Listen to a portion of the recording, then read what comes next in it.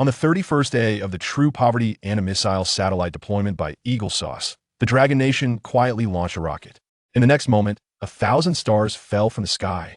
The shocking scene that astonished the world was caused by a death row inmate. Despite being falsely accused of stealing the J-35 blueprints and facing public outrage, Jiang Yi never gave up on his belief in the rise of the Dragon Nation.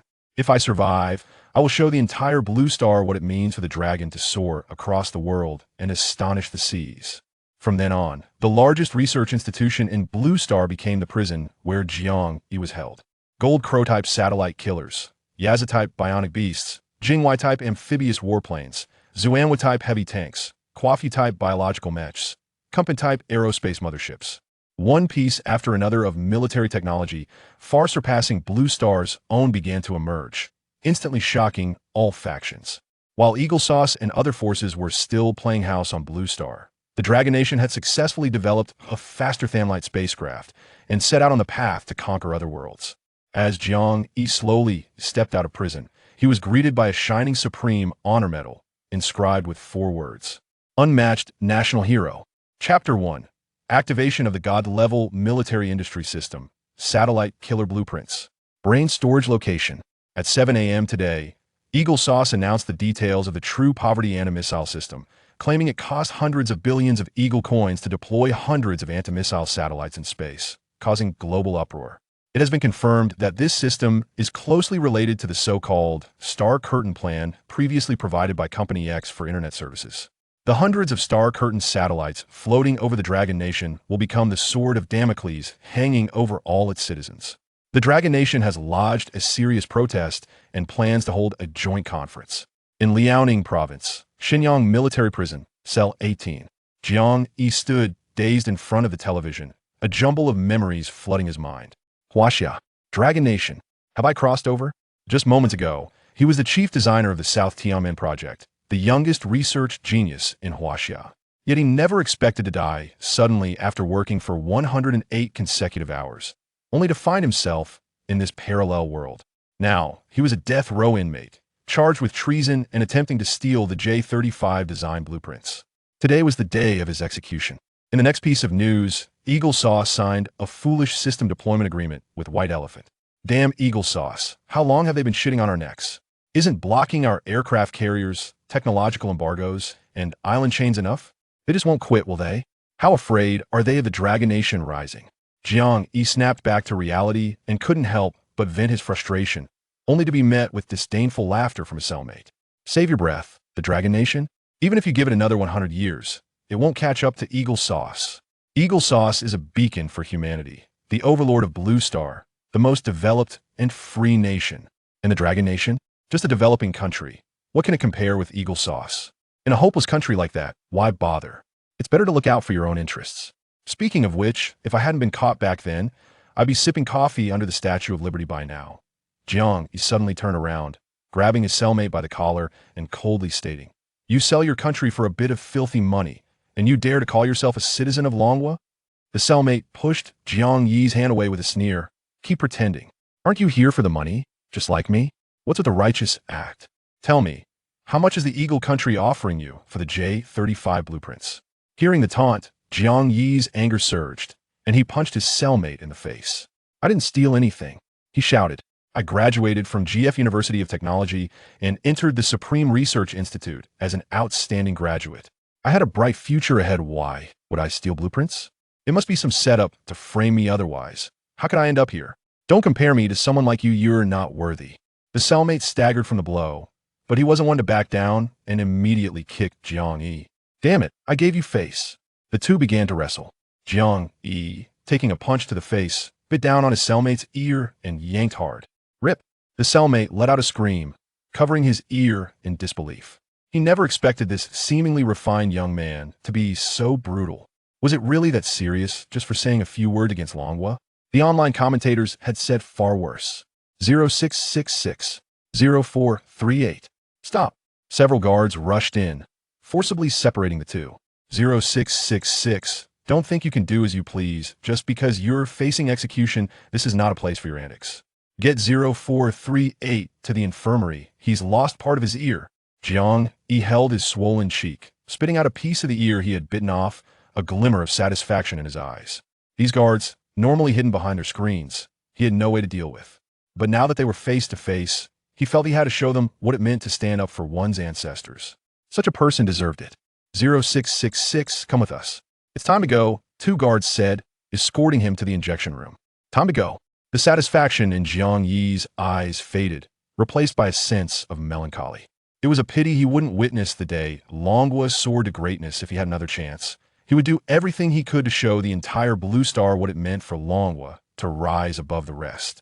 Suddenly, a soft sound echoed in his mind, catching him off guard. Ding! Longhua bloodline detection in progress. God-level military system activating. Congratulations, host. The God-level military system has been activated. Level 1 technology unlocking. Congratulations, host. You have obtained the Jinwu 1 satellite killer manufacturing technology and its related technologies. Current shock value. 0 showcasing manufactured military technology to the world will earn corresponding shock value. When shock value reaches 10,000, a system upgrade mission will be triggered. Completing it will unlock level 2 technology. Jiang Yi was overjoyed, but that joy quickly turned to despair. He was about to die. What good was this system? He was just waiting for death anyway. So he casually opened the blueprints for the Jinwu 1 satellite killer. The next second, he was ecstatic again.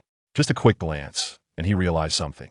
This was a piece of equipment that surpassed Blue Star's existing technology by at least 30 years. It's important to understand that satellite technology is an ultra-advanced capability that many countries can only dream of but cannot obtain. Currently, only the US has the true poor missile defense system capable of intercepting missiles from outer space. This means that any missile launched by forces on Blue Planet could potentially be intercepted by the US from space. For the other countries on Blue Planet, this is a terrifying prospect. However, the Golden Crow 1 satellite killer perfectly counters the recently unveiled True Poor system.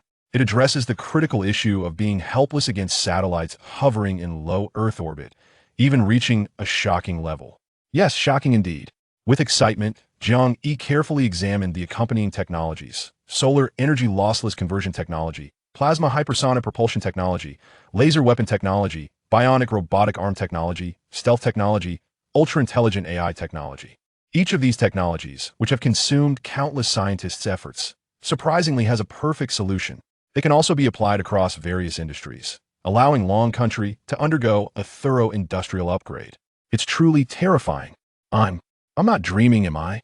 Hearing Jiang Yi's joyful voice, the two prison guards exchanged glances and cast sympathetic looks at him. Is this kid going crazy from fear? But thinking about it, it's normal. Even the most vicious criminals lose their minds when strapped to that chair. There are many who end up crying and begging for mercy, fainting in fear. Some have even died from fright. Don't worry, the injection doesn't hurt. Just close your eyes and it will be over, the two guards said as they firmly strapped Jiang Yi to the injection chair.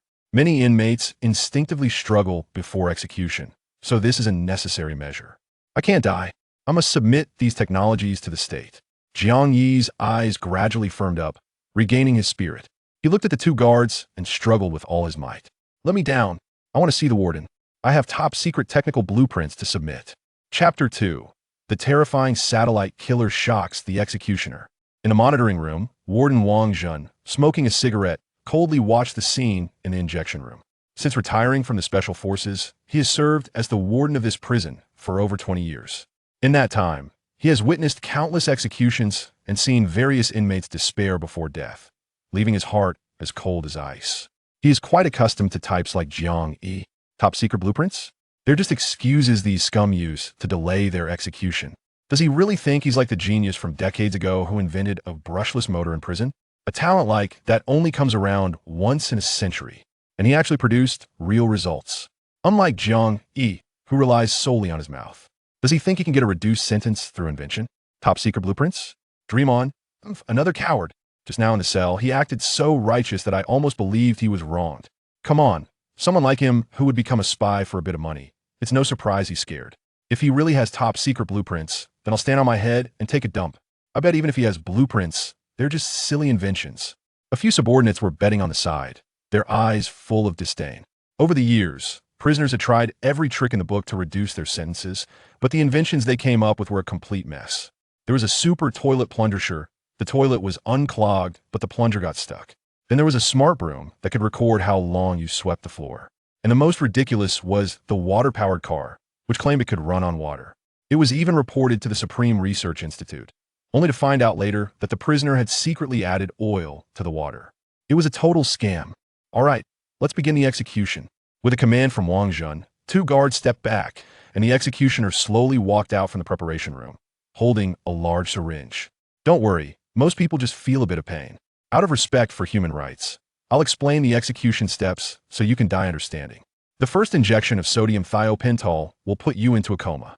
The second injection of pancuronium bromide will paralyze your muscles. So even if you have a special constitution and can't fall unconscious, you won't be able to call for help.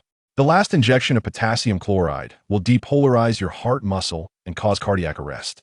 But if the first injection doesn't work, the third one will hurt a lot. Explanation complete. Let's start the execution.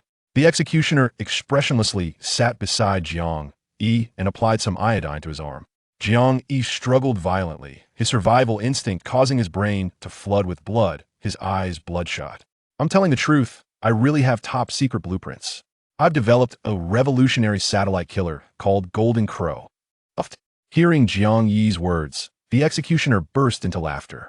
I may have just started working, but I never thought someone would dare to tell such a huge lie. Why make up something like that, a satellite killer? Do you think you're some kind of Musk? As far as I know, even the Eagle Sauce has no effective means against satellites in outer space. You? A satellite? A killer? Enough with the delays. The longer you wait, the more afraid you'll get. The executioner squeezed the syringe, ready to inject it into Jiang Yi's arm. In this life-and-death crisis, Jiang Yi's brain raced, and the parameters of the Golden Crow flooded into his mind. Golden Crow satellite killer, 5 meters long, 3 meters tall, with a wingspan of 15 meters. The entire body is covered in superalloy armor, capable of withstanding an explosion equivalent to 800 kilograms of TNT. Its dual wings conceal a solar energy conversion device that ensures at least 1 month of operational endurance. The surrounding area employs a plasma propulsion system, allowing it to maintain a speed of at least Mach 3 in outer space without affecting maneuverability or agility. It possesses a highly intelligent AI that can autonomously assess enemy and ally based on existing commands, with a certain level of reasoning ability. As Jiang Yi spoke incessantly, the executioner gradually widened his eyes in astonishment. Although she hadn't seen it with her own eyes, just from Jiang Yi's description, she was already captivated. Coming from a military family, she had been influenced by her father's teachings since childhood and had some understanding of various military equipment.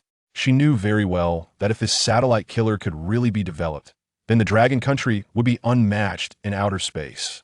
There would be no more helpless situations against spy satellites hovering above. Just imagining future wars where the enemy was preparing to use satellites to scout Dragon Country's movements, only to see those satellites losing contact one by one, made her involuntarily break into a silly smile. Ding! Successfully shocked the executioner. Earning 100 shock points, the syringe lightly fell to the ground with a soft thud. The executioner snapped back to reality and hurriedly picked up the syringe. Can what you're saying really be achieved? Jiang Yi nodded firmly, a glimmer of hope in his eyes. Absolutely, and this is just the beginning. The Dragon Country will have even more amazing technologies in the future, leaving the entire Blue Star far behind. He looked at the executioner and smiled slightly. Technologies that no one could catch up with in 100 or even 1,000 years. Of course, the premise is that you give me a chance to draw up the designs. The executioner looked at Jiang Yi's hopeful expression, and her face, hidden beneath the mask, slightly flushed. Could someone so full of hope for the future really be a traitor selling out their country? Perhaps she could give him a chance? After all, if it turned out to be fake, it would be easy to see through, right? But if it were true, it would be of great significance to the Dragon Country. She turned around, looking toward the surveillance monitor for help. In the control room, Warden Wang Jun's face darkened. Young, too young. He was actually so easily fooled by this kid. If this wasn't dealt with, who knows if some young punk would take him away in the future. He quickly grabbed the microphone and shouted sternly, "Don't be fooled by him, it's all fake. Execute immediately. That's an order." The executioner stood at attention reflexively upon hearing Wang Jun's words. But the next moment, she hesitated and said, "But what if?" "There is no what if. I've seen this kind of trick too many times." Wang Jun interrupted her. "Even if he claims to have a flower today, the order won't change, he will die today." "That's what I say." "Dad, Warden, I want to give him a chance." What if what he said is true? It would be a tremendous boon for the dragon country. Just let him draw the designs. Hearing his daughter's words, Wang Zhen felt a wave of dizziness, nearly triggering his high blood pressure. His daughter was perfect in every way, smart, beautiful, and at only 21 years old, she had already graduated with a doctorate in medicine and entered the system. He had heard that there were plans to groom her for the Supreme Court, with a bright future ahead. But she was just too kind-hearted, too trusting of others. There were so many bad people in the world. If this continued, she might come home one day with a little punk in her arms. He quickly took out his blood pressure medication and swallowed a few pills, finally managing to catch his breath. Wang Shanshan. Oh, Wang Shanshan, you're going to drive me crazy. Just wait over there. I'm on my way. Wang Zhen hurriedly led his subordinates towards the injection room. Warden, please calm down. Shanshan was deceived by that kid. Exactly. Just wait until we get in there. We'll show that kid what for. But when the group rushed through the doors of the injection room, the scene before them left them frozen in place. Chapter 3. The warden was shocked. You call this a satellite killer? In front of Jiang Yi lay paper and a pen, and his hands had just been freed by Wang Shanshan. At that moment, he was filled with fervor, scribbling furiously on the paper. Wang Shanshan, what have you done?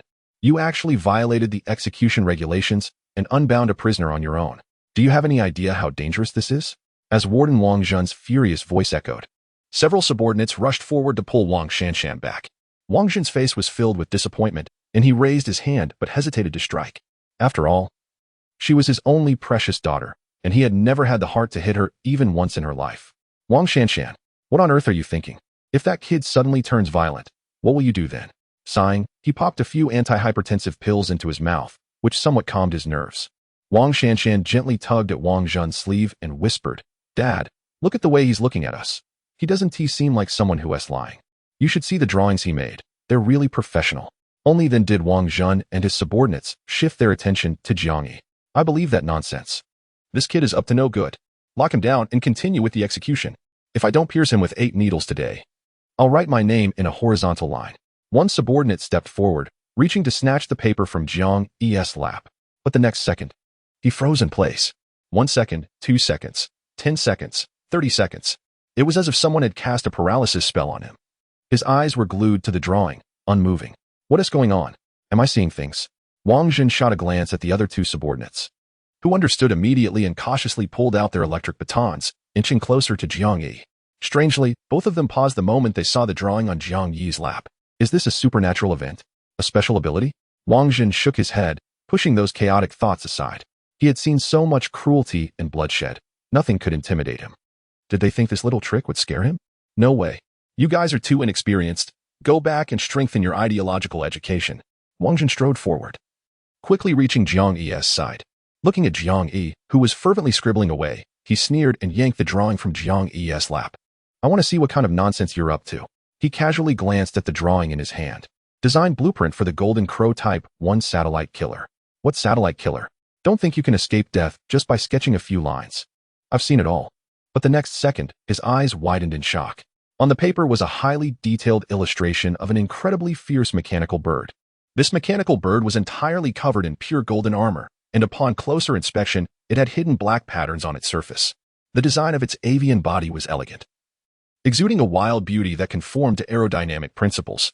Its head featured 2 eyes glowing with a crimson light, and its sharp, elongated beak was incredibly lethal, with what appeared to be a cannon peeking out from its half-open mouth. The 3-clawed end resembled 3 alloy blades, capable of effortlessly shredding targets. Wang Zhen gasped in disbelief as he stared at the extraordinary beast before him, seemingly ready to burst through the paper. This is just too cool. Wang Zhen silently roared in his heart, maintaining a facade of calmness. As the warden, he had to keep his emotions in check. Even though he was so impressed by the design that he wanted to take it home for safekeeping, he couldn't let it show. And what this you call a satellite killer? This thing doesn't resemble a satellite at all. It's clearly a perfect replica of the mythical sun god, the 3-legged golden crow. Did you really draw this? Jiang Yi rolled his eyes at him. If not me, then who? Wang Zhen's mouth twitched. He knew all too well what level his daughter was at when it came to drawing. It was nothing short of disastrous. He chuckled awkwardly, then picked up the blueprint to study it closely. Plasma propulsion system, capable of instantly accelerating to Mach 3. Multispectral scanner, able to lock onto targets under infrared. Night vision and electronic interference. Alloy spine on the back, capable of carrying dozens of micromissile pods, hidden under armor during normal times. can protrude in battle to launch micromissiles. Concealed high-energy laser emitter in the mouth, capable of instantly penetrating targets within 10 kilometers. With each detail he read, Wang Zhen's mouth dropped wider, and his eyes gradually widened in disbelief. Wow, just wow. At that moment, Wang Zhen regretted his lack of education, unable to express his admiration adequately. It's no exaggeration to say that if it weren't for the slightly slower speed, he would have thought this was a next-generation aerospace fighter, a national treasure. He wiped the sweat from his brow, feeling waves of excitement and shock washing over him, challenging his understanding. If all of this could be realized, the outer space of Blue Star would become the backyard of Long Country. Forget about star curtains, spy satellites, or the staff of God. All of them can just crawl away. Wow, those body curves, those claws, that imposing presence. It's stunning. Exactly. I feel the same way. With such comprehensive functions, it has already surpassed the most powerful military equipment I've ever heard of. Indeed, I share that sentiment. Several subordinates also snapped back to reality, their breaths coming in rapid succession. They hadn't dared to interrupt Jiang Yi earlier, fearing they would disrupt his thoughts. If this blueprint was real, they would become the criminals of Long Country, living a lifetime burdened with guilt. Ding. Successfully shocked the warden and his group of 4, gaining 400 shock points. Jiang Yi smiled slightly. He understood the allure of the Golden Crow all too well. After all, who among the people of Long Country could remain indifferent upon seeing such advanced military equipment, reminiscent of their mythical beasts? Wang Zhen stuffed a handful of antihypertensive medication into his mouth, fighting to suppress his racing heart, and grabbed Jiang Yi by the collar. Kid, tell me, how much of this can actually be realized? Jiang Yi smiled slightly and held up a hand showing a 10. How much? 10. Wang Zhen let out a sigh of relief, but deep down, he felt a twinge of disappointment. A 10 success rate was still decent. It at least indicated some feasibility. If the Supreme Research Institute continued to investigate, the replication rate might reach over 30. However, even in its simplified form, it posed a threat to the Eagle Nation. The success rate for producing the Jinwu, one satellite killer, was 100%. Jiang Yi's hand instantly clenched into a fist, a wave of confidence surged within him, targeting Wang Zhen directly. Yet, the next words from Jiang Yi sent another shiver through him. This was just the Jinwu 1. There would be a Jinwu 2 and Jinwu 3 in the future, each increasingly powerful. Our Dragon Nation will become the dominant force in near-Earth orbit, and there will be no enemy satellites above us. How could anyone sleep soundly beside the bed of a dragon? The Dragon Nation has been in slumber for too long, and this giant dragon is beginning to awaken. Let us startle the world with this satellite killer. He spoke in a calm tone, as if stating an undeniable fact, compelling Wang Zhen to believe him. Wang Zhen couldn't help but ponder. If this kid was lying, then was it really necessary to steal the J-35 blueprints? A young prodigy with such extraordinary talent like him would have every opportunity created for him by the Dragon Nation. Whether it was resources, glory, or power, he would have it all. This matter was beyond the authority of a mere prison warden. It was imperative to report to the higher-ups as soon as possible. Wang Zhen waved his hand decisively. Execution is on hold until the Research Institute verifies the authenticity of the blueprints. Help me contact the Military Technology Research Institute in Xinjiang. And, he paused, looking at Jiang Yi with a strained smile. Move this kid to a single cell, something more comfortable. At the Xinjiang Military Technology Research Institute. In the Equipment Research Department, Director Li Yunfei lounged in his office chair, engrossed in watching short videos online. There were only 30 seconds left until the end of the workday. A few material suppliers who had come to bid were still waiting outside, and they had agreed to meet tonight in the V888 private room at Heaven on Earth to discuss work. As the director of the Equipment Research Department, it was crucial to embody the spirit of diligence, capability, and hard work. As for the bidding, it would depend on who performed better tonight. Just then, the phone on his desk rang sharply. Li Yunfei frowned. Who was so blind as to interrupt the director's leisure time? Chapter 4. Submitting the design blueprints to the Research Institute. Do you dare underestimate it? Li Yunfei glanced at the caller ID, seeing an unfamiliar number from the city. Probably just another supplier calling after the bidding meeting had ended. How inconsiderate. He casually dismissed the call, lit a cigarette, and began to ponder. He was tired of number 88. Maybe he should switch to number 18? That little lady last time really knew how to tease. Ding ding ding. The phone on the desk rang again, and he picked it up impatiently. Hello, this is the military prison of Shin City. It's after hours. Whatever it is can wait until tomorrow. Slamming the phone down, Li Yunfei frowned. What does the military prison want with me? They can't control my life. He got dressed and pulled a few blue pills from the drawer. Tonight, he planned to stay up all night. But just then, the phone rang again. This time, he completely lost his temper. Those top-tier ladies were in high demand. If he delayed, he might miss out. He grabbed the phone and shouted, "I said it's after hours. Do you not have ears? Shaoli, bring the fax you just printed from your office to mine." The voice on the other end was icy and, without waiting for a response, hung up. Hearing that familiar voice, Li Yunfei's heart sank. It was Director Chen. Director Chen was an esteemed academician in aerospace at the Dragon Country Academy of Sciences, known for winning multiple international invention awards. He was quite famous throughout the country and was notorious for being strict. If he got on Chen's bad side, how could Li Yunfei continue to get by in the research institute? He needed to perform well and show Director Chen the blueprints for his military transport vehicle that he had prepared for the invention competition. Maybe that would calm him down. It was just a shame about the social gathering tonight. Fax, fax. Ignoring his frustration, he quickly turned to the dusty fax machine in the corner, only to find that it had printed out a blueprint without him noticing. Let us see what is so important that Director Chen had to call personally. Li Yunfei picked up the blueprint and focused on it. Design blueprint for the Jinwu, one satellite killer. He couldn't help but smile. A satellite? Does he think satellite technology is something you can find on every street corner? Do you know how many countries out of the 200 plus on Blue Star can actually develop and design satellites? Only 9. Don't even mention a mere military prison. Even if you combine the technological capabilities of the entire Shun City Military Technology Research Institute, they wouldn't be able to produce one. Equipment like satellites, ballistic missiles, nuclear submarines, and aircraft carriers is something only the highest research institutes are qualified to design. Even he, Li Yunfei, the director of the equipment department, had only designed a transport vehicle at the highest level. As for the people in the prison, not a single one could understand the blueprints, let alone design a satellite. It was utterly ridiculous. They clearly had no common sense. This was just laughable. This thing looked like the hydraulic car of yesteryear. It seemed advanced, but was really just a gimmick. Director Chen really seems to have lost his sharp eye. He can't even tell a fake from a real one. If this blueprint is genuine, then I, the director of the equipment department, might as well resign.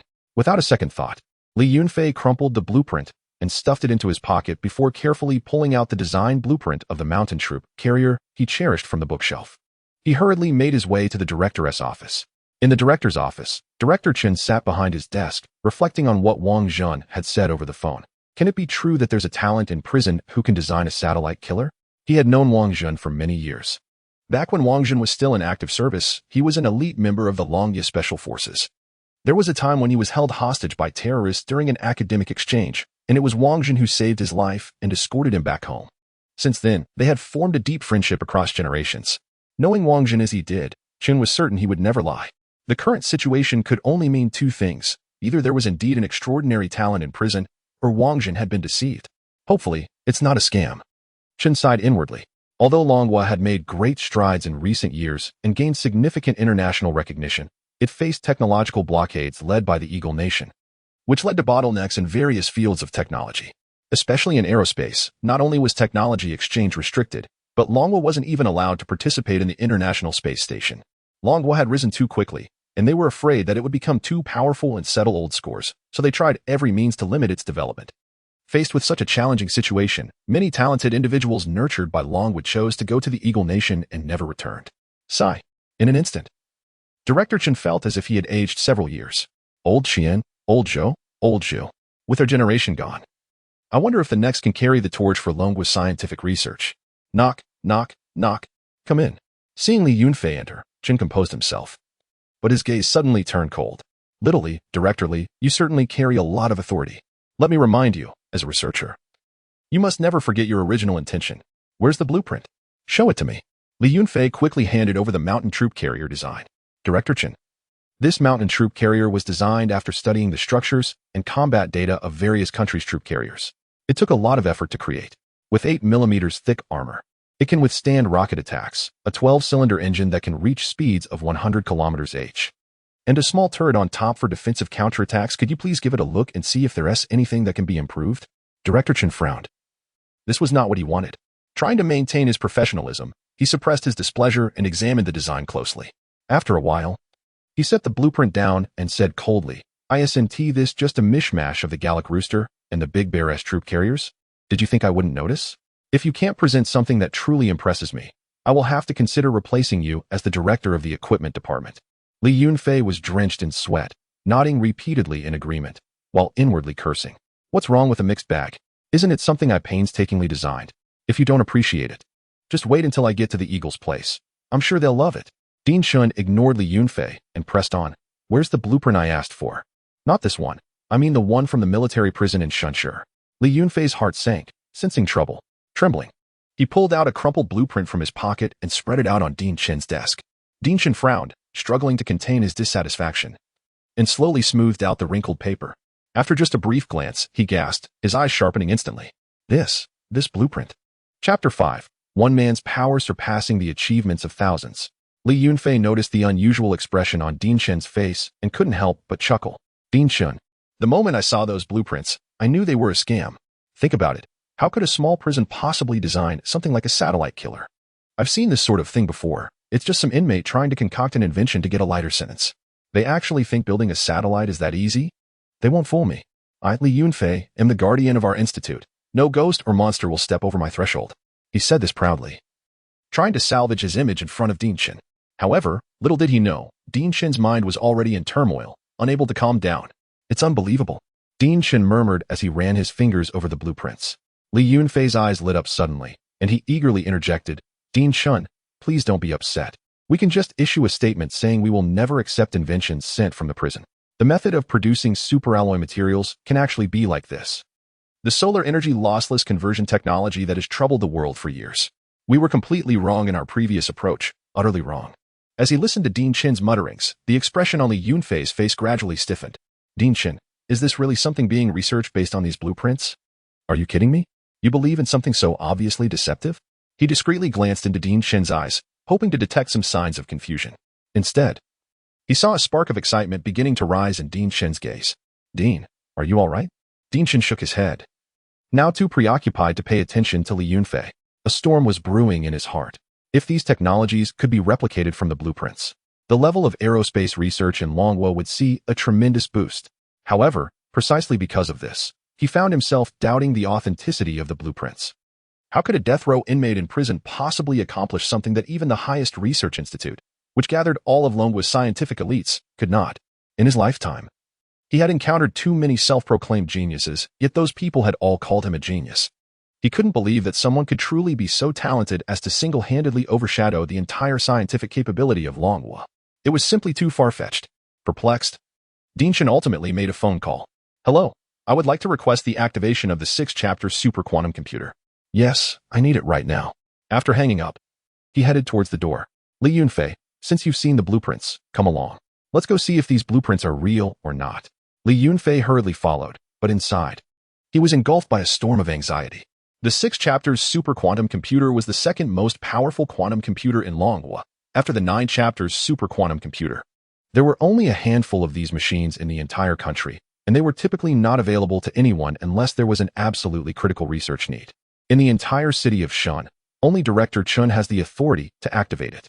And today, just for a mere blueprint, Director Chen actually applied to activate the 6th chapter super quantum computer? This is madness, pure madness. Amidst Li Yunfei's chaotic thoughts, the two of them arrived at the 5th underground level of the research institute. 4 soldiers were stationed there, and upon seeing the two approach, they saluted. Please verify your fingerprints and irises. After Director Chen validated on 2 devices, the soldiers finally allowed them through. Grant Director Li temporary access. The 3-meter-thick steel door slowly opened, revealing the 6th chapter super quantum computer hidden behind it. Welcome, Director Chen, Director Li. A gentle female voice emanated from the AI assistant of the 6th chapter computer. 6th chapter. Analyzed the technology on this blueprint and determined the replication rate. Director Chun placed the blueprint on the scanner, and with a gentle white light, the entire blueprint appeared on the screen of the 6th chapter. Starting analysis. Solar energy lossless conversion technology analysis in progress. Plasma ultra-high-speed propulsion technology analysis in progress. Current technology level 2 high. Switching to overload calculation mode, accompanied by a series of urgent alarms. The temperature in the room began to rise gradually. Stealth technology analysis in progress. Li Yunfei was sweating profusely, pacing back and forth, while Director Chen stood still, his gaze fixed intensely on the screen. Too high a technology level? A glimmer of light flashed in his eyes. Only true national treasures, such as ballistic missiles, aircraft carriers, nuclear submarines, and satellites, could justify the 6th chapter's overload calculations. If he had an 80 doubt about this blueprint before, that doubt had now dropped to 30. The 6th chapter wouldn't lie. This blueprint had to be real. The remaining 30 stemmed from his skepticism about the feasibility of replicating the technologies described in the blueprint. Indeed, he feared that with Long Kingdom's existing industrial capabilities, they would be unable to fully replicate the blueprint.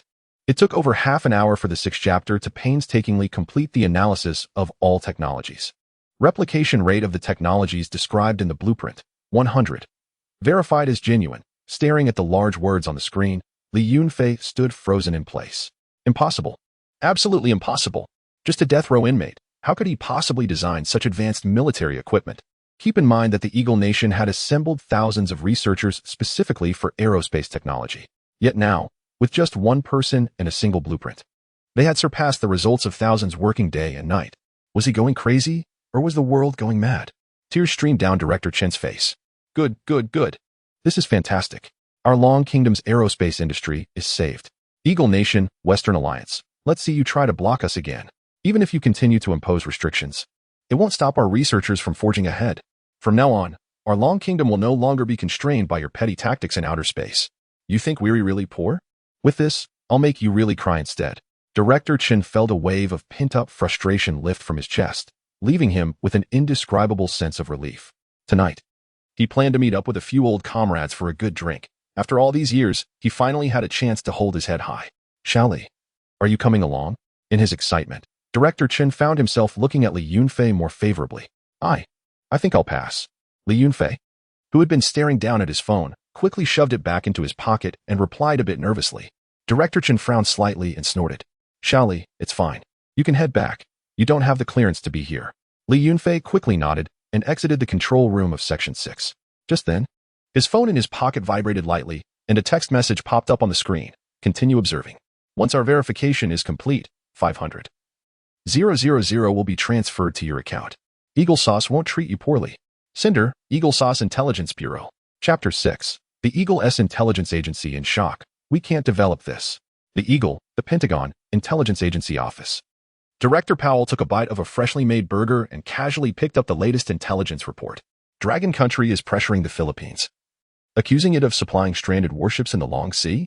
The White Elephant S rocket launch failed again, and the Air Force commander was killed in the explosion?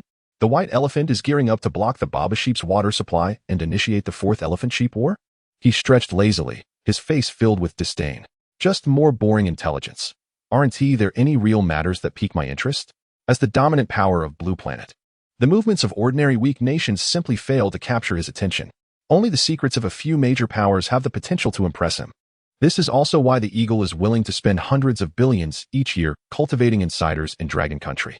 For instance, the recent transmission of the J-35 blueprints from Dragon Country's top insider shocked those self-proclaimed aviation oligarchs for quite some time. Director, we have breaking news. Nearby, Intelligence Officer Annie hurriedly brought over a document. Annie, what is the first quality an intelligence officer must possess? Her subordinate quickly stood at attention. As an intelligence officer, one must have absolute psychological stability, ensuring calmness regardless of the situation. Good. Come to my room tonight. I'll teach you how to stabilize your heartbeat. After schooling her subordinate, Powell picked up the document and examined it closely, his brow gradually furrowing. When was this information received? Half an hour ago, Annie replied, her face serious. The low-level insider from Dragon Country has reported that they have developed a satellite killer named Golden Crow in response to our newly announced True Poverty Missile Defense System. Upon hearing Annie's words, Powell's expression darkened. Damn Dragon Country. Can't they just behave like a nation meant to be harvested? Why do they insist on opposing the Great Eagle? Is the information reliable? What has its authenticity? Annie opened her mouth, struggling to respond. After receiving the news, I immediately contacted a senior insider from the Supreme Research Institute in Dragon Country. The reply was that they had never heard of any satellite killer. Powell fell silent, staring intently at the document in his hand, his expression shifting unpredictably. The report stated that the developer of this satellite killer is a death row inmate in Dragon City's military prison named Jiang Yi. Has this person's information been investigated? Annie cleared her throat and quickly recalled Jiang Yi's details in her mind. Jiang Yi, from Dragon City, 22 years old. A recent graduate from Dragon Country's GF University of Technology. Due to his outstanding grades, he entered the Supreme Research Institute right after graduation. Ironically, he was framed by our highest-level insider for stealing the J-35 blueprints and sentenced to death. He is currently serving his sentence in the military prison in Dragon City. Upon hearing this, Powell raised his hand to stop Annie from continuing. Are you saying that the developer of the satellite killer is a 22-year-old fresh graduate? Ridiculous. Powell suddenly stood up, pointing angrily at Annie. You brainless fool. What do you think a satellite killer is? A mouse running around under your building? We, the Great Eagle Nation, once had plans to research satellite killers, but found the challenges too great to overcome. Just figuring out how to power a satellite killer was a massive issue. In the end, the research had to be put on hold. Do you really think that a casual sketch by a 22-year-old from Dragon Country could compare to the efforts of countless dedicated researchers from the Great Eagle Nation? He slammed the documents down on Annie, spitting as he spoke. Moreover, how could such sensitive information possibly be known by a mere low-level insider? If you ask me, this must be a tactic from Dragon Country's warfare department, deliberately leaking false information to make us paranoid. This insider has likely been compromised. We should find an opportunity to eliminate them. His tone was incredibly casual, as if squashing an ant was no big deal. From now on, make sure to filter out such low-level insider information and don't believe in things that lack any logic. Instead of trusting this impossible claim, it would be better to investigate the rumored triangular aircraft movements from Dragon Country.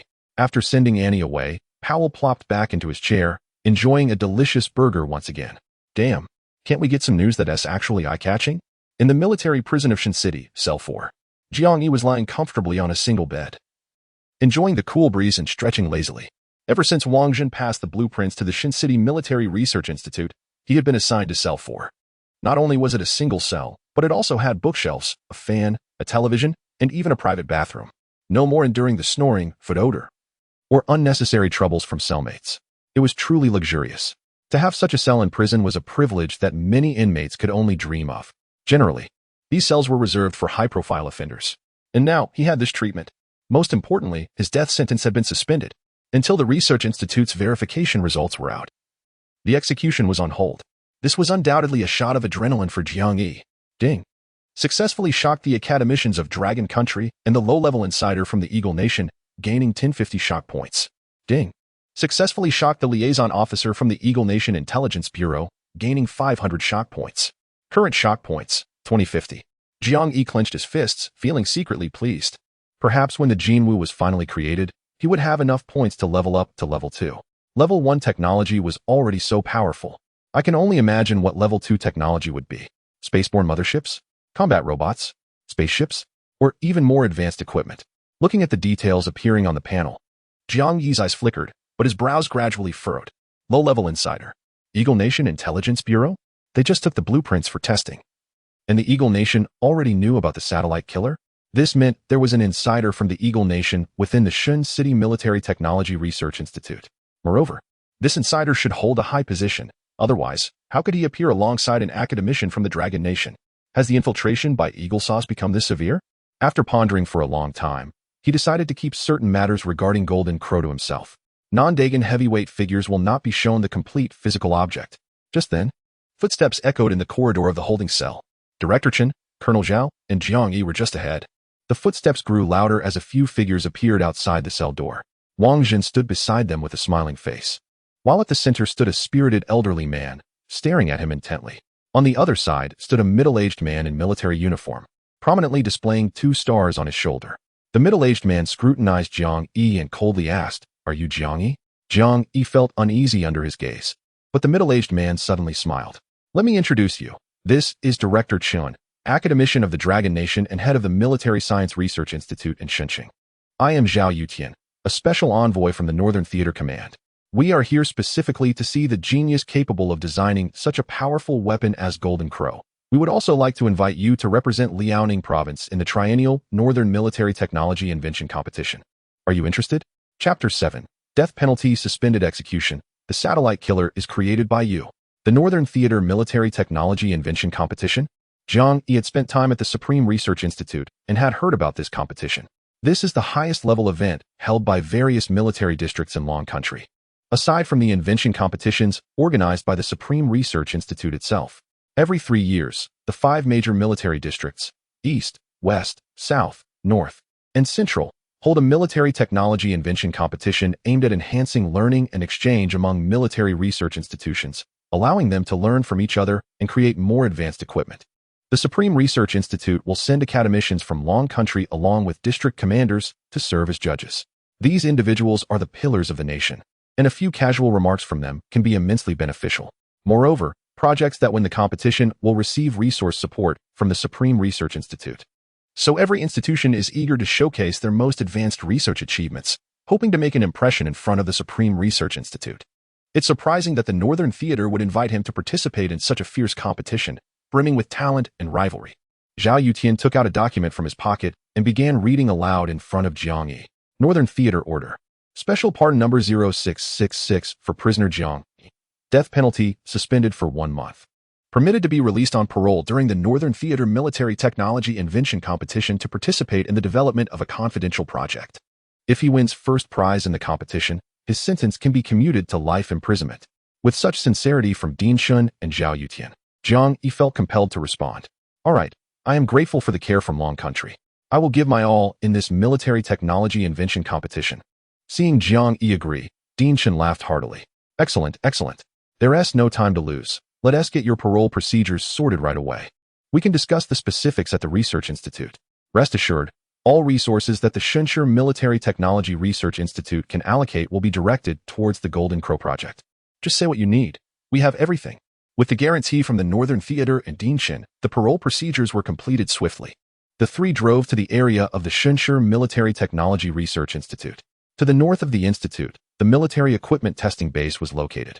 This was also the most heavily guarded area of the entire research institute. It wouldn't be an exaggeration to say there was a guard every 10 steps. As the largest research base in Liaoning province, it was also an experimental base for various confidential military projects. Within the vast 10,000-acre base, various secret military products that had never been seen on Blue Star were everywhere. Tanks, airplanes, warships, missiles, you name it. The three entered the base. Din Shun took Jiang Yi to a meeting room in the corner. Upon entering, Jiang Yi was astonished to find the meeting room filled with research personnel. Li Yunfei was among them, responsible for logistics. At that moment, he was seething with jealousy. How could a 22-year-old young man become the chief designer and chief engineer of such an important project? He had worked at the Shunshur Military Academy for over a decade and had never had such an opportunity. Good day, Din Shun. Upon seeing the three enter, everyone called out in unison.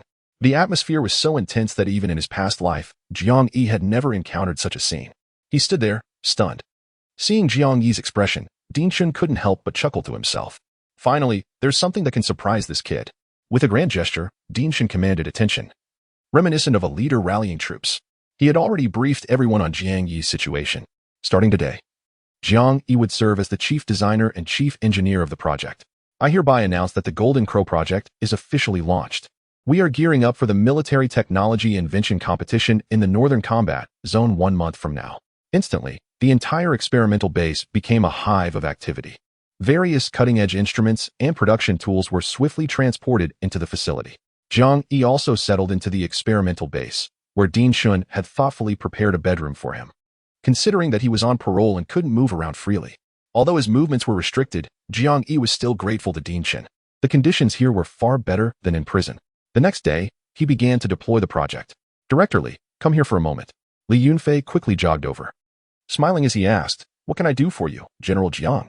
Help me transport some praseodymium oxide, about 10 tons. I need to start working on a new type of superalloy material. Hearing Jiang Yi's request, Li Yunfei was taken aback. Praseodymium oxide? The most expensive among rare earth elements? He actually wants rare earth materials. It's important to note that rare earths are extremely scarce strategic resources on Blue Star. They are often used in advanced military products and are core materials for precision-guided weapons, radar systems, and other equipment. Almost all high-tech weapons involve rare earths. Most of the rare earth mines available for extraction on Blue Star are located in Long Country. And the Military Science Institute in Shin City has about 15 tons in stock. But could he not treat rare earths like cabbages on the street? Casually asking for 10 tons? 10 tons of praseodymium oxide is worth over 5 million eagle coins. More importantly, in recent years, Li Yunfei had quietly sold off several tons of praseodymium oxide, and the remaining stock was far from sufficient to meet the 10-ton request. Where was he supposed to find the missing quantity? If Din Shun found out, not only would he be kicked out of the research institute, but he might even lose his life. Was he supposed to cough up the several million he had just obtained and pay an even higher price to buy it back? The thought made Li Yunfei feel like he was about to spit blood. General Jiang, the praseodymium oxide at the institute is stored in the neighboring city. Give me 3 days, and I'll arrange for some to be brought over. Li Yunfei gritted his teeth, trying to hide the pain of his impending financial loss, and said with a pained expression, all right, but it needs to be done quickly. Time waits for no one. Watching Li Yunfei's troubled retreat, Jiang Yi couldn't help but wonder. It was just a request for praseodymium oxide, so why the long face like someone had died? It wasn't even his. Ding. Successfully shocked the low-level insider from Eagle Country, gaining 100 shock points. The system notification made Jiang Yi's pupils constrict sharply. A low-level insider. At that moment, he was only with Li Yunfei. So, that meant Li Yunfei was the insider who had been shocked alongside Dean Shun. You really are something, Li Yunfei, hiding so well. If it weren't for the system's additional functions, I truly wouldn't have guessed. The director of the equipment department, Li Yunfei, who holds significant power over supplies at the military academy in Shin City, turns out to be an insider for the Eagle Nation, and just a low-level one at that. It's shocking to imagine how deep the Eagle Nation's infiltration into Dragon Country runs. The government, the military zones, research institutes, the business world, the civilian sector. How many insiders from the Eagle Nation are operating and monitoring every move of Dragon Country across various industries? Thinking of this, Jiang Yi clenched his fists tightly. He was framed by these hidden insiders of the Eagle Nation and almost died in prison. How could he not hate them to the core? He wanted to confront Li Yunfei right now and expose him, but after some thought, he decided to hold back. First, he hasn't yet found solid evidence of Li Yunfei's treason. Second, keeping Li Yunfei around is far more useful than exposing him directly. He could feed the Eagle Nation some false information, which would be key to the successful birth of the Golden Crow. Director Li, please hold on. Hearing Jiang Yi's words, Li Yunfei immediately stopped in his tracks. What does this kid want now? He already threw out 5 million. I hope he doesn't pull any more tricks. A vague smile appeared on Jiang Yi's face. I just remembered, 10 tons of praseodymium oxide isn't enough? I need 15 tons. What? 15 tons? If Li Yunfei felt like he was about to spit blood before, now he genuinely felt like he could smash his head against a wall. Jiang. Isn't 15 tons a bit too much? He gritted his teeth and managed to squeeze out this response. Not too much at all. I just checked the inventory list in the yard. There should be 15 tons of praseodymium oxide, right? Li Yunfei was left speechless. The facts were right in front of him, and he couldn't deny it. Yes, there is. Good. Besides that, I also need 100 tons of titanium alloy and 30 tons of tungsten alloy. The titanium and tungsten alloys are critical for manufacturing satellite killer armor. There can't be any delays. You have 3 days to gather everything. Can you manage that? Li Yunfei inhaled sharply. 15 tons of praseodymium oxide wasn't enough. And now he wanted to add 100 tons of titanium alloy and 30 tons of tungsten alloy. Was he planning to empty the military academy supply depot all at once? However, are titanium and tungsten alloys really that critical? Turning to leave, Li Yunfei sneered coldly. This major expenditure will be compensated with the intel on the primary materials for the satellite killers. I won't sell this intel for less than 10 million. Chapter 8, Alloy Formulation Shocks the Eagles. The emergence of Xuanwu Alloy Eagle Intelligence Agency intelligence officer Annie hurriedly dashed up to Director Powell. Seeing the heavy rise and fall of her chest from her rapid breathing, Powell suddenly found his hot dog unappetizing. Oh, Annie, my dear Annie, what could possibly have you so flustered? Are you hoping for another lesson on mental fortitude? Annie, however, did not engage with his banter. With a serious expression, she handed Powell a document. The low-level insider just transmitted a message. The Dragon Nation has secretly initiated a satellite killer development project codenamed Golden Crow. Powell immediately set down his hot dog, his expression turning grave. What? Wasn't the last report from the Dragon Nation's Bureau of War Terrorism just a false flag? Does this project actually exist? Annie replied earnestly, that's right. According to the insider, the person leading this top-secret project is the death row inmate we investigated earlier, Jiang Yi. At this, she glanced at Powell with a complex expression. To be honest, had Powell not previously shown indifference, the Eagles should have been fully prepared for such a significant matter as a satellite killer. There was no need for the panic they were experiencing now. She looked at Powell's large beer belly and the way he almost got stuck in his chair. This lazy sack of bones wouldn't have made it to this position if not for the backing of family wealth. According to the insider's information, we have already grasped the important materials needed to manufacture this satellite killer. However, the insider is asking for 10 million Eagle dollars. Upon hearing this, Powell jumped up from his chair like a cat whose tail had been stepped on. God damn it. 10 million for just a low-level insider? Why should he demand so much? Those damn yellow-skinned pigs, greedy and cowardly, would sell out their country for money. If they weren't somewhat useful, he wouldn't stoop to associating with them. He took a fierce bite of his hot dog, hesitating for a moment. An obscure death row inmate, a suddenly appearing satellite killer, a hastily initiated secret project. The intelligence was highly suspicious, resembling the handiwork of the Dragon Nation's Bureau of War Terrorism. Ever since the emergence of the Dragon Nation's Bureau of War Terrorism and the Bureau of War Deception, the workload of the Eagle Intelligence Agency had increased tenfold, if not more. Yet, 80 of the intelligence they gathered turned out to be false. This infuriated the Eagle Intelligence Agency, and they harbored deep hatred towards the Bureau of War Terrorism. Even so, they dared not let their guard down. What if among the 90 false information, there was a single true piece? Facing such a formidable opponent as the Dragon Nation, he couldn't afford to gamble. If he made a wrong bet, his position as the head of the intelligence agency would be at risk. Powell helplessly nodded. Damn it, then let us give him the 10 million. We need to clarify what that important material is. I'll report directly to the White Palace. Annie acknowledged the order. Soon, she returned again. The information is in. According to insider reports, the primary materials used to manufacture the Golden Crow satellite killer are titanium alloy and tungsten alloy, with praseodymium oxide as a supplementary material. Upon hearing Annie's report, Powell stood up, visibly excited, and headed straight for the door without looking back. Well done, Annie. I'll make sure to give you your share of the credit for this. Prepare the vehicle. I'm going to the White Palace. Meanwhile, at the experimental base. Having been the chief designer of the Southgate project in his previous life, he was already quite adept at deploying such large-scale projects. Under his command, all operations were in full swing. Equipment debugging, personnel scheduling, engineering plans, and material transportation were all ready. The project officially entered the manufacturing phase. Jiang Yi stood in front of the vacuum self-consuming electric arc furnace, directing the robotic arm to feed in blocks of praseodymium oxide, along with a small amount of titanium alloy and tungsten alloy. 4 hours later, the first VAR smelting was completed. 12 hours later, after 3 rounds of smelting, the first batch of the new alloy material was officially produced. Once the new alloy cooled down, Jiang Yi picked up a piece for a closer examination. The new alloy shimmered with a faint golden hue, looking almost like gold at first glance. He tested its compressive strength on the forging machine, which left him utterly astonished. The compressive strength measured at 8.2 GPa, that is a full 40 times that of tungsten alloy.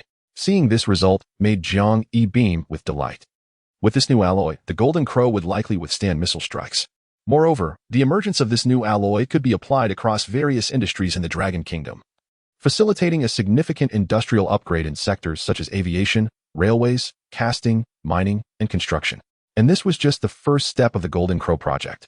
Nearby, the researchers gathered around, their eyes glued to the alloy in Jiang Yi's hands, nearly drooling with anticipation.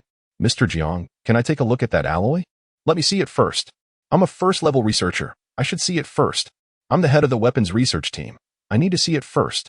As the crowd grew more excited, Jiang Yi could only helplessly hand over the alloy, triggering a frenzy of grabbing. Is it really that amazing? It's just a piece of alloy. There will be plenty more new materials to come that will surely astonish you. The excitement surged as everyone rushed to test the new alloy. As they looked at the data on the testing sheet, gasps of astonishment filled the air. Compressive strength, 8.2 GPa. Hardness, 4000 HV. Fracture toughness, 561 MPa. And it's also a super lightweight alloy. Gasp. The crowd collectively inhaled sharply at the data, leaving the air in the venue feeling significantly thinner. If this new alloy could be manufactured into armor, it would surpass the strongest depleted uranium composite armor on the entire blue planet by more than 10 times. The Eagle Sauce holds absolute dominance in manufacturing depleted uranium composite armor, which is what their M1A2 main battle tank armor is made of. It can withstand nearly all frontal attacks from tanks and rockets on the market. However, due to the technological blockade and resource monopoly imposed by the Western Alliance led by the U.S., Longwood Dragon Nation has not adopted depleted uranium composite armor. Instead, it has used ceramic composite armor, which performs significantly worse in combat compared to depleted uranium composite armor, leaving Longwood with no choice. But now, this predicament has been completely shattered. With the nearly monopolized praseodymium oxide, combined with a small amount of titanium and tungsten alloys, it is possible to create a super armor that offers 10 times the protection of depleted uranium composite armor. This is a monumental opportunity for Longwood. With this new alloy-based equipment, Longwood will hold an absolute advantage in future disputes with neighboring countries. Starting today, the technological blockade by the U.S. against Longwood will quietly have a breakthrough. The new alloy produced by Longwood will become the best-selling product in the arms market. No exceptions. How about we give it a name? Jiang Yi looked at the crowd, still stunned and unable to recover, and smiled. What about praseodymium titanium alloy? Someone suggested. No. That's too easy for people to guess the smelting method. Then what about super divine alloy? Too glitch. How about ultra power alloy? You've been watching too many cartoons. The group debated without reaching a conclusion and turned their attention to the smiling yet silent Jiang Yi. Mr. Jiang, since you are the creator of this alloy, why don't you name it yourself? Seeing the eager looks from everyone, Jiang Yi smiled slightly. Let's call it Xuanwu. Chapter 9. Depleted uranium armor with tenfold protection. Secrets leaked. Xuanwu. Xuanwu alloy. Good, good, good. What a great name. Just hearing this name, I can almost envision the majestic figure of the mythical creature Xuanwu, resisting the collapse of the heavens. The emergence of Xuanwu alloy is definitely a moment that will be recorded in history. The crowd excitedly surrounded Jiang Yi, their cheers echoing far and wide. Ding. Successfully shocked the researchers of Longhua, gained 1,000 shock points. Jiang Yi looked at these genuinely happy researchers and felt a warm current flowing through his heart. With such dedicated talents working for Longhua, how could the nation not thrive? I will report the manufacturing method and detailed parameters of Xuanwu alloy now. You all continue your work. With that, Jiang Yi dialed Director Chen's number. Director Chen, the new alloy has been completed. Soon. Director Chen arrived at the experimental base, his face beaming with excitement. He held the Xuanwu alloy delicately, as if he were caressing his granddaughter's little head. Xuanwu alloy. It's called Xuanwu alloy. As he stroked it, tears suddenly streamed down his face. Finally, our Longhua has a super strong alloy that can stand at the edge of the world. Eagle Sauce, Western Alliance. Don't you love your technological embargoes? Let us see you try to impose another one. Depleted uranium armor is impressive, huh? Well, look what I have. Xuanwu alloy armor. 10 times stronger and 10 times cheaper than yours. I'm telling you right now, if you don't cough up a hefty sum, don't even think about getting a piece of this. Ha ha ha ha ha. Ding. Successfully shocked Director Chen, gained 500 shock points. Usually as steady as a mountain. Director Chen was now both laughing and crying, making Jiang Yi feel a bit choked up. The older generation of researchers had truly endured so much for the prosperity of Longhua. They were so eager to see Longhua soar to greatness, standing at the pinnacle of the world. Rest assured, you will see that moment soon. Jiang Yi silently vowed to quickly acquire all the cutting-edge technology in the system. He would make Longhua the strongest nation on Blue Star at the fastest speed. He wanted everyone who had ever humiliated Longhua to know just how terrifying it is to provoke a sleeping giant. Director Chen composed himself, patted Jiang Yi on the shoulder. His eyes filled with gratitude and pride. It's wonderful to have a genius like you, truly a blessing for Longhua. A talent like you should not spend your days in prison. Your battlefield should be in the laboratory, in the military factories, in places where you can truly shine. After the competition, I will personally report your achievements to the higher-ups and apply for a sentence reduction for you. Now, what we need to do is to manufacture the Golden Crow as soon as possible so the higher-ups can see the tangible results. Keep up the good work. I have high hopes for you, Xiaojiang. As Director Chen hummed about how good today was and walked further away until his figure disappeared at the base entrance. Jiang Yi could only shake his head helplessly. It's just a new type of alloy. Is it really worth getting this excited? By the time the Golden Crow is fully manufactured, you need to stock up on some anti-anxiety medication? If I accidentally get too happy and fall over, who can I turn to for an explanation? Li Yunfei has been stressed out to the point where his hair is turning gray just trying to gather the alloys Jiang Yi needs. Over the years, he stealthily sold off a ton of materials like a rat moving house, and now Jiang Yi has taken them all back in one fell swoop. To make matters worse, the prices of these materials have skyrocketed in recent years. Now, even the 10 million Eagle coins that the Eagle country just gave him have been swallowed up. After finally gathering everything, he directed a group of workers, huffing and puffing as they dragged in a massive amount of supplies. Looking at the cheering crowd, he was completely baffled. What on earth happened in just 3 days? What did I miss? Jiang, what are we celebrating? Li Yunfei leaned in curiously beside Jiang Yi. Jiang Yi looked at Li Yunfei's eager expression and let out a deliberate sigh. Director Li, you finally made it back. I've been waiting for you like crazy. In the days you were gone, we melted down a huge amount of titanium alloy and finally completed the new alloy. But our titanium alloy stock is running low. It's quite troubling. Li Yunfei quickly replied.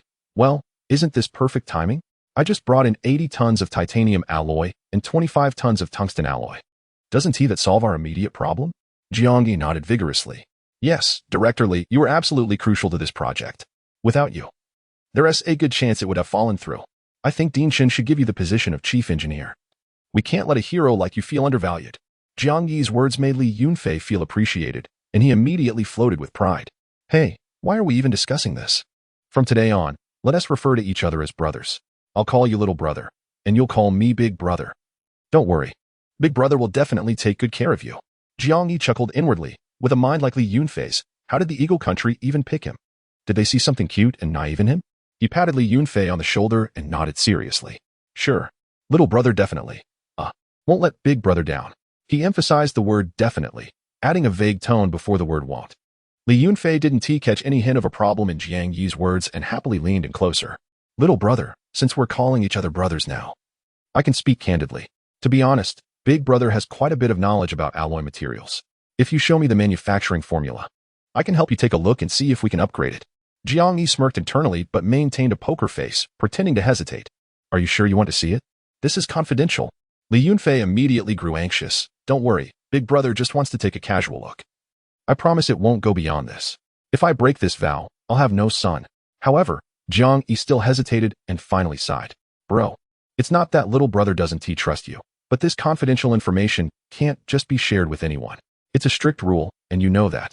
If you really want to see it, you have to promise me in person that you won't leak it. Li Yunfei pounded his chest and said with a serious expression, I, Li Yunfei, swear that I will never disclose the manufacturing method of the new alloy. While he said this, he couldn't help but snicker internally. Kid, you're still too inexperienced to challenge me. Oral agreements never hold any weight. So what if I leak the information? I'll just pass it on to the Americans and make a nice profit. Just wait and see how they use this new alloy to slap you all in the face. All right, since that's the case, let me share the manufacturing method of the new alloy with you. The titanium alloy ratio is 61:35. Tungsten alloy ratio is 33:65, and praseodymium oxide ratio is 5. Use an electron beam cold hearth furnace with a 120 kilowatts electron beam alloy evaporation method. After melting it twice, add 2 tons of explosives. And after the explosion, the new alloy will emerge. Got it. Li Yunfei quickly memorized the data Jiang Yi had mentioned and nodded. Got it. I think there is room for improvement in your method. Let me think it over carefully. He hurriedly walked out of the base, nearly jumping for joy. With this new alloy as a bargaining chip, he could score a hefty reward from the American intelligence agency. How much should he ask for? Maybe 100 million would be appropriate. What he didn't know was that Jiang Yi had pulled out his phone from his pocket and turned off the recording. That's right, oral agreements don't count. The law doesn't recognize them. But that doesn't stop me from reporting you as an informant for the Americans, right? This fake news, I only shared it with you. Chapter 10. Alloy data shocks the U.S. Export restrictions on equipment. The White Palace, Office of the Consulate General. Director Powell of the Intelligence Bureau sat upright, flanked by Minister Whalon of the GF, while Consul General AP sat across from him. Ever since learning a few days ago that the Dragon Country was indeed working on the Golden Crow project, his visits to the White Palace had significantly increased. Consul General AP coldly stared at Powell and asked in a deep voice, how is the confirmation of the intelligence regarding the Golden Crow project coming along? Since discovering that the Dragon Country was developing countermeasures against the True-Poor missile defense system, he had been unable to sleep at night. The True-Poor system was a crucial strategic layout for the U.S. to strengthen its global control and solidify its status as a dominant power on Blue Planet. Not only would it instill fear in other countries, but it would also significantly enhance the security of the U.S. homeland. It was a veritable fortress, impervious to attack. Just imagine, enemy ballistic missiles would be detected and intercepted by the U.S. as they entered outer space. Meanwhile, U.S. ballistic missiles could strike any target without obstruction. What a despairing situation. Yet, just days after announcing the True-Poor system in the media, intelligence from within the Dragon Country revealed the basic blueprints for countermeasures against it. Absurd, simply absurd. How could the great U.S., having invested billions and spent 10 years to deploy the True-Poor missile defense system, have it so easily countered by the Dragon Country? What is the Dragon Country up to? Isn't this a slap in the face? As the Consul General, his reputation was the reputation of the U.S. He could not afford to lose face. If the investigation results were true, the Golden Crow project must be nipped in the bud at all costs. Hearing AP's question, Powell quickly stood up and cleared his throat. Consul General, after extensive investigations over the past few days, even risking exposure of several insiders, we have finally confirmed specific intelligence regarding the Golden Crow project. The project was initiated by the Military Science Academy in Shenyang, Liaoning Province, and the chief engineer and designer is a death row inmate named Jiang Yi.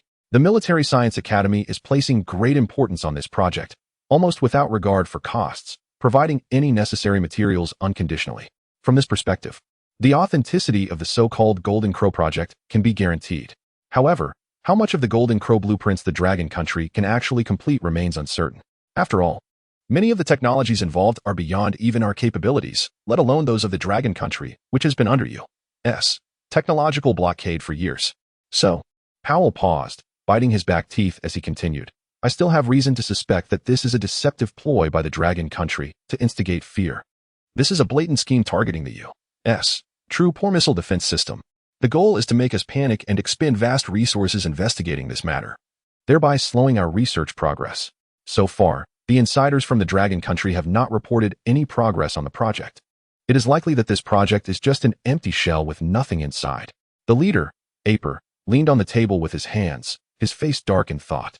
He found himself reminiscing about the old days of Longwa, sincere, gentle, peace-loving, and eager to be friends with everyone. However, in recent years, Longwa's rapid development had caught the attention and animosity of major powers, leading to internal conflicts gradually transforming into external ones. In light of the shift in mindset, Longwa had changed. It was no longer patient or mild. It had become shrewd. This was evident from Longwa's increasingly tough stance in recent years.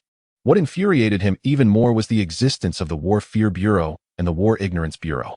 Years ago, it was precisely because of the War Ignorance Bureau that the major powers, led by the Eagle Sauce, did not pay much attention to Longwa's movements. By the time they realized what was happening, Longwa had already caught up to them. In recent years, the War Fear Bureau represented Longwa's display of deterrence after adopting a hardline approach. Since Longwa was so ungrateful, why not directly destroy their ballistic missile test next time? After all, Longwa had no means of monitoring satellites. They could just claim it was the work of aliens. We want to admit it. What can they do about it? In the end, they would have to swallow their pride. At that moment, a burst of raucous laughter erupted from the group, as if they could already envision the helplessness and despair of Longwood's missiles failing to leave their own territory. Aper even pressed the red button on the table to order a Coke, savoring it with delight. Just then, Powell's phone rang. By the time he hung up, the smile had vanished from his face. Leader, we just received a message from our internal line. The Golden Crow project has yielded results. Aper promptly sprayed the Coke he had in his mouth all over Powell's face. What did you say? Powell, holding back the foul taste in his mouth, loudly recounted the message. According to inside information, the Golden Crow project had just successfully developed a new type of alloy. It was estimated that products made from this alloy would surpass depleted uranium armor's protective capabilities by 10 times. It was named Xuanwu alloy. With a thud, the ever-silent minister of GF, Wei Lin, dropped his pipe in shock. My God, surpassing depleted uranium armor by 10 times? Those damn Longwa people, this must be fake news. With the current level of technology, no one on Blue Star could produce a new type of armor that surpassed depleted uranium armor. If the great Eagle Sauce couldn't do it, no one could. Powell didn't refute this, and continued reading with a grim face. The specific parameters and manufacturing methods for Xuanwu alloy had already been obtained by the internal line. But, Aper and Whalen asked, this time, the insider is asking for a whopping 100 million Eagle coins for the specific manufacturing method. My God, is he insane? Aper could no longer sit still. He slammed his Coke cup to the ground, gritting his teeth. These greedy Longwa people are taking advantage of the situation. Aper gasped for breath, taking a while to finally calm down. Tell him that once we successfully produce the Xuanwu alloy and confirm the authenticity of the formula, we'll transfer the money to him. If the news is true, my Eagle Country will manufacture the finished armor even before the Dragon Country. We'll file for the patent first, and then go to the joint conference to sue the Dragon Country for stealing our secrets. I want to let the Dragon Country know. What is that saying from the Dragon Country? A bird in the hand is worth two in the bush. I also want to show the world what happens when you go against the Eagle Country. With Powell's operations, the method for producing the Xuanwu alloy has been transmitted. The titanium alloy ratio is 61:35, tungsten alloy ratio is 33:65, and praseodymium oxide ratio is 5. Using an electron beam cold hearth furnace and a 120 kilowatts electron beam alloy evaporation method, after 2 rounds of smelting, we'll add 2 tons of explosives. And after the explosion, the new alloy will emerge. Minister Wei Luan quickly recorded the data on paper. But a moment later, he suddenly burst into laughter. Stupid Dragon Country. The development of this Xuanwu alloy is completely making a wedding dress for the Eagle Country. The refining equipment for titanium and tungsten alloys is entirely imported from the Eagle Country by the Dragon Country. If the Dragon Country wants to mass-produce the Xuanwu alloy, it will have to import a large amount of refining equipment. As long as we cut off the export of refining equipment, the Dragon Country will be in a dilemma where they have the materials but can't produce in large quantities. At that time, I want to see them begging us to sell them the equipment. Chapter 11. Eagle Sauce previews new alloy.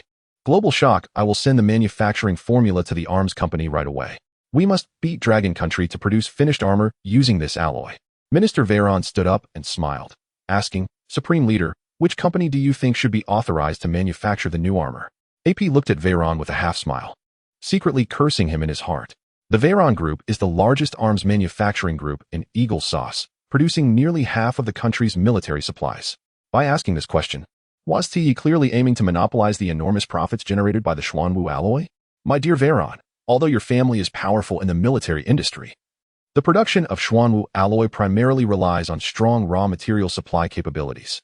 Unfortunately, the domestic production of titanium and tungsten alloys in Eagle Sauce is very low, and we can only rely on imports. As far as I know, the Veyron family hasn't invested much in foreign trade. It would be better to hand it over to the AP Group, as we have the largest foreign trade company in Eagle Sauce and can import large quantities of raw materials promptly to ensure timely supply. Compared to that, the AP Group is more qualified to manufacture this alloy, don't you think? Hearing AP's words, Veyron was furious, nearly grinding his teeth. He snorted coldly.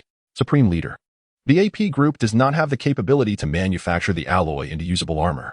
I believe your plan cannot succeed without the support of the Veyron Group. How about this? The AP Group supplies the raw materials, and the Veyron Group manufactures the finished products. We can split the profits 64 to 36. I get 6, you get 4. After all, only finished armor can fetch a good price, right?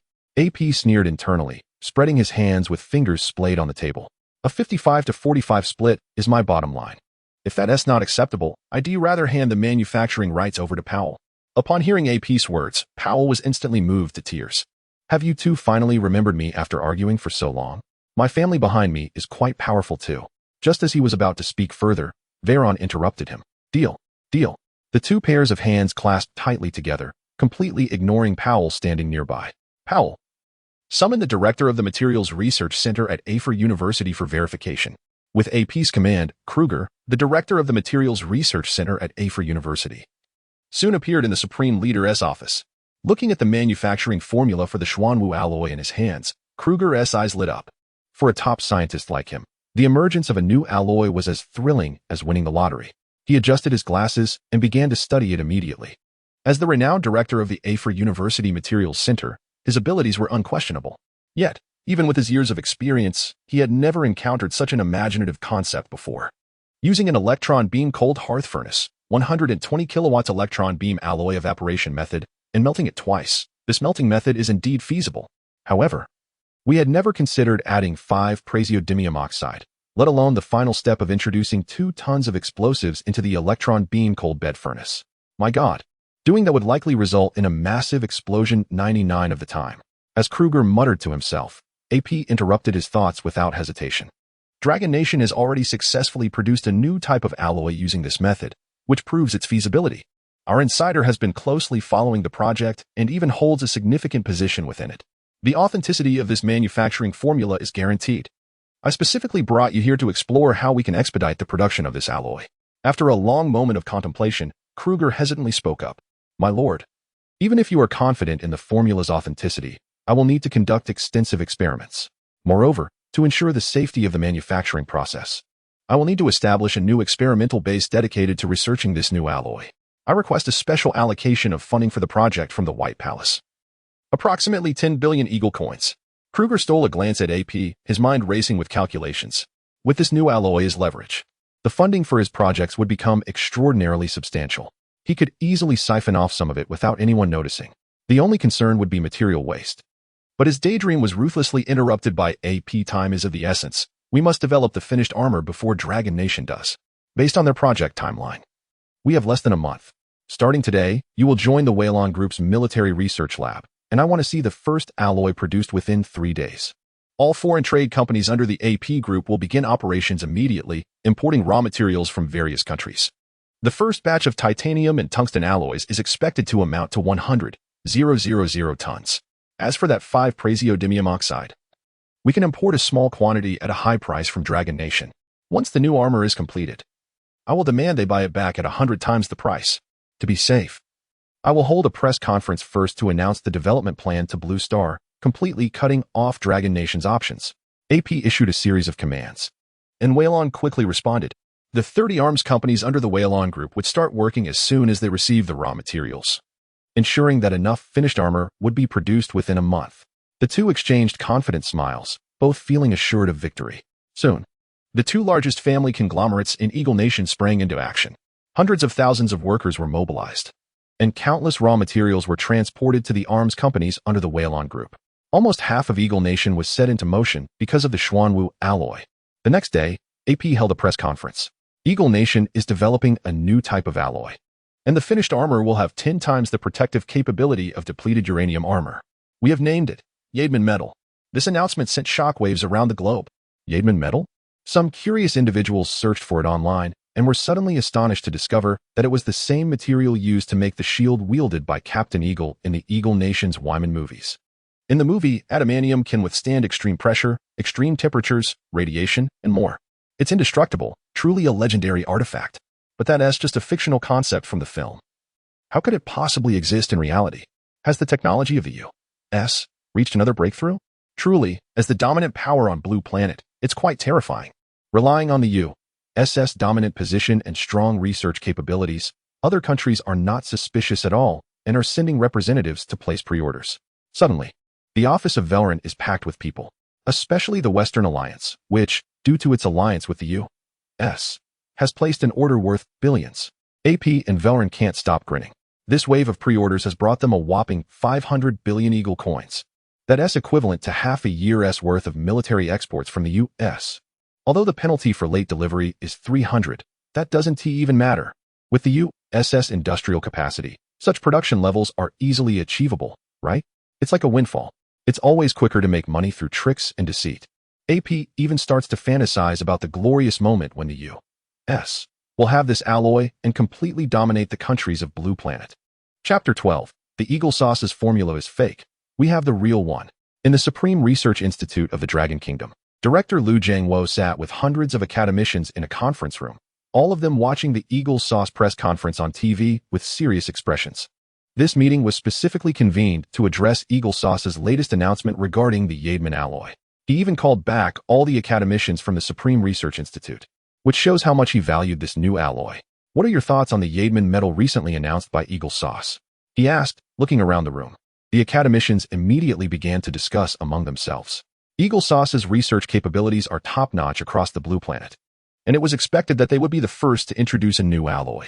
Indeed, while Eagle Sauce may be shameless, their research prowess is undeniable.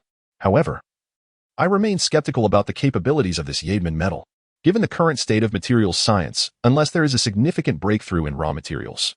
No country on the Blue Planet can produce it. One academician pointed out, in the past decade, there haven't been any breakthroughs in materials science reported.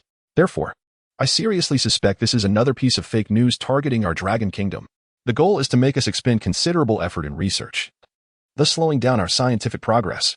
Amidst the discussions, some dissenting voices emerged. This is not fake news.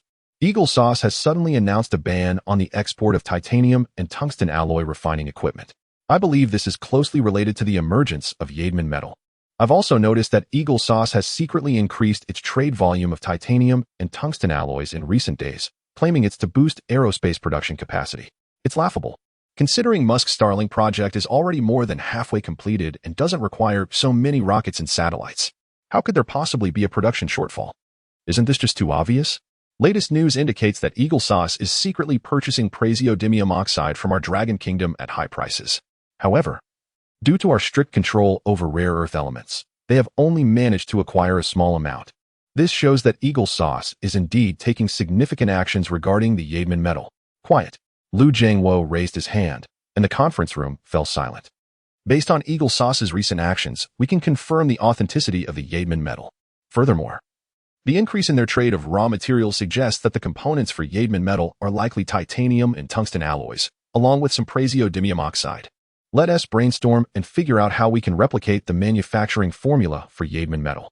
As the Supreme Research Institute of the Dragon Kingdom, we cannot allow our technological level to lag too far behind Eagle Sauce. We all understand that falling behind means getting beaten. If we remain idle and, in the future, find our artillery having no effect on Eagle Sauce's tanks, we will regret it for the rest of our lives. In order for the Dragon Kingdom to be proactive when facing Eagle Sauce in the future, we must find a way to develop materials equivalent to Yadman metal. At all costs. This is a directive from the upper echelons. As soon as those words were spoken, the conference room descended into chaos once again. Copying the formula? That is absolutely impossible. If the proportions are off, by even 0. 0.01, the results will be completely different. Not to mention the number of melting cycles and the temperature required. Any mistake in any parameter could lead to major issues. The U.S. has now banned the export of refining equipment. Even if we wanted to develop something, we would have to make do with the existing equipment. But those machines are all outdated models that the U.S. has long since discarded. They are practically useless. This is a blatant scheme designed to frustrate us, making it so that we can only look but not touch. The academicians were arguing fiercely when a sudden burst of laughter broke the tension in the conference room. Everyone turned to see that it was Dean Shun from the Military Science Institute of Shunshur. Lu Jiangwo frowned and asked, "Dean Shun, do you have a different opinion?" Dean Shun adjusted his collar and smiled. "Not really. I just find the U.S. laughable."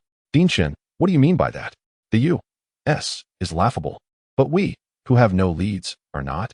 Dean Shun's remarks sparked outrage. Dragon Country has developed from nothing to a strong nation on Blue Star, not out of arrogance, but through hard work every step of the way. Blind arrogance is unacceptable. We must respect our opponents. The other academicians glared at Dean Shun, some even contemplating severing ties with him entirely. "I'm not being arrogant. I'm laughing at the stupidity of the U.S. Their armor-piercing performance is 10 times that of depleted uranium, containing titanium alloy, tungsten alloy, and praseodymium oxide. I just remembered, I've heard something like this before. Was this what Jiang Yi, the chief engineer of our military technology invention competition project, was talking about? This so-called adamantium metal is actually just a byproduct of our Military Science Institute's Golden Crow project, specifically the Xuanwu alloy. What they refer to as adamantium is merely a copy of the Xuanwu alloy with a different name."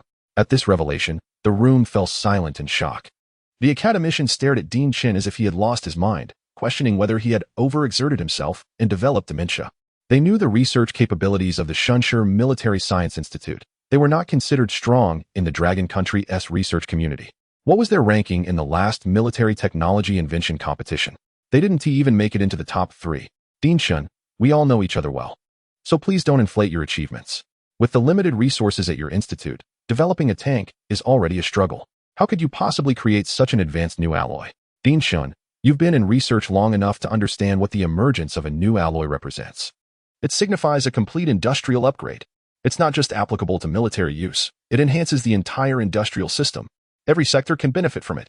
We know that you have devoted yourselves tirelessly for the Dragon Country, but we can't afford to be confused about such important matters." The academicians chimed in, each adding their thoughts, but it ultimately boiled down to one point. "Don't believe it?" Director Chen shot a stern look and pointed at the group of academicians, voice rising with anger. "You all lack confidence. Yes, decades ago, the Dragon Country was impoverished and underdeveloped, but through generations of hard work and struggle, we have long shed that backward image. The research capabilities of the Dragon Country are not as weak as you think." Hearing Director Chen's words, Lu Jiangwo was the first to stand up and applaud vigorously. "Well said, Director Chen. We, the people of the Dragon Country, should be like this, unafraid of powerful enemies, unwilling to settle for mediocrity, and brave enough to forge ahead. We should have this confidence because we have never been inferior to others. Is Eagle Sauce and the Western Alliance really that strong? Yes, but we are not weaker than them. A formidable opponent only accelerates our progress until we leave all competitors far behind. This has never changed from ancient times to the present. It is the national spirit that has sustained the Dragon Country for 5,000 years. Applause erupted in the conference room, resounding and refusing to die down. Everyone was inspired by Lu Jiangwo's words, and a wave of confidence spread throughout the room. "I believe in Director Chen's words. So tell us, what has to deal with the Xuanwu alloy and the Golden Crow project?" As Lu Jiangwo finished speaking, all eyes turned to Director Chen. With a slight smile, Director Chen pulled out a light golden metal ingot from his pocket. "Let me tell you about a confidential project from the Military Science Academy of Shunshur City, the Golden Crow Type 1 satellite killer.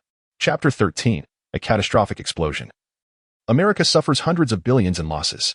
More than 10 days later, at Martin Armaments Company, a subsidiary of the Whalon Group, in the #1 experimental base. Boom. With a deafening roar, the main building of the experimental base collapsed in ruins. Hundreds of researchers and security personnel who were still working on military projects inside met their demise. All 18 melting experiments had failed. Devil. This is Devil's alloy. The manufacturing formula is under the control of a demon. We are all going to meet Satan." Kruger, the director of the Materials Research Center at Harvard University, crawled out of the rubble, frantically running around in the nude. Upon receiving the news, AP and Whalon rushed over by helicopter, only to be met with a hellish scene that looked as if it had been ravaged by artillery fire. What on earth had happened? Whalon seized Kruger by the neck. angrily demanding answers. This experimental base had cost the Whalon family billions to build, a super research facility with countless cutting-edge equipment. A treasure trove that all researchers in Blue Star would covet. It also housed a significant amount of top-secret military technology that America had never disclosed. And now, before it could even come to light, it had been reduced to ashes. Not to mention the hundreds of senior researchers working there, all of whom he had painstakingly recruited from abroad for high salaries. It was an investment without regard for cost. Now, everything had turned to dust. Whalon felt like he was about to cough up blood. This incident would surely make his life in the family unbearable. The thought of potential isolation and hostility in the future only fueled his rage further. Tell me, what exactly happened? Kruger struggled to point at his own neck. And only then did Whalon realize, releasing his grip. Minister, the manufacturing formula for the Xuanwu alloy has issues. We followed the formula to the letter, not daring to slack off. Every step was strictly executed according to the parameters. Everything was going well. Titanium alloy and tungsten alloy melted successfully. We were just one step away. But after placing 2 tons of explosives into the electron beam cold bed furnace, boom, we blew up the furnace. Due to the Whitehall's death order. We kept trying, only to fail time and again. During this time, we scrapped over 20 electron beam cold bed furnaces and lost dozens of researchers. Finally, I realized the key issue. It must be because the amount of explosives was too small. If I use 20 tons of explosives, I refuse to believe I can't develop it. The devil has come. We are all going to hell. Haraha. Kruger ran off crazily, and Whalon's face instantly turned pale. It's over. All over. AP collapsed onto the ground with a thud, drenched in cold sweat. In that moment, he finally understood. Why would a low-level insider have such easy access to such confidential alloy manufacturing methods? Why had Longhua, Dragon Country, not taken any action or even condemned this situation? It's clear that the insider has been exposed. Someone has given him a fake formula, treating him like a fool. Scammers. They're all scammers. He raised his head and shouted to the sky, Dragon Country, I will never let you off the hook. Dingling. AP's phone rang. The caller was the chief secretary of the first secretary of the Whitehall. Chief, today is the promised delivery date. And various countries are calling to inquire when our new type of armor will be shipped. AP, furious, yelled into the phone, delay it. Find a way to push it back. Just say the pre-order quantity is too high and we need time to prepare. He slammed the phone to the ground. His face twisted with rage. The credibility of the Eagle Sauce cannot be destroyed on his watch. If possible, he hoped to delay until the next chief took office. But that wasn't a good strategy either. Other countries aren't fools, and they would eventually catch on if he dragged it out too long. After contemplating for a while, he gritted his teeth and ordered, Whalon, help me call Powell. Tell him to do whatever it takes, even if it means exposing a high-level insider, to get the real formula for the Xuanwu alloy. Also, notify the Foreign Trade Bureau to prohibit the export of titanium alloy and tungsten alloy refining equipment to all countries starting today. If Eagle Sauce doesn't have it, no one from Blue Star is allowed to have it either. I want Dragon Country to keep the formula buried deep. Whalon quickly made the call. However, a few seconds later, he hung up with a pale face. Chief, Dragon Country just held a press conference. He pointed his phone at AP, showing the live stream of the press conference. On the screen, Liu Jiangwo, the president of the Supreme Court, stood on the podium with a beaming smile, holding a piece of light gold alloy and speaking confidently. Ladies and gentlemen, this is the new type of alloy developed by our Military Science Academy in Shinshur, Dragon Country. We have named it Xuanwu alloy. Coincidentally, the protective capability of the armor made from this alloy was said to be 10 times better than depleted uranium armor. Just like the so-called Yardman medal announced by Eagle Sauce a few days ago, the scene shifted to a Q&A session with reporters. As soon as this was said, all the reporters present were in an uproar. Was Dragon Country really that bold? An alloy identical to Yardman metal, basically admitting to copying it? Yardman metal was first announced by Eagle Sauce, but now Dragon Country was the first to showcase the actual product. The implications were quite delicate. Soon, a reporter from Bang Country stood up first. I'm a reporter from Bang Country, and I would like to ask President Liu. It is well known that your country even copied our already heritage-listed Jiang Dano Festival for the Dragon Boat Festival, and every so-called breakthrough has been accompanied by international patent lawsuits. Therefore, I have reason to doubt whether this newly announced alloy is independently developed by Dragon Country. Last year, your country condemned commercial espionage. Yet now you openly flaunt stolen results. Don't you feel ashamed? The sharp question from the Bang Country reporter caused an uproar in the room. Under the leadership of Xi Ming, the spirit of journalism was revived as cameras swiftly turned to Liu Jiangwo, particularly at Gallic News Agency. Reporters hurriedly adjusted their filters to a gray tone, attempting to depict Liu Jiangwo in a more sinister light. News headlines rapidly spread across foreign networks. Is the Shin City Military Academy's press conference a carnival for industrial espionage? Director Liu provocatively brandishes the Inmate medal replica, challenging the technological order of the free world. Dragon Country's shamelessness, openly releasing stolen results. On platforms like Reddit, countless unaware netizens express their outrage, condemning Dragon Country. When Dragon Country claims independent research and development, what they really mean is Control-C Control-V with a color change. This brings to mind the bizarre incident years ago when the blueprints for the Bear aircraft engine mysteriously appeared at the Shin City Military Academy. Tian Cotton. AI duplicates, technological theft. Dragon Country is truly a frightening nation. Shameless Dragon Country, get out of Blue Planet. Fueled by behind-the-scenes forces. A new wave of anti-dragon actions began worldwide.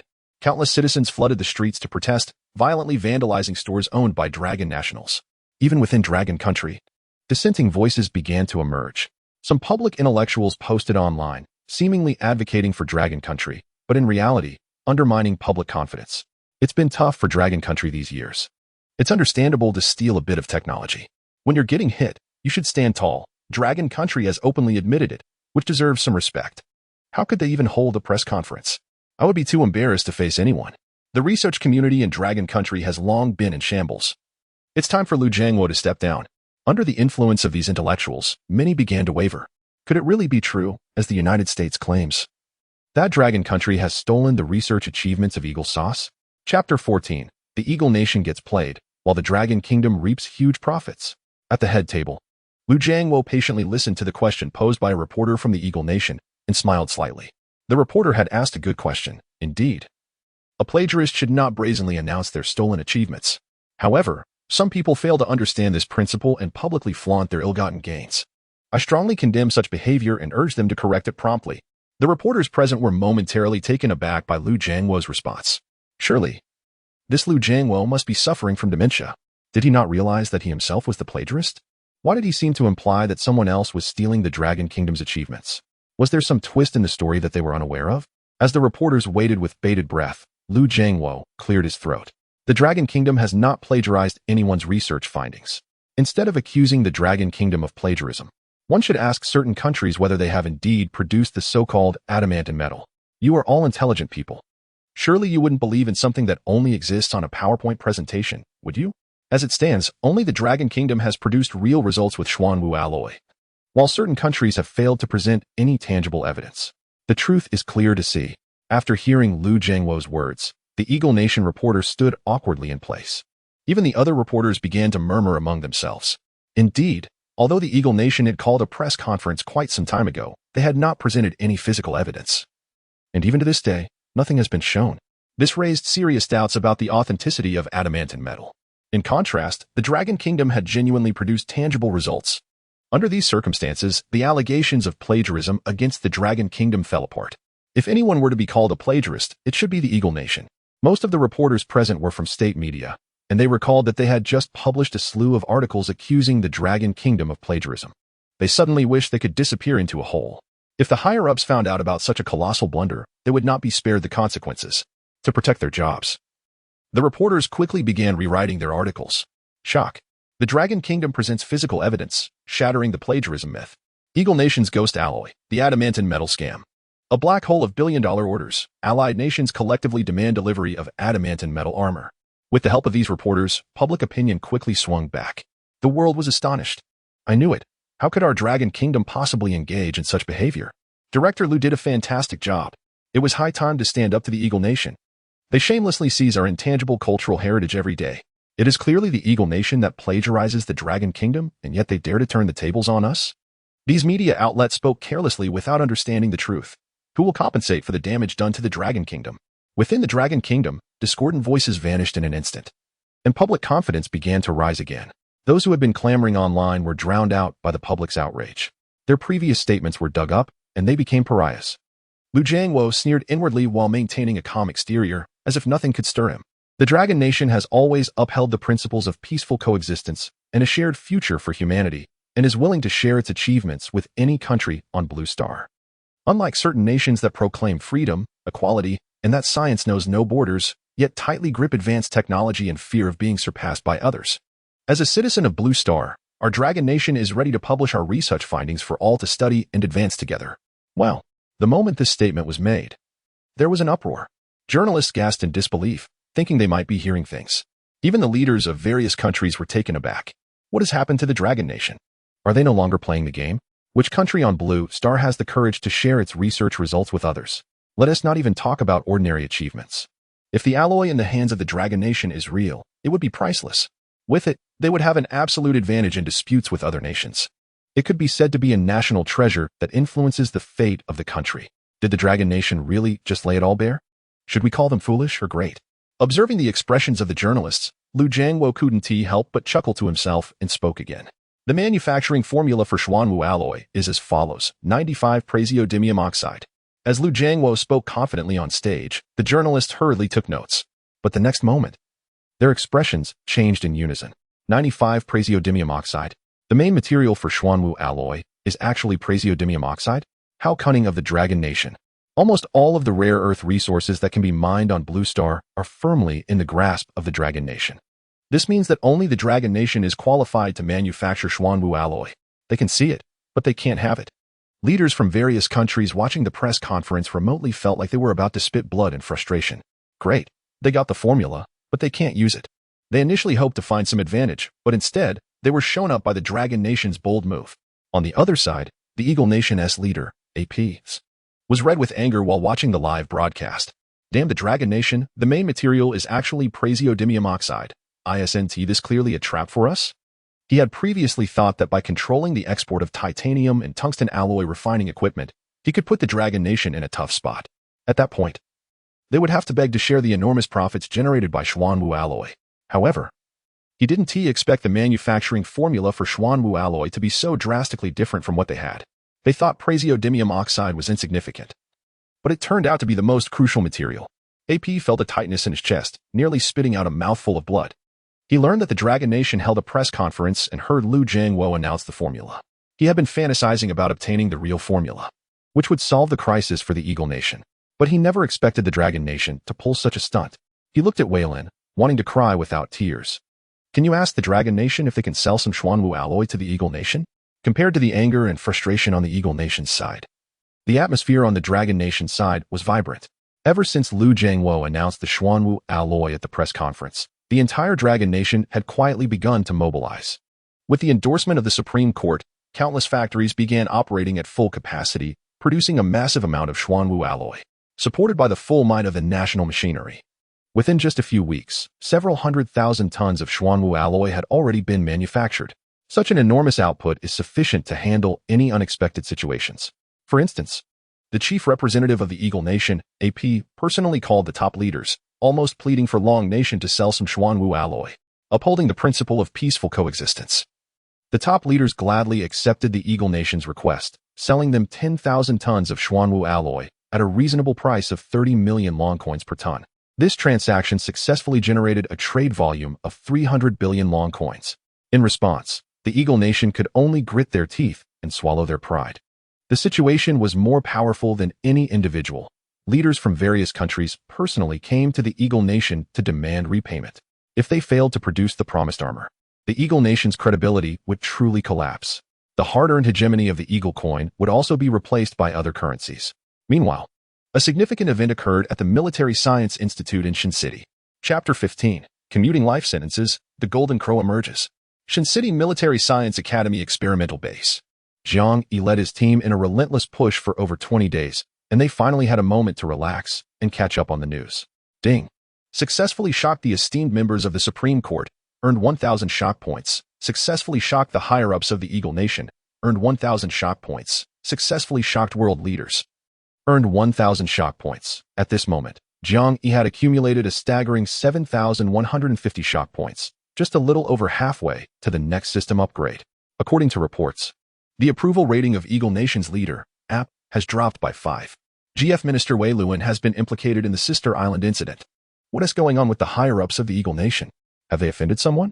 Jiang Yi pondered, attributing it to the internal party struggles of the Eagle Nation. Suddenly, cheers erupted within the experimental base. Jiang, the last hydraulic claw for the Golden Crow Type 1 satellite killer has been installed. Come downstairs. Everyone is waiting for you to inspect it. Jiang Yi's spirits lifted instantly, a look of joy flashing in his eyes. It was completed so quickly? He had thought it would take at least another 2 hours. He hurried downstairs, looking towards the center of the base. Inside the experimental base, laughter and chatter filled the air, with hundreds of people gathered around a massive black cloth, excitement palpable.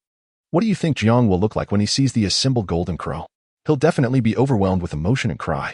If I had his brains and could design such stunning military technology, I'd be emotional too. Please, you think you're Jiang? There is not another brain like his in a billion people. In my eyes, he is a once-in-a-thousand-years genius. It's an honor to work alongside him. Everyone was buzzing with excitement, proudly discussing their involvement in such an extraordinary project and feeling honored to work with a super genius like Jiang Yi. Just then, someone with sharp eyes spotted Jiang Yi coming down the stairs and shouted, "Jiang is here." At the beginning of the project, they used the title Jiang out of necessity. But now, their call of Jiang was filled with genuine respect. Over the past 20 days, they had witnessed Jiang Yi transform ideas into reality, tackling long-standing technological challenges one by one, gradually shaping this astonishing treasure. Not to mention, this was Jiang Yi's first time leading a project, and he managed it with remarkable composure, coordinating hundreds of people to accomplish a large-scale endeavor. This level of poise was something most people could never learn. It was as if he had gracefully directed hundreds, if not thousands, of projects. Indeed, it was grace. He resembled a top-tier artist, presenting a masterpiece with effortless finesse. They couldn't fathom what kind of mind could possess such profound wisdom. It was simply extraordinary. As Jiang Yi reached the center of the crowd, Dinshin had been waiting there. Xiao Jiang, the Xuanwu alloy has been recognized as the annual outstanding scientific research achievement by the Supreme Court. Relying on Xuanwu alloy, Longwa has broken the long-standing blockade and monopoly imposed by Eagle Sauce on high-end raw materials. As one of the most practical achievements announced by the Supreme Court in recent years, Xuanwu alloy has begun to be promoted nationwide. It won't be long before it appears across various industries. Our Longwa is set to undergo an industrial upgrade, impacting mining, manufacturing, and advanced industries. Do you have any idea how significant this is for Longwa? Countries around the world are also requesting exports of Xuanwu alloy. And the recent surge in our foreign trade is all thanks to you. Hearing Director Chen's praise, Jiang Yi's eyes lit up. He never expected that a small piece of alloy could create such a massive stir in the world. However, as long as it helps Longwa soar, he is willing to do whatever it takes. Seeing the excitement in Jiang Yi's eyes, Director Chen spoke again. Let me share some more good news. To recognize your contributions, with the coordination of the Supreme Court, your sentence has been commuted to life imprisonment. This is something that is nearly impossible in Longwa's history. Congratulations, Xiao Jiang. You finally turned your fate around. I believe this won't be the last time. One day, you will completely prove your innocence and return in glory. If Director Chen's earlier words had moved him slightly, now he was utterly ecstatic. Life imprisonment. He has been commuted to life imprisonment ahead of schedule. Jiang Yi felt his eyes moistening and quickly wiped them. During this time, he had been on edge every day, afraid that the promises from above might change. After all, he was only released on parole, and his death sentence had not truly been lifted. He had worked so hard to showcase Jinwu, precisely to see the day when his sentence would be reduced. And now, with Xuanwu alloy, he had finally reached this point. With the first step taken, the second step would follow. Next, he aimed to have his life sentence reduced to a fixed-term sentence. He believed that one day, through his efforts, he would be exonerated. So good, so wonderful. Tears finally fell from Jiang Yi's eyes, gently hitting the ground. Director Chen sighed softly and gently patted Jiang Yi on the shoulder. This young man, just 22 years old, had endured so much and carried so many burdens. Now, he could finally breathe a sigh of relief. Jiang Yi, the unveiling ceremony is up to you. His eyes were filled with admiration for Jiang Yi as he handed him the rope for the unveiling. Jiang Yi accepted without hesitation. Standing in front of the black curtain, he wiped his tears and smiled slightly. I declare that the Jinwu, one satellite killer, is officially completed. With a swift tug, the black curtain slowly fell. The full appearance of the Jinwu, one satellite killer, was revealed to everyone present. Before the eager eyes of the crowd, a massive mechanical structure emerged in front of Jiang Yi, taking the form of a bird poised to soar into the sky. The head of the craft rose high, and the 12 arrays of spectral sensors resembled a mythical creature with multiple eyes, all facing towards the vastness of space. Its surface was coated in a pale golden hue, which was actually a nanotechnology-based adaptive camouflage layer, perfectly designed to evade enemy detection methods. The wings unfurled, their surface adorned with quantum film solar panels, each feather-like armor sloping upwards at a 45-degree angle, as if it were about to break free from the grip of gravity and soar into the cosmos at any moment. The shimmering lines were actually plasma energy conduits, capable of converting solar energy into a propulsion source for plasma boosters without any loss. Most astonishing of all were the 3 hydraulic legs below, which formed a stable triangular base on the ground. As the onlookers gazed upon this magnificent creation, reminiscent of a mythical beast from the Dragon Kingdom, they felt as if they had transcended time and space. They could almost envision a divine bird, engulfed in flames, soaring through the sky, leaving a trail of light in its wake. This was the Jinwu, the sun god of the Dragon Kingdom. And now, this legendary creature had been perfectly recreated before their eyes. Chapter 16. The competition begins. Do we have someone above us? 2 days later, in Yanjing, at the Supreme Institute. Looking at the familiar building before him, Jiang Yi felt a mix of emotions. After more than a month, he was finally back in the precincts of the Supreme Institute. This time, he was here as an external consultant for the Military Science Academy of Shinshu City. At this moment, the massive experimental base of the Supreme Institute was packed with people. A quick count revealed there were actually thousands in attendance. Every 3 years, Longhua holds a military technology invention competition. Although most projects are indeed less than impressive, with several sub-competitions combined, there are always a few standout entries. Among them, there are certainly some exceptional works. The researchers involved in these projects become highly sought after by various research institutions. Some are directly promoted to the Supreme Institute, while others are poached by private companies with lucrative offers. This year's military technology invention competition was particularly different. The Supreme Institute had merged all sub-competitions and set the main venue here. Even more impressively, Liu Jiangwo and the 2 vice presidents served as judges. This was truly a prestigious event. Consequently, many private enterprises, university professors, and research institutions applied for entry to observe. Near the podium, the seats were filled with contestants from the 5 major war zones. Although there were over 500 participants, the actual projects competing numbered only a few dozen. These few dozen projects had been carefully selected from within each war zone, representing the best and most promising entries likely to win awards. Don't worry. Have more confidence in Golden Crow. Dean Shin smiled as he looked at the dozens of participants brought along for the competition, offering encouragement. After the opening ceremony, we must thoroughly check Golden Crow once more to avoid any mistakes. This is a great opportunity for our Military Science Academy of Shinshu City to shine, so we can't let it slip away. It's do or die. Everyone nodded in agreement. Just then, a group of people walked up toward the podium. At the forefront was a sprightly elderly man with white hair, accompanied by a middle-aged man in military uniform adorned with 3 stars on his shoulders. This was Liu Jiangwo, the president of the Supreme Institute, and the other was Han Jinfeng, the commander of the Central War Zone. Following closely behind them were the 2 vice presidents of the Supreme Institute, Niu Yuli and Zhao Kongqing. Most people might not know much about Zhao Kongqing. He had just been promoted. Previously, he was the director of the Aviation Research Department at the Supreme Institute. Dean Shin quietly introduced him to Jiang Yi and the others. Upon seeing Zhao Kongqing, Jiang Yi's expression suddenly sharpened. Zhao Kongqing had actually become the vice president of the Supreme Institute before being falsely accused and imprisoned. He had worked in the Aviation Research Department under Zhao Kongqing's leadership.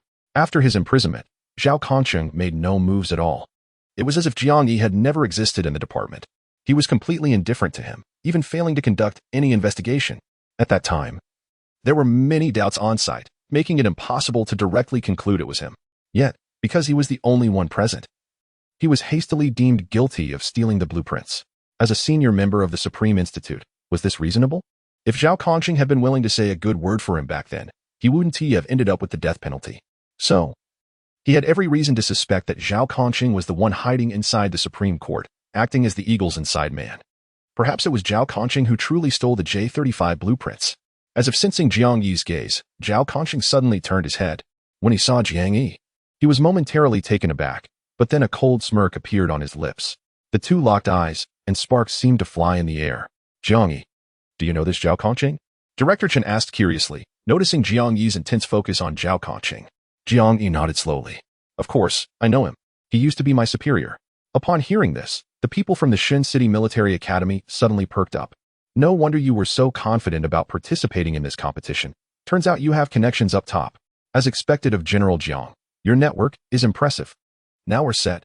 Golden Crow is already strong, and with the added favor, we might really get a good ranking. The crowd was instantly uplifted, excitedly gathering around Jiang Yi. Only Director Chen furrowed his brow, as if sensing something, his gaze shifting between Jiang Yi and Zhao Kongqing.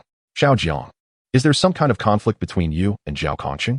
Jiang Yi didn't answer Director Chen's question, but instead asked, Director Chen, do you know why Zhao Kongqing was promoted to vice president? After a moment of thought, Director Chen hesitantly replied, Zhao Kongqing seems to have been suddenly promoted about a month ago. I heard from a veteran at the Supreme Court that it was because he solved some major case and retrieved some blueprints for Long Country. As he spoke, his eyes narrowed sharply. Xiao Jiang, are you implying that this Zhao Kongqing is related to your imprisonment? Jiang Yi shook his head. I'm not sure yet. But Zhao Kongqing's involvement in my imprisonment is definitely linked. This revelation startled the listeners from the Shin City Military Academy. No way, General Jiang. Our odds were already slim. And now you have a past grievance with the judge.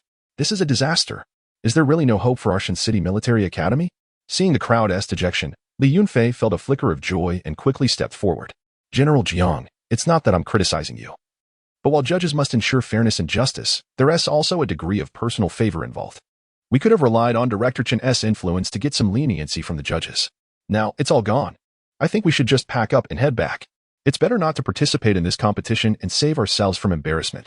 Listening to Li Yunfei's analysis, some people began to look defeated and started packing their things. Just then, a light laugh interrupted their actions. Back then, Zhao Kongqing ignored me and let me rot in prison. But today, I want him to know that 30 years of ups and downs can turn the tide. One should never underestimate the youth. I want him to see that I am not someone he can bully at will and discard after use. I want him to understand the resilience of the new generation of scientists from Dragon Country. We cannot back down. If we retreat now, that would truly mean defeat. He stood up, his voice filled with passion.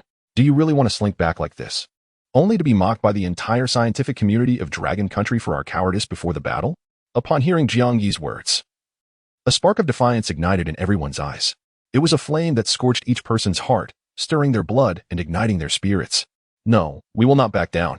For the honor of the Shunshi Military Academy, and to vindicate President Jiang, we will not retreat, even if it means facing death today. President Jiang, rest assured, we will show Zhao Kongqing just how wrong he was to dismiss you. Chapter 17. Terror Scores. Is the passing line even achievable? Researchers aren't one for beating around the bush. They prioritize efficiency. Therefore, Lu Jiangwo's remarks were quite brief. After announcing the competition rules, the contest officially began. Advanced military technology projects were moved into the central venue, and the judges congregated around the area. This was the first time Longwa had merged the military technology invention competition into a grand contest. While this presented a significant opportunity for the researchers present, it also meant that this competition would have the strictest scoring criteria in recent years. And indeed, that was the case. As time passed, scores for some projects were revealed. The Chengshi Military Academy project, a Leaf-style air-to-air missile, scored 55 points. The Kunchi Military Academy project, a self-guiding anti-personnel landmine, scored 45 points. The Shishir Military Academy project, the Type 25 new tank, scored 60 points. The project leaders from various battle zones stared at the scores, all of which were below 60, gasping in disbelief. They realized that Lu Jiangwo and the others were imposing harsh grading standards. In previous competitions, while the scoring was strict, given the quality of the projects they presented this time, they should have easily scored in the 70s or 80s, at the very least passing. But this time, projects that could have scored 80 fell short of even passing. Those that were initially expected to be above the passing line had scores that were pitiful. So far, only the Type 25 new tank, which could have scored full marks, barely managed to pass. This meant that many projects were simply not up to Lu Jiangwo and the other standards. This was just too stringent. After all the effort put into presenting such impressive projects, they couldn't even reach the passing line? This was madness. If it weren't for the merger of competition zones, I wouldn't have even considered showcasing these projects. To receive such low scores, the expectations are just too high. Many project leaders who hadn't even had a chance to present wore expressions of despair, as if awaiting execution. Before coming here, many had long aspired to the high ranks of the Supreme Academy, filled with admiration. But now, it seemed they were merely facing 3 executioners. How did it come to this? In the contestant's seat, Dean Shin watched as each project received low scores. His brow furrowed. Since he took over as the head of the Shunshi Military Academy, this was the first time he had witnessed such a situation. With such strict grading standards, Jiang Yi's Jinwu project was likely in jeopardy too. Who knows what kind of stunning project would be worthy of high marks from Lu Jiangwo and the others? Were we too eager? Shouldn't we allow our teams to accumulate more experience over the years? None of the projects competing could even catch my eye. In the competition venue, Lu Jiangwo turned to Han Jinfeng and others, saying, aside from that Type 25 new tank, the rest aren't worth much attention. Han Jinfeng smiled wryly. I initially thought the merged military technology competition hosted by the Supreme Academy would showcase some extraordinary military innovations. But it seems I was overly optimistic. Perhaps the military technology that can truly amaze me will take a few more years to emerge.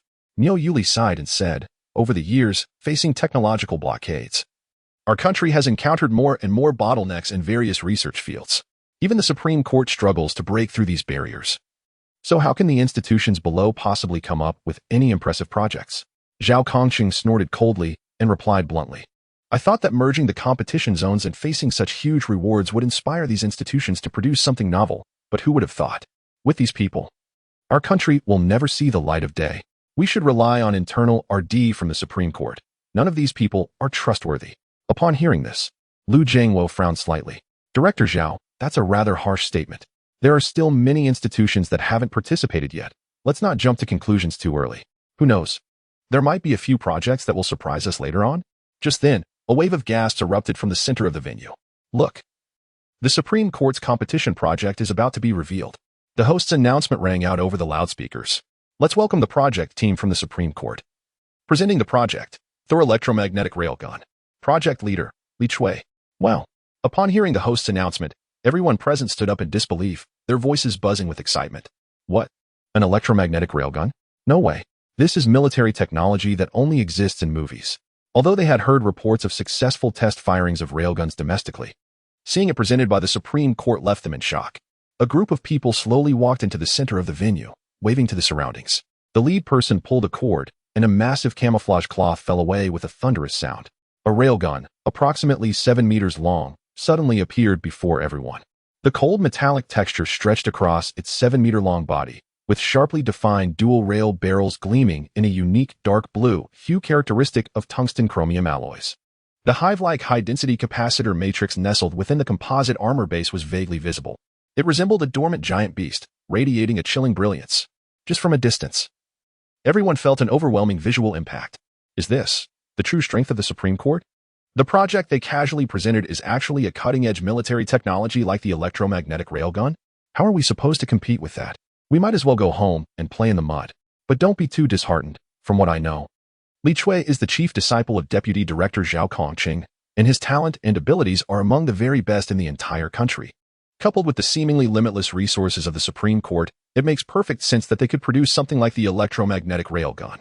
No wonder Zhao Kongqing looked at our projects as if they were trash. The real showstopper is over here at the Supreme Court. The competitors sighed in despair, with some even starting to pack up. With such cutting-edge military technology that is at least 10 years ahead of anything currently available on Blue Planet, it's better to head home and get some rest. Lu Jiangwo walked around the Thunder God with great interest. With his keen eye as a top researcher, he immediately recognized the extraordinary nature of this electromagnetic railgun. The 7-meter tungsten chromium-coated parallel rails, using 25 kilograms metal blocks as ammunition, likely concealed around 200 high-energy capacitors below. The initial launch speed was approximately Mach 6. Impressive. It's no wonder that talent from the Supreme Academy can produce such an astonishing project. Overall score, 85 points. The 15 points deducted were primarily due to the lack of a perfect solution for the massive recoil issue. Han Jinfeng's eyes lit up as he eagerly touched the iron body of the Thunder God. If the Dragon Kingdom's Navy could equip this electromagnetic railgun, they wouldn't fear anyone in maritime disputes.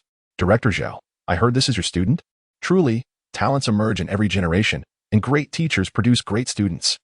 Zhao Kongqing was quite pleased and replied, Oh, it's all thanks to the decades of accumulation in the Dragon Kingdom that such breakthroughs can occur. Li Chui's eyes sparkled with barely contained joy. With Han Jinfeng's endorsement, he would certainly gain a certain reputation in the military. Invitations for various high-end military research projects would surely come pouring in. How could he not become well-known? Lu Jiangwo patted Li Chui on the shoulder, praising him. Not bad. Young man, if you have any questions in the future, feel free to ask me. Hearing Lu Jiangwo's words, Li Chui's eyes widened in excitement. The fact that Director Lu encouraged him to ask questions was monumental. After all, Lu Jiangwo held a prestigious position as the president of the Supreme Academy. To sit in such a position, one must possess exceptional management skills and also impress all researchers with their scientific prowess. Lu Jiangwo's abilities were widely acknowledged. He could be called a national hero. If he could receive guidance from him, Li Chui's future would be bright. And he might even aspire to the position of Academy president someday. With this thought, a broad smile appeared on his face. Thank you, Director Lu. I also want to thank my mentor, Deputy Director Zhao Kongqing, for his guidance.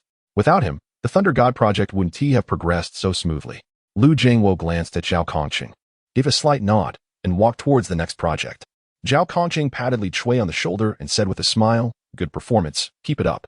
He paused for a moment and added meaningfully, "There's one more thing you need to pay attention to. That person named Jiang Yi has returned." "What?" "Jiang Yi is back." Li Chui looked around and finally spotted Jiang Yi in the contestant area. A momentary panic crossed his face, but he quickly suppressed it. How could someone morally bankrupt, who seeks personal gain at the expense of the country, be allowed to participate in such a competition? A death row inmate has no right to stand among us top researchers. The projects being competed for are all confidential. What if he sells them out? Teacher, what should we do? Should we report him? Chapter 18, The Death Penalty Identity Exposed, Calls for Resignation. Zhao Kongqing shook his head slightly, choosing not to elaborate further. Li Chui pondered for a moment. As Zhao Kongqing's protege, he understood his mentor's character best. Zhao was extremely strict and wouldn't tolerate any flaws. Did a shake of the head mean not to take action against Jiang Yi? Given Jiang Yi's significant blemish on his record, his teacher would never approve of him competing. So, the implication was to secretly hinder Jiang Yi and ensure his disgrace. With this thought, Li Chui hurriedly followed Zhao Kongqing. Below, the project from the Shenzhen Military Science Institute was about to be presented. Project Chief Designer, Jiang Yi. Amid the curious gazes of thousands, Jiang Yi and his team stepped into the center of the arena. He took a deep breath, trying to calm his emotions. Even he couldn't hide his excitement in front of the three top directors from the Dragon Nation's research community.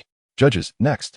I will present the project from the Shenzhen Military Science Institute, the Jinwu, one satellite killer. Well, as soon as this was said, the crowd erupted in astonishment. A satellite killer? Lu Jiangwo, Niu Yuli, and Zhao Kongqing exchanged glances, each seeing a hint of surprise in the other's eyes. Li Chui, who had been closely following Zhao Kongqing, sneered and seized the moment to shout, "Jiang Yi, you really are a bold rookie. Do you have any idea how difficult satellite development is? That's cutting-edge equipment that only national-level research institutions can touch. Don't think that just because you worked at the Supreme Institute for a few months, you are a top talent in the research field. Even someone like me, with over a decade of experience at the Supreme Institute, cannot develop such advanced products. And you? A convict sentenced to death for stealing J-35 blueprints? Are you sure you really developed this so-called satellite killer? Don't end up presenting something half-baked that will make us all laugh at you."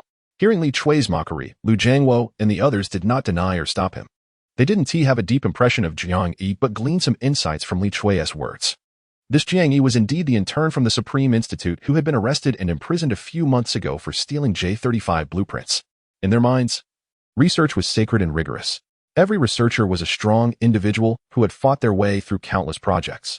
How could an intern like Jiang Yi, who hadn't even participated in many research projects, possibly have the capability to create a satellite killer?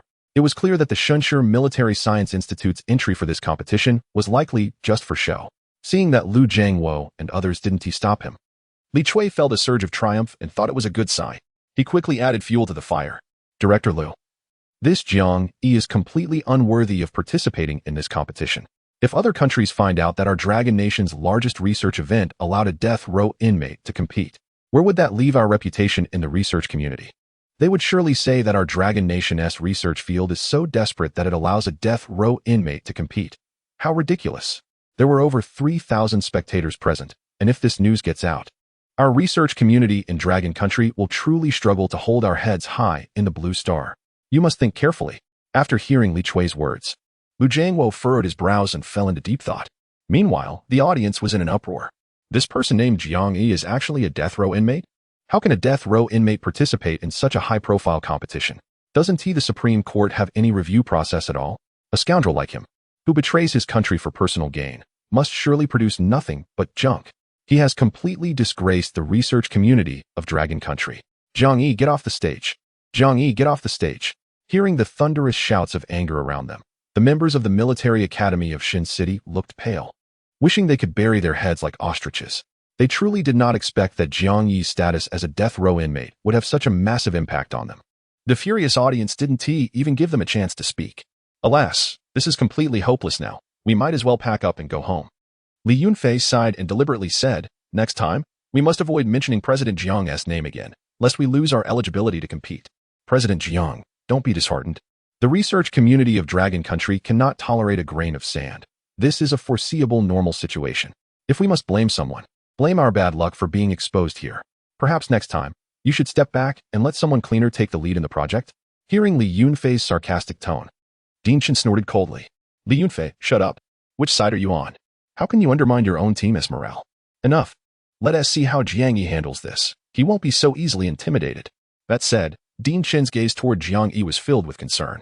In the arena, despite the dissatisfaction of the three deans and the hostility of the thousands of spectators, Jiang Yi stood his ground, unwavering. May I ask the leaders, is there a rule in the competition that prohibits criminals from participating? Jiang Yi looked directly into Lu Jiangwo's eyes, filled with defiance. Lu Jiangwo furrowed his brow and slowly replied, no, the competition does not prohibit criminals from participating. The problem is that no one expected someone like Jiang Yi, a unique presence, to emerge in a military technology invention competition. Thus, there was naturally no specific rule against criminals participating. You managed to exploit a loophole. But I will make sure to add that rule later. After saying this, Lu Jiangwo turned away, ready to move on to the next project. Even without considering the identity of a death row inmate, what is so interesting about a project led by an intern? He didn't have time to waste here. Li Chui shot Jiang Yi a cold glare, secretly sneering. Jiang Yi, as long as I'm in the Supreme Court, you'll never have a chance to turn your life around. You still want to continue in research? Dream on. But at that moment, Jiang Yi's voice came from behind Lu Jiangwo and the others. Director Lu, what do you think of Xuanwu alloy? Lu Jiangwo paused for a moment, slowly turning back. Xuanwu alloy? What are you trying to say? Li Chui stepped forward at the right moment and disdainfully said, are you trying to claim that the world-shocking Xuanwu alloy was developed by you? Although the Xuanwu alloy originated from the Military Science Institute in Xinjiang, we all know very well the level of that institute. Apart from Director Chun, can any of you at the Xinjiang Military Science Institute really claim to have the capability to develop such a new material? If you want to make a name for yourself, you don't have to resort to such an easily recognizable lie, do you? Jiang Yi frowned slightly. How had Li Chui become so annoying after just a month? He recalled when he first joined the Supreme Institute, Li Chui, as his senior, had taken great care of him, like a warm big brother. But ever since he had been wrongfully imprisoned, Li Chui had never come to see him once. That night, it was clearly Li Chui who had dragged him to the archives to drink. Yet when he woke up from his drunken stupor, he had already been accused of stealing confidential blueprints. Li Chui had vanished without a trace, and even claimed he had never been to the archives. Surveillance footage from that night showed that he was the only one who entered the archives. The footage must have been tampered with. Someone wanted to pin this crime on him. This frame-up had been prepared for him since the moment he entered the Supreme Institute. And that person was most likely Li Chui. Jiang Yi coldly stared at Li Chui's handsome face. It seemed he needed to stand out in the upcoming competition to gain the attention of the higher-ups in Longhua. Only then could he demand a reopening of the investigation and clear his name. Chapter 19. The old guard of research challenges you. Try moving an inch. The Xuanwu alloy is indeed my creation. Jiang Yi smiled slightly and pointed to the large black cloth behind him. Whether you believe it or not is irrelevant. The Xuanwu alloy is merely an ancillary product of the Golden Crow project. And on the Golden Crow, there are even more powerful products than the Xuanwu alloy. As soon as he said this, the entire room was stunned. In their shock, they didn't even have time to contemplate Jiang Yi's claim of having developed the Xuanwu alloy. What did this death row inmate just say? He actually claimed that the Xuanwu alloy isn't important. What a joke. Ever since the Xuanwu alloy was unveiled, it has instantly become the most sought-after material across various industries. Drill bits made from Xuanwu alloy have an extraction efficiency 8 times greater than ordinary drill bits. Shield tunneling machines utilizing Xuanwu alloy have increased tunneling speed by 10 times. The breakthroughs in materials brought about by the Xuanwu alloy have made numerous research institutions ecstatic. Ultra-hardness, ultra-toughness, ultra-lightweight, ultra-heat resistance. Xuanwu alloy heavy machine guns, Xuanwu armored tanks, Xuanwu alloy fighter jets, and even Xuanwu alloy rockets. A series of projects have been put on the agenda, all because of this small alloy. How many people have begged and pleaded just to get their hands on even a piece of Xuanwu alloy? And now you're telling me that this is just a trivial byproduct of this so-called Golden Crow? That there are even more powerful products than the Xuanwu alloy? Are we insane? Or is the world insane? Li Chui couldn't help but laugh, bending over in disbelief. He pointed at the black cloth behind Jiang Yi and scoffed. Do you think a product that surpasses decades of Blue Star technology is like cabbage? It's already remarkable to have a technological breakthrough every 10 years. And you're claiming a wholesale supply? Truly ignorant and fearless. Each technological breakthrough represents countless researchers' day and night efforts, built on time, manpower, and financial resources. Do you really think that just because you're a death row inmate, you can overshadow decades of research from countless scientists? People like you, who lack even the most basic respect for science, are not worthy to stand with us. Hearing Li Chui's words, Even Lu Jiangwo and others nodded slightly. Initially, Lu Jiangwo had believed Jiang Yi's claim of developing the Xuanwu alloy to a certain extent. After all, Director Chen had showcased the Xuanwu alloy at the Supreme Court and mentioned Jiang Yi's name. He had a degree of admiration for Jiang Yi. But when he heard Jiang Yi claim that there were even more products comparable to the Xuanwu alloy, that admiration vanished in an instant, replaced by anger and disappointment. He had seen too many young people who aimed too high. They got a little success and became arrogant, even believing that everything they produced was top-notch. But what was the result? Pride and arrogance, blind confidence, and subsequent results that couldn't stand up to scrutiny. Like a fleeting wave, they were quickly drowned out by the crowd. Everyone, I believe we don't need to look further into this project. Let's move on to the next one. At that moment, he didn't even have the slightest interest in taking a glance at the Golden Crow and turned to leave. Director Chen immediately grew anxious and rushed to block the way in front of Lu Jiangwo and the others. He slightly bent his body, his eyes filled with pleading. Director Lu, I know this kid, Xiao Jiang. He wouldn't lie. If he says there is, then there definitely is. Just trust him this once. I guarantee it with my 40-plus years as an academician of Longhua. This satellite killer is truly a revolutionary military technology. Just take a look. Seeing the elderly Director Chen hunched over, lowering himself for him, and for the Golden Crow, Jiang Yi felt a pang in his heart. He knew he had to give his all in this competition. He couldn't let Director Chen down. Lu Jiangwo frowned slightly, staring coldly at Director Chen. Director Chen, are you trying to pressure me? Zhao Kongqing interjected with no courtesy. Director Chen, playing the elder card isn't a good thing. Please get up. There are so many people watching. If they didn't know better, they might think we are bullying you. Niu Yuli helped Director Chen to his feet and hesitated before suggesting, why don't we give Jiang Yi a chance? Absolutely not. If we set this precedent, everyone will just find an old man to force us into submission.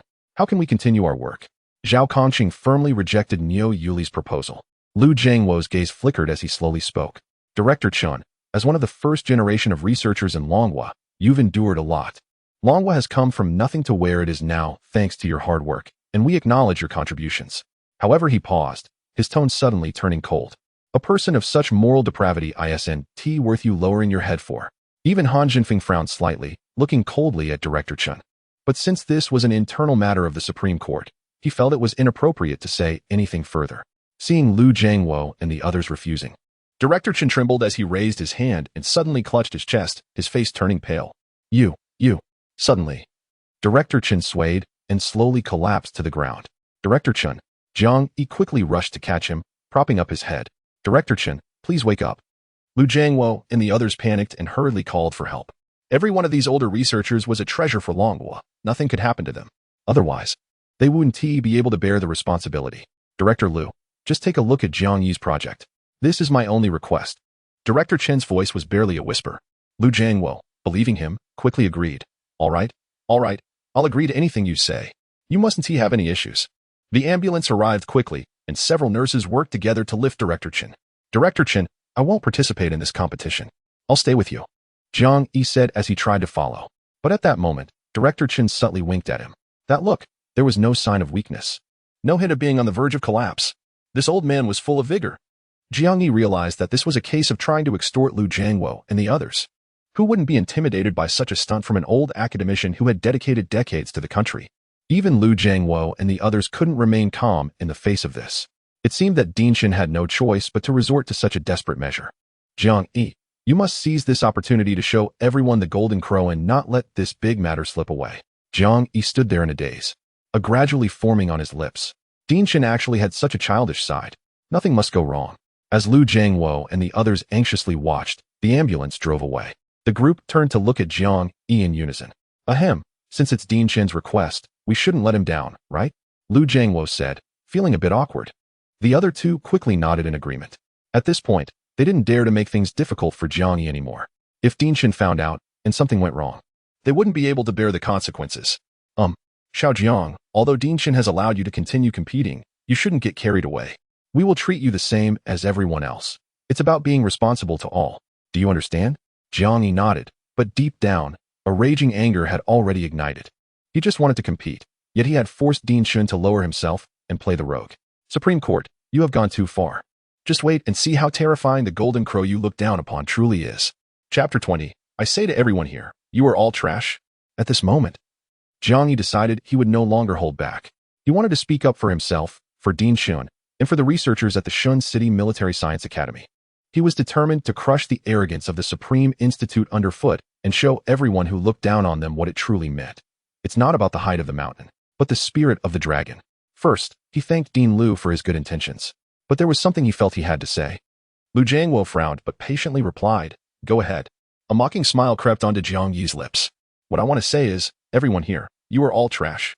My Golden Crow satellite killer is 10 times more important than all the projects in this competition combined. Yet, due to your arrogance and prejudice, you are preventing this national treasure of a project from seeing the light of day. If this results in significant losses for Long Country, who will compensate for that? Will you?"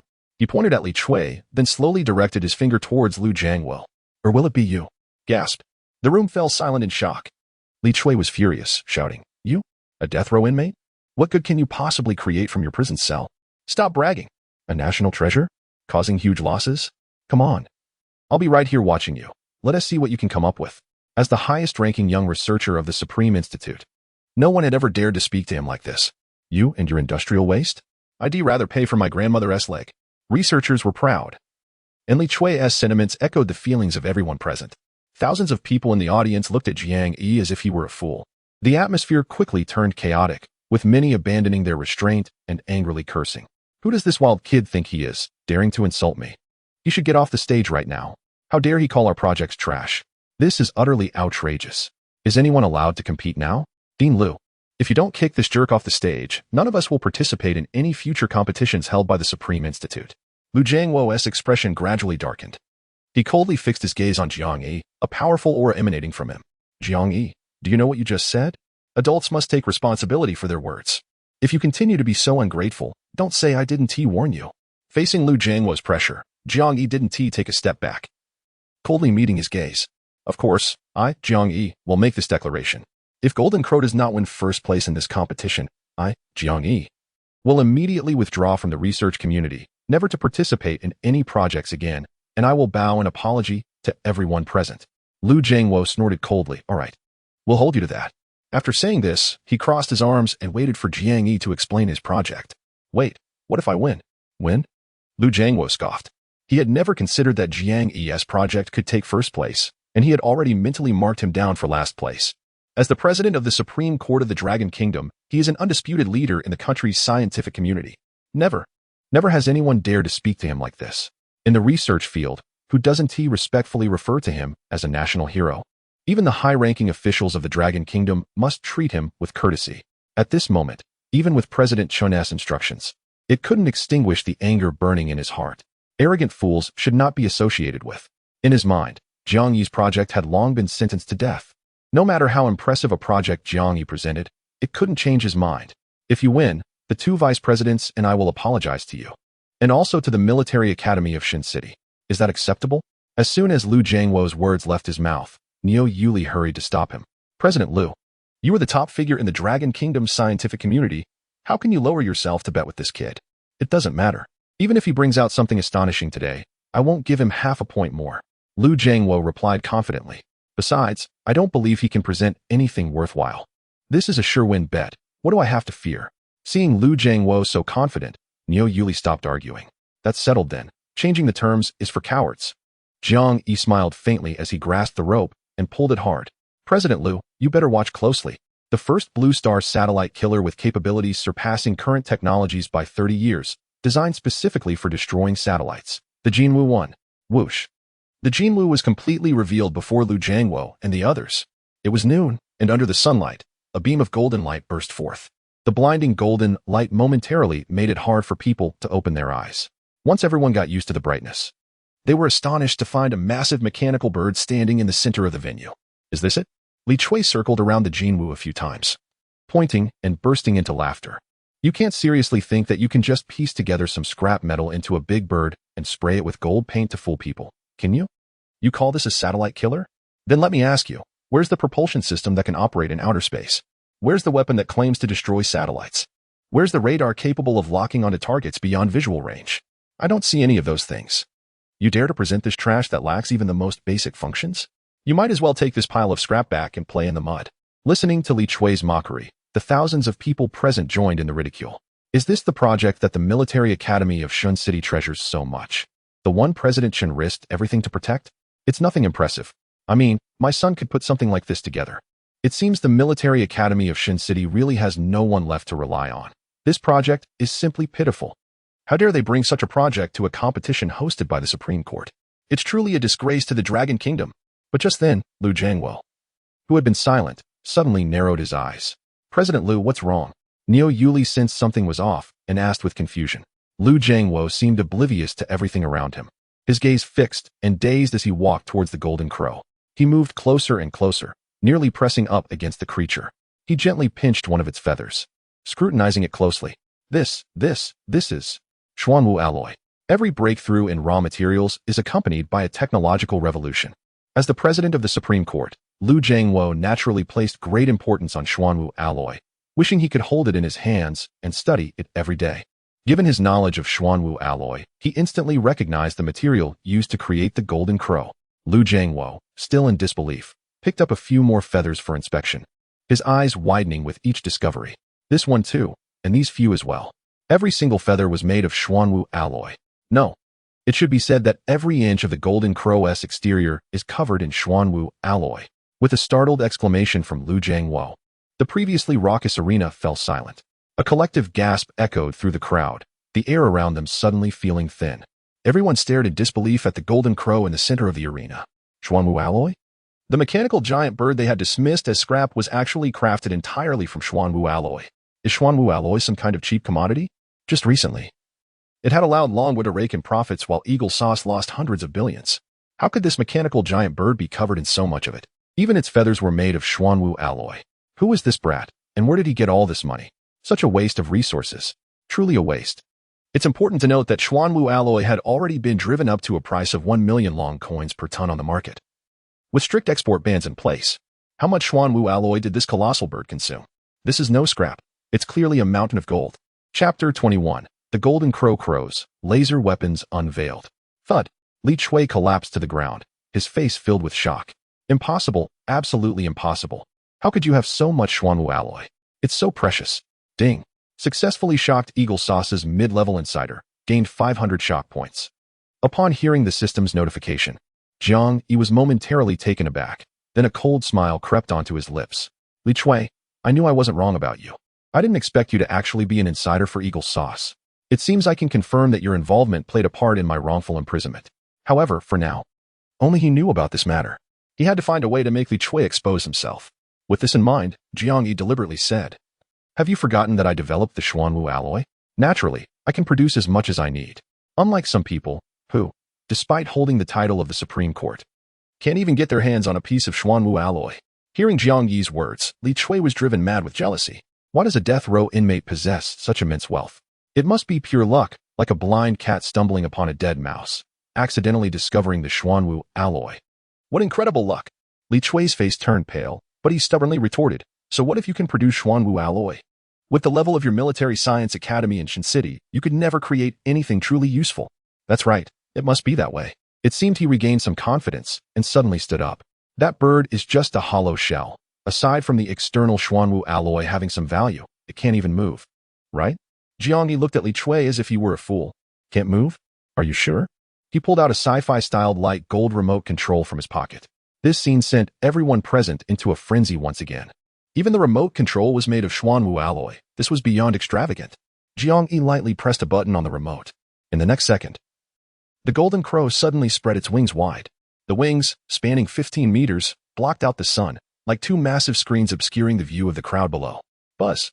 The golden crow lifted its head and let out a deafening cry that echoed through the air. Under the sunlight, the golden feather-like armor of the golden crow shimmered brilliantly. Countless pale blue energy circuits converging towards its body, while 3 hydraulic claws dug deep pits into the concrete ground. Amidst the piercing pain in their eardrums, a sense of majesty and sanctity rushed towards everyone like a tidal wave. Looking at the golden crow, which resembled a legendary beast, thousands of people in attendance instinctively covered their ears and gasped in shock. Even Lu Jiangwo's eyes shone with astonishment. This is the golden crow? Lu Jiangwo, well-versed in various matters, immediately recognized the extraordinary nature of the golden crow. Just the action of spreading its wings demonstrated a level of agility that surpassed most mechanical products on the market. This was not something that could be achieved with a casually developed project. He stared in disbelief at the calm Jiang Yi not far away. What kind of monster has this guy created? Niu Yuli, Zhao Kongqing, and others were instantly shocked by the scene before them. As the group closest to the Golden Crow, they had a clear view of everything. All of them were renowned figures in the research community, with top-notch insight and experience. After Jiang Yi's satellite killer spread its wings, the spectral sensors in its eyes flickered back and forth, and a narrow cannon barrel was faintly visible in its mouth, with dozens of thrusters hidden beneath feather-like armor. It was obvious that there was something extraordinary about it. The Golden Crow shot out 2 red beams of light, enveloping Jiang Yi. Identity confirmed. Welcome, Commander Jiang Yi. Detected hostility in the micro-expressions of humans within 100 meters. Enable enemy mode? Niu Yuli swallowed hard and stammered. It actually has intelligence? As an expert in AI at the Supreme Academy, Niu Yuli knew all too well what AI could do. What kind of AI could instantly and accurately assess the micro-expressions of everyone within 100 meters and determine their hostility? It was important to note that there were over 1,000 people seated within that radius, perfectly controlling such a complex and massive machine without a single mistake. This was beyond the current technological capabilities of Blue Star. Even the so-called cutting-edge technology of Eagle Sauce couldn't achieve this. The most powerful GPT from Eagle Sauce, while convenient for information retrieval, could be utterly clueless in specific situations. The AI on the Golden Crow was far superior to that so-called strongest GPT of Blue Star. Jiang Yi shrugged and smiled slightly. Yes, I integrated my own ultra-intelligent AI, which can assist in controlling the machine and determine friend or foe. His tone was casual, as if he were discussing something trivial. Little did he know, the hearts of everyone present were already stirred up like a storm. Han Jinfeng, the commander of the Central War Zone, stroked his chin with interest. A satellite killer equipped with ultra-intelligent AI was indeed intriguing. At this moment, the audience finally began to react. This death row inmate named Jiang Yi was not just bluffing. He was clearly playing a game of deception. Li Chui's head buzzed. He struggled to contain his overwhelming shock and pretended to be disdainful. Jiang Yi, what a despicable tactic. How could you possibly possess an AI more powerful than Eagle Sauce's GPT? Do you know how many training sessions and how much learning it takes to make such an intelligent AI usable? He scoffed. This must be a pre-recorded audio you're using to fool everyone here. He circled the Golden Crow several times, angrily demanding, tell me, where did you hide the recorder? But this time, Jiang Yi ignored him, and even Lu Jiangwo and the others looked at him as if he were a fool. Shaoli, are you questioning my judgment? Niu Yuli snorted coldly. Whether it's real or fake, others may not understand, but I certainly do. Do you think all my years of AI research have been in vain? Hearing Niu Yuli's reprimand, Li Chui quickly shut his mouth. But a glimmer of malice flickered in his eyes. Damn it, it's just a simple AI. Why does it deserve such favor from the big shots? Even the electromagnetic railgun I got through Eagle Sauce didn't attract this kind of attention. Jiang Yi is a death row inmate. What right does he have? I refuse to accept this. In the center of the arena, Jiang Yi waved at his colleagues from the military academy of Shin City, and one of them immediately made an okay gesture. The next second, a drone suddenly took off from hundreds of meters away, soaring into the sky at an incredible speed. Where did that drone come from? Could it be? Lu Jiangwo paused for a moment, suddenly realizing something, and fell silent, under the puzzled gaze of thousands. The drone quickly ascended to an altitude of 1 kilometer, a height difficult to catch with the naked eye. Just then, Jiang Yi commanded Jin Wu, a drone just flew by. I order you to destroy it immediately. With Jiang Yi's command, 2 beams of red light suddenly erupted from Jin Wu's eyes. Enemy detection in progress. Target locked. Target distance, 1,213 meters. Time taken, 0.3 seconds. Destroy. Destroy. As soon as Jiang Yi's voice fell, Jin Wu's long beak slightly opened, revealing its narrow cannon barrel. In the next second, a pale red laser beam, about 30 centimeters in diameter, shot out from Jin Wu's mouth. Lu Jiangwo's eyes widened in shock. A laser weapon. Boom. Before he could react, the drone erupted in a burst of flames and exploded violently. Laser weapons. Am I dreaming? Lu Jiangwo muttered to himself. This is not something that can be compared to an electromagnetic railgun. The research level of laser weapons has surpassed Blue Star technology by at least 30 years. And now, this kind of weapon, which only exists in science fiction, appeared right before his eyes. It even made him start to doubt whether he had been too tired lately and was hallucinating. Smack. A light sound came from beside him. Lu Jiangwo turned to see Niu Yuli grinning foolishly as he slapped himself. It's not a dream. It really isn't a dream. Chapter 22. Ultra-high power lasers. The sun forging an immortal weapon moments later, boom. The drone crashed into the ground, creating a shallow crater that drew gasps from the crowd. Han Jinfeng was the first to rush over, carefully examining the damage to the drone. As the commander of the theater, he had little interest in the scientific challenges hidden behind the laser weapon. His primary concern was how powerful this laser weapon was, and whether it could be useful in real combat. Upon closer inspection, he couldn't help but gasp in shock. The drone was specifically equipped with a 50mm thick depleted uranium armor. This thickness of depleted uranium armor could even withstand a direct hit from a 105mm rifled gun of a light tank. Yet at that moment, the pride of the Eagle Nation, the depleted uranium armor, had been pierced by a hole with a diameter of 30 centimeters. The breached area looked as if it had been melted away by ultra-high temperatures, and it was incredibly hot to the touch. Han Jinfeng struggled to flip the drone over, gasping again in disbelief. It was completely penetrated. He stepped back, his face filled with astonishment, as if he had encountered some monstrous beast. He had never seen a laser weapon with such power. Countries around the world had been secretly researching the applications of laser weapons. The most powerful laser weapons currently had a maximum output of 300 kilowatts, capable of burning through the plastic or aluminum alloy covering a drone, subsequently damaging its internal wiring and electronic components. No one had ever tested a laser weapon against depleted uranium armor. Even more unbelievable was the thought that one day, the so-called strongest depleted uranium armor on Blue Planet could be directly pierced. How many kilowatts does the Golden Crow laser weapon output? Han Jinfeng asked, feeling a bit dry in the mouth. 10 megawatts, Jiang Yi said with a slight smile, speaking casually. Yet this seemingly understated statement exploded like thunder in the ears of Han Jinfeng and all the spectators. 10 megawatts, or 10,000 kilowatts. This was 33 times the power of the most advanced laser weapon developed by the Eagle Nation. This level of energy was nearly approaching the power supply limit of a nuclear-powered platform. At the current rate of technological development on Blue Planet, it would take about 30 years to achieve such a feat. A laser with this power could even unleash over 5,000 degrees Celsius of heat in an instant. What does 5,000 mean? The surface temperature of the sun is about 500 degrees. And this temperature could vaporize any material on Blue Planet in the blink of an eye. The vaporization point of diamond is only about 820 degrees. With this thought, everyone present suddenly stood up. My God, is this real? This is too incredible. If this is true, the entire Blue Planet will be shaken. Although laser weapons have fatal drawbacks, such as being affected by adverse weather conditions, rain, snow, and fog can greatly reduce the accuracy and range of the laser, no one would underestimate them. Because the Golden Crow had perfectly solved this pain point. The Golden Crow was a satellite killer soaring in outer space, completely unaffected by weather factors. It seems to be born specifically for the use of laser weapons.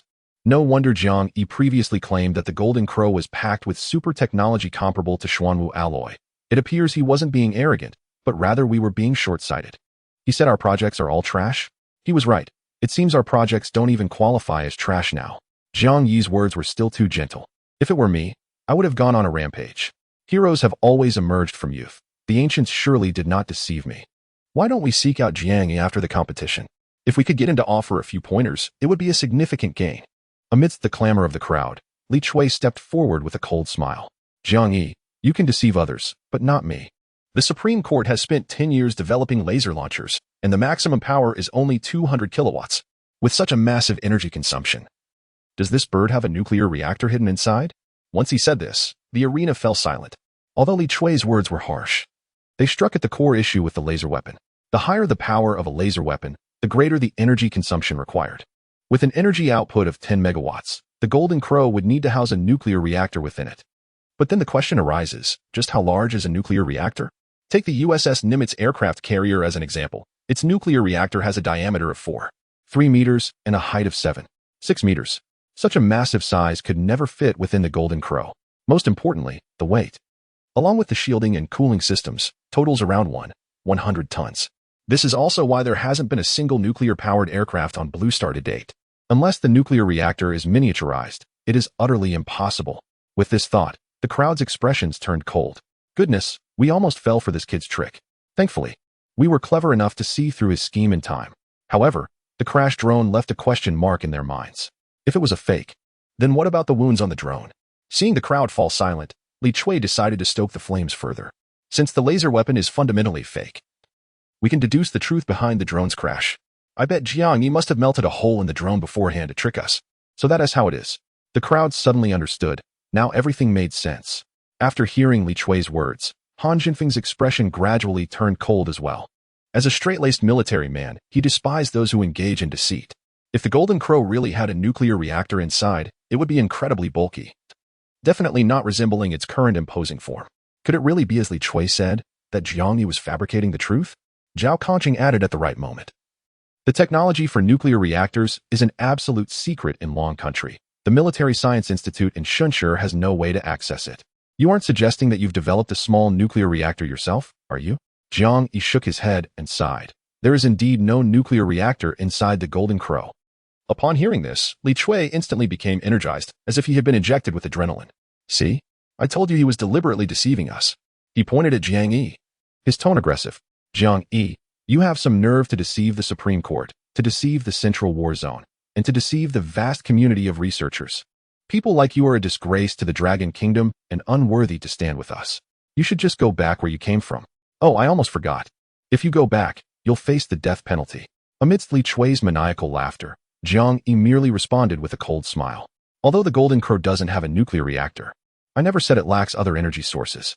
Turning to the Golden Crow, Jiang Yi declared, activate solar energy absorption mode. At your command, Commander. As soon as he finished speaking, the countless light blue energy circuits on the Golden Crow's outstretched wings suddenly lit up. It was as if the surrounding sunlight was drawn towards the Golden Crow. Instantly, the Golden Crow was enveloped in brilliant light, resembling a divine bird in the world. Radiating an aura of sanctity. Solar energy absorption mode activated. Chapter 23. Request from General Han. The Golden Crow submits to the Dragon Country. The temperature within several meters of the Golden Crow rapidly increased. The people standing nearby quickly took a few steps back. Lu Jiangwo raised his arm and discovered that his skin had actually been burned. Is it absorbing solar energy? To gather this level of energy, how high must the solar energy conversion efficiency be? Niu Yuli pinched himself hard, yelping in pain. This is really seeing a ghost in broad daylight. The sunlight seemed to evaporate, casting a shadow over the surroundings. At this moment, the Golden Crow appeared to be the most dazzling entity in the world, shining so brightly that it was hard to look away. Many spectators rubbed their eyes, unable to believe what they were witnessing. There has never been a shortage of cutting-edge technology showcased at the competitions held by the Supreme Institute, but this level of exaggeration was a first. Even the people from the Military Science Academy in Shunshi were left in shock. Although they had assembled the Golden Crow piece by piece, they had never tested its various functions. If they had known the Golden Crow was this impressive, why had they been feeling so dejected before? Anyone who dared to say a single bad word about the Golden Crow would have been fiercely rebutted. Director Chen maintained a calm exterior, but inside, he was already experiencing a storm of emotions. Jiang Yi, this former death row inmate, had developed such a monster in just 1 month. 3 minutes later, the Golden Crow slowly retracted its wings. The temperature around it dropped once again. Jiang Yi smiled slightly and said, the Golden Crow does not use nuclear energy. Instead, it utilizes safer and more environmentally friendly solar energy. As you can see, the solar energy lossless conversion technology has made its grand debut. As soon as he spoke, a wave of chatter erupted in the crowd. Did I hear that right? Solar energy lossless conversion? Is this technology achievable with today's scientific level? I must have woken up too early. I should go back to sleep. Lu Jiangwo could no longer contain his excitement and quickly asked, Jiang Yi, is what you said about lossless conversion true? Jiang Yi nodded gently, causing Lu Jiangwo's heart to tremble. The solar energy lossless conversion technology was a thorn in the side of many countries on Blue Star. Take the U.S., for example.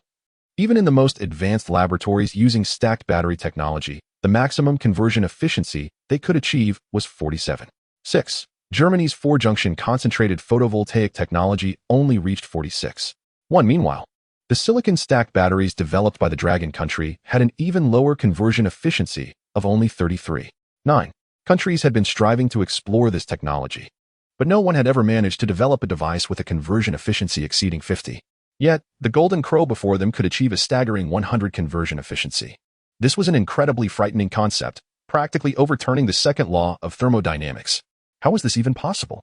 Lu Jiangwo was at a loss, and all his pride and arrogance crumbled in an instant.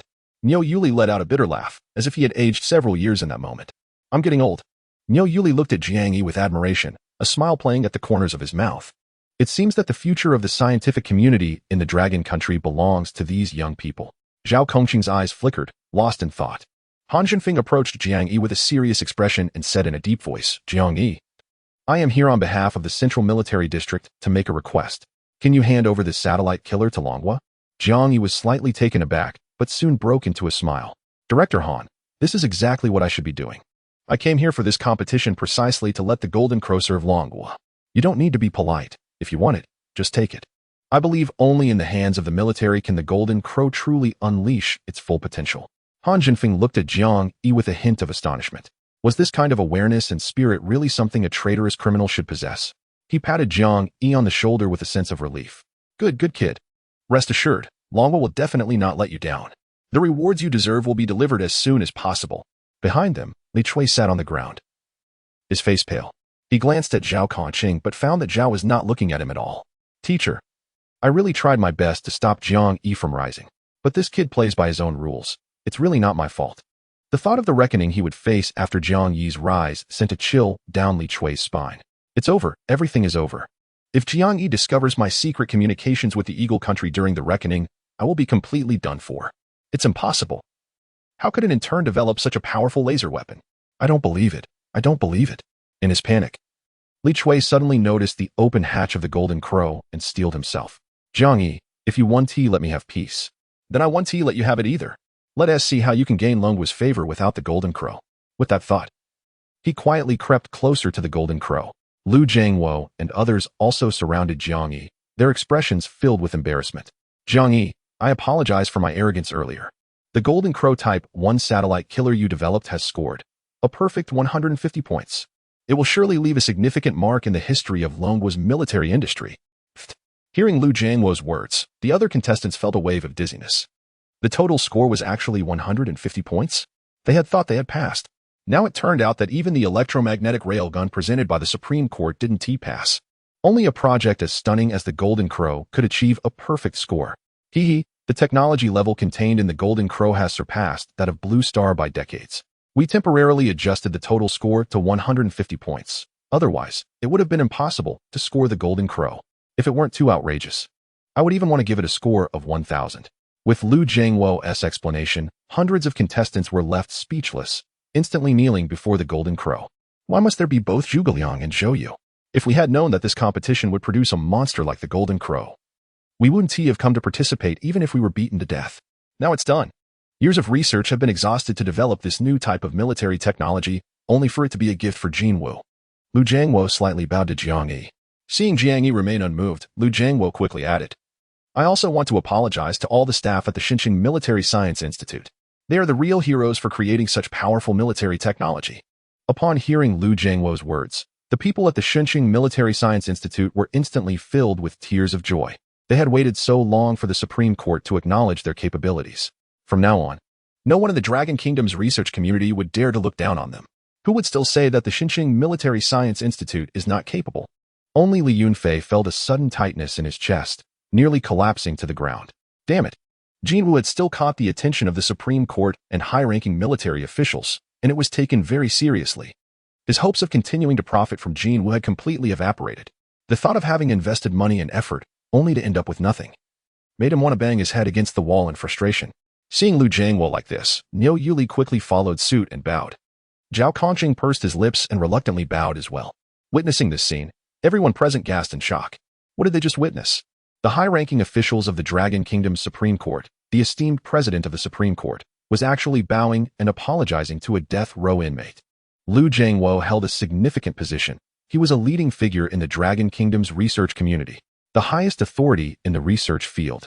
Yet at this moment, this towering figure in the Dragon Kingdom's scientific community was apologizing to Jiang Yi and pleading for his forgiveness?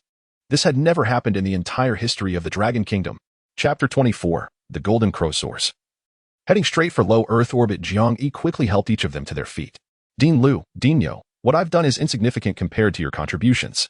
You have dedicated yourselves to the scientific community of Longhua. I should be learning from you. The expressions on the faces of Lu Jiangwo and Niu Yuli softened with appreciation. It was a delight to be acknowledged by a genius like Jiang Yi.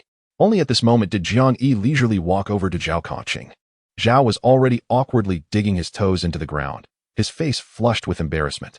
Jiang Yi had deliberately spoken to Lu Jiangwo and Niu Yuli first. As if to prolong his humiliation, Zhao Kongqing shot Jiang Yi a fierce glare. Thinking that Jiang Yi must be holding a grudge for not having been managed back when he was sentenced to death. Director Zhao, you should get up as well. With your esteemed status, I wouldn't want others to misunderstand and think I'm humiliating you. Zhao Kongqing quickly straightened up, but let out a cold snort in response.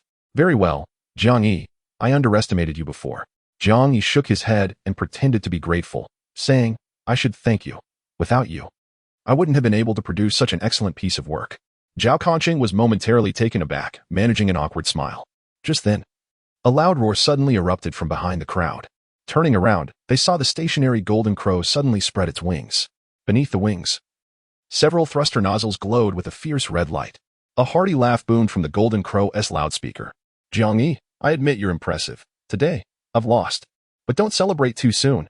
I'm taking the golden crow to Eagle Country. With such advanced military technology, they'll surely spare no expense to protect me. Goodbye.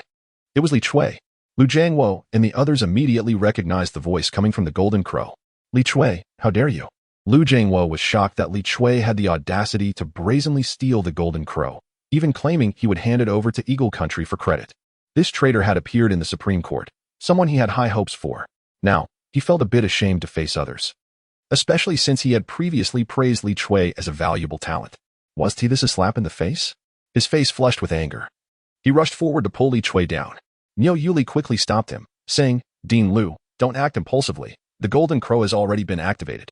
It's extremely dangerous to go up now.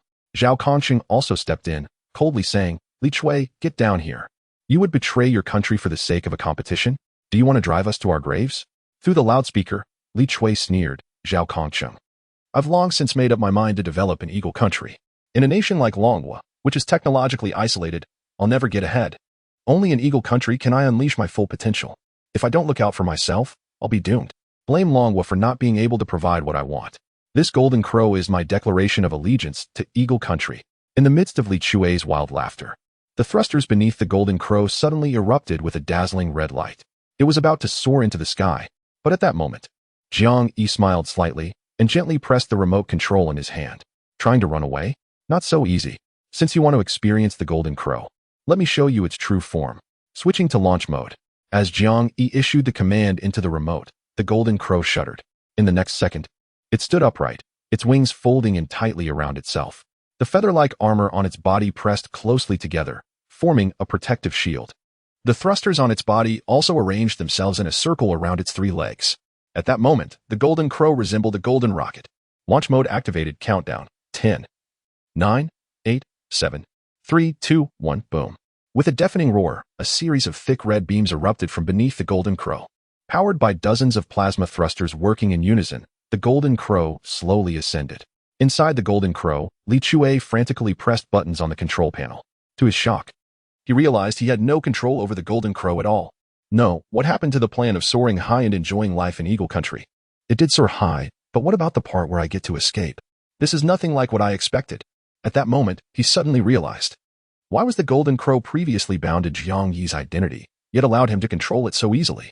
With such advanced military technology, how could it have no defenses against strangers? It was clearly tempting him to make a mistake, to expose himself. Jiang Yi, you set me up. As Li Chui screamed in despair, the golden crow's ascent accelerated, disappearing from sight in the blink of an eye. Jiang Yi, what is happening? Why is the golden crow still flying? You need to do something quickly. If he hands over the golden crow to Eagle Country, everything will be over. Lu Jiangwo and the others were frantic, while Han Zhenfeng had already begun contacting the war zone to demand the activation of Level 1 combat readiness. Under Han Zhenfeng's orders, the entire competition venue was put on lockdown, with no one allowed to enter or exit freely. The contestants and audience members became agitated, but were quickly forced to sit down. They prepared to initiate signal jamming to prevent any news of the golden crow taking off from spreading. Orders were immediately given for fighter jets near Yanjing to take off and intercept the golden crow. They absolutely could not allow Li Chui to bring the golden crow to Eagle Country. As Han Zhenfeng issued command after command, the entire venue was quickly surrounded by a large number of soldiers, resembling an ironclad fortress. Meanwhile, Li Yunfei, hidden in the Military Science Academy of Xinshi, was thrown into a panic. What was going on? Were they planning to capture all the insiders from Eagle Country in this competition? Hiss. Li Yunfei gasped in shock, his face turning pale. It's over. If he gets discovered too, everything will be ruined. No, I can't just sit back and wait. Li Yunfei stealthily made his way towards the back of the crowd. He had to get the message to Eagle Sauce. Only they could save him now. Oh no, why does my stomach suddenly hurt? Li Yunfei clutched his stomach and cried out in pain. The onlookers turned to him with skeptical expressions. Even Lu Jiangwo and Han Junfeng furrowed their brows slightly. In a situation like this, trying to slip away from everyone's sight surely raised suspicions, right? Jiang Yi smiled faintly and exchanged glances with the crowd. It's fine. You go ahead. I remember there's a restroom on the top floor of the Supreme Court building. Upon hearing this, Li Yunfei was overjoyed. Great. I'll be right back.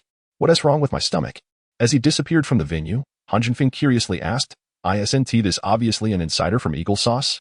Xiao Jiang, what is going on? What happened to make Li suddenly defect? Oh no, are we being suspected of being spies too? Under the anxious gazes of Lu Jiangwo and the others, Jiang Yi waved his hand and chuckled lightly. Everyone, please remain calm. The Golden Crow has always been under my control. Just right. We've shown most of what can be displayed on the ground. And now it's time to showcase its true core functionality. What? Lu Jiangwo and the others looked at Jiang Yi in disbelief. Core functionality? As they recalled the model of the Golden Crow, their eyes lit up. Satellite Killer. Chapter 25, Spy Satellites in the Debris Belt, all destroyed. Jiang Yi, are you saying? Jiang Yi smiled mysteriously and pulled out a tablet, turning it on. The screen was divided into two sections showing real-time videos. The left side displayed footage from the control room of the Golden Crow, while the right side showed what the Golden Crow's eyes were seeing. Meanwhile, at the Eagle Space Agency, Director Smith looked at the documents in front of him, a flicker of delight crossing his face. The truly poor anti-missile satellites have been launched, 123 in total, and they are all deployed over Dragon Country. Thanks to Musk's Star Shield program, we have been able to deploy such a number of anti-missile satellites without anyone noticing. With these satellites, not a single ballistic missile from Dragon Country will be able to escape its borders. Dragon Country will become a toothless tiger, ripe for the taking. I wonder how they managed to escape from the Great Eagle's grasp now. What is that saying in Dragon Country? Above the heavens and below the earth, I alone reign supreme. No one should even dream of snatching the position of Blue Star's overlord from the Eagle's hands. Just then, the computer screen in front of him suddenly lit up with a red warning. Immediately, a piercing alarm blared throughout the agency. On the screen was the Global Rocket Launch Monitoring System specially developed by the Eagle to keep track of rocket launches worldwide. With hundreds of spy satellites suspended in outer space, any rocket launch anywhere in the world would trigger an alarm. Recently, there hadn't been any news of any country planning to launch a rocket. Why was there suddenly an alarm? Could there be a malfunction in the system? He stood up and tapped the computer screen. Director, we've detected a rocket launch from the direction of Dragon Country. Upon hearing his subordinate's report, a flicker of confusion crossed Smith's eyes. A rocket from Dragon Country? Impossible, absolutely impossible. As the country most likely to challenge the Eagle's dominance. The Eagle's surveillance of Dragon Country was the tightest. The few rocket launch bases in Dragon Country had been under 24-hour surveillance. Yet, oddly enough, they hadn't detected any rocket manufacturing activities in the past 6 months. Rocket manufacturing is a massive undertaking. Even the transportation of materials would be promptly reported to the Eagle's intelligence agency. With the Eagle's intelligence and monitoring capabilities, it would be impossible for them to only find out after the launch. This defied all logic. Thinking this through, Smith sneered. Cancel the alarm. This must be another conspiracy from Dragon Country. No other country on Blue Star could manufacture rockets without evading our surveillance. This must be Dragon Country's ploy to counter our truly poor anti-missile system, designed to create chaos. Their goal is to make us jumpy, giving them enough time to develop real countermeasures. In my judgment, during this period, Dragon Country will surely launch a large number of decoy rockets to confuse our perception. Just wait and see. Smith elegantly settled back into his swivel chair, picked up a cup of coffee made from civet cat beans, and savored it with delight. Want to develop countermeasures against real poverty? Huh. Give them another 100 years, and they might not even succeed. The alarm abruptly ceased, and the space agency returned to a state of calm. Meanwhile, the Golden Crow had already broken through the atmosphere, entering low Earth orbit. Inside the Golden Crow, Li Chui had completely abandoned any thoughts of trying to control the spacecraft. He sat slumped in his seat, tears welling up in his eyes, staring blankly ahead. At that moment, he felt an overwhelming urge to cry. He never expected that Jiang Yi would set such a massive trap for him. Fortunately, the Golden Crow was equipped with an oxygen supply system, sparing him from suffocating to death. You madman! Jiang Yi, you crazy lunatic! Entered low Earth orbit, current altitude, 600 kilometers. Li Chui's eyes were bloodshot as he slowly turned to look out the window. The moment he did, he was instantly frozen in place. In the vast, pitch-black universe, countless stars twinkled, mysterious and beautiful. Below the Golden Crow, a blue planet occupied most of his view. The azure oceans and the yellow-green land were breathtaking. He had never imagined that one day he would be in space. What if he couldn't come back? Was Jiang Yi planning to exile him in space, never to return to Blue Star? Would the U.S. organize a space rescue for him? Faced with this terrifying unknown he had never contemplated, Li Chui was completely panicked. He grabbed the communicator, pleading desperately. Jiang Yi, Brother Jiang, Master Jiang. I was wrong. I truly realized my mistake. Please, just let me down. I swear I'll never dare to engage in treasonous acts again. I promise to tell you everything about the U.S. schemes. Just please let me down. At that moment, a faint chuckle came through the communicator. Now that you're here, let's properly test the Golden Crow's various functions. And while we're at it, help us eliminate the U.S. spy satellites. Consider it a way to redeem yourself. Li Chui nearly spat out a mouthful of blood. He understood that Jiang Yi was hitting him where it hurt. Jiang Yi wanted him to personally destroy the U.S. spy satellites, cutting off any chance of retreat. If the U.S. found out that he had destroyed their spy satellites, there would be no possibility of him ever being accepted back. Realizing this, Li Chui felt his strength drain away, completely losing the will to resist, muttering, Jiang Yi, you have such a ruthless heart. Adaptive cloaking system activated. Spectral sensor array activated. Scanning. Scan complete. 243 enemy targets detected. Should we begin destruction? Li Chui's expression changed, and he quickly glanced at the screen in front of him. After the sensors completed their scan, the screen displayed over 100 red dots indicating enemy targets. The Golden Crow's super-intelligent AI had already excluded all satellites belonging to the Dragon Kingdom. The remaining ones were all foreign satellites hovering over the Dragon Kingdom. Li Chui looked out the window, where the distant view was cluttered with dense space debris. The space debris has been caused by years of rocket launches from various countries. In fact, a massive debris belt has formed around the blue planet. Where are the satellites? Li Chui scanned the surroundings, desperately searching for any signs of the satellites, but found nothing. Beginning destruction. Target 1 is 20 kilometers away and approaching. The form of the Golden Crow rapidly changed. 30 seconds later, it transformed back into the shape of a mechanical bird. The Golden Crow spread its wings, and several thrusters on the back emitted red beams as it sped forward. Soon, a sneaky satellite appeared in Li Chui's sight. This satellite was cleverly hidden among a dense cluster of space debris, making it nearly impossible to detect from a distance. On one side of the satellite, the emblem of the Eagle Nation was clearly visible, a spy satellite. Li Chui instantly understood. Meanwhile, at the Supreme Court's competition venue in the Dragon Kingdom, Lu Jiangwo and others exclaimed, "That's a satellite from the Eagle Nation." Han Junfeng frowned and said, "As far as I know, the Eagle Nation has launched at least 100 spy satellites over the Dragon Kingdom in recent years. I didn't expect we'd find one so quickly. Do you need me to control the Golden Crow to destroy it?" Jiang Yi looked at Han Junfeng, waiting for his decision. Han Junfeng pondered for a moment before asking, "What is the likelihood of the Eagle Nation detecting the Golden Crow?" Jiang Yi smiled slightly. "Don't worry, Commander Han. With the stealth technology of the Golden Crow, no one on the blue planet can detect it." Upon hearing this, Han Junfeng's eyes lit up, and he became somewhat excited. "Then let's blow it to pieces." Over the years, facing the constant threats from the Eagle Nation and others, as a soldier of the Dragon Kingdom, I've been holding in a lot of frustration. Especially a month ago, when the Eagle Nation announced their so-called True Poor anti-missile system, claiming that not a single ballistic missile could escape the Dragon Kingdom's territory. It's infuriating. Now, the Eagle Nation can't detect the Golden Crow's movements. This means the Golden Crow can silently eliminate all the anti-missile and spy satellites hovering over the Dragon Kingdom. Isn't that fantastic? Today, let's give the Eagle Nation a face full of blossoms and show them why the flowers are so red. Chapter 26. The Flustered Eagle Sauce Space Agency. UFO attack after the incident. If Eagle Sauce demands accountability, let them provide evidence. If they have no proof, how can they blame us? Could it be those aliens they always talk about? Everyone burst into laughter. Jiang Yi, feeling excited, began his operations. He was pondering how to demonstrate the destructive power of the Golden Crow against satellites. Wasn't this a perfect opportunity? Under Jiang Yi's control, the Golden Crow in outer space slowly opened its long beak, aiming at the Eagle Sauce spy satellite several kilometers away. Fire! With Han Junfeng's excited shout, Jiang Yi pressed the launch button. A red laser shot out from the Golden Crow's beak like a thunderbolt, striking the Eagle Sauce spy satellite. The center of the satellite was instantly melted open, and in the next moment, it exploded into a burst of sparks. Because sound cannot travel in space, everything appeared exceptionally quiet. However, on Blue Planet, Han Junfeng and the others erupted into cheers.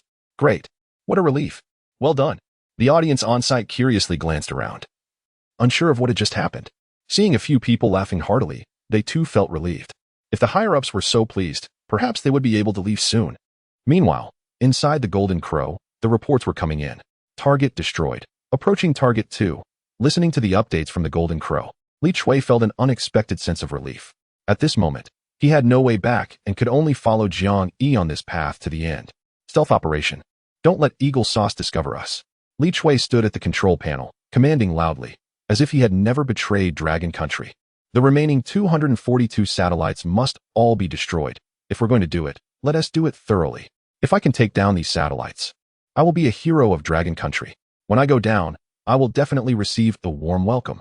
Low profile, low profile. Li Shui chuckled, envisioning a hopeful future ahead.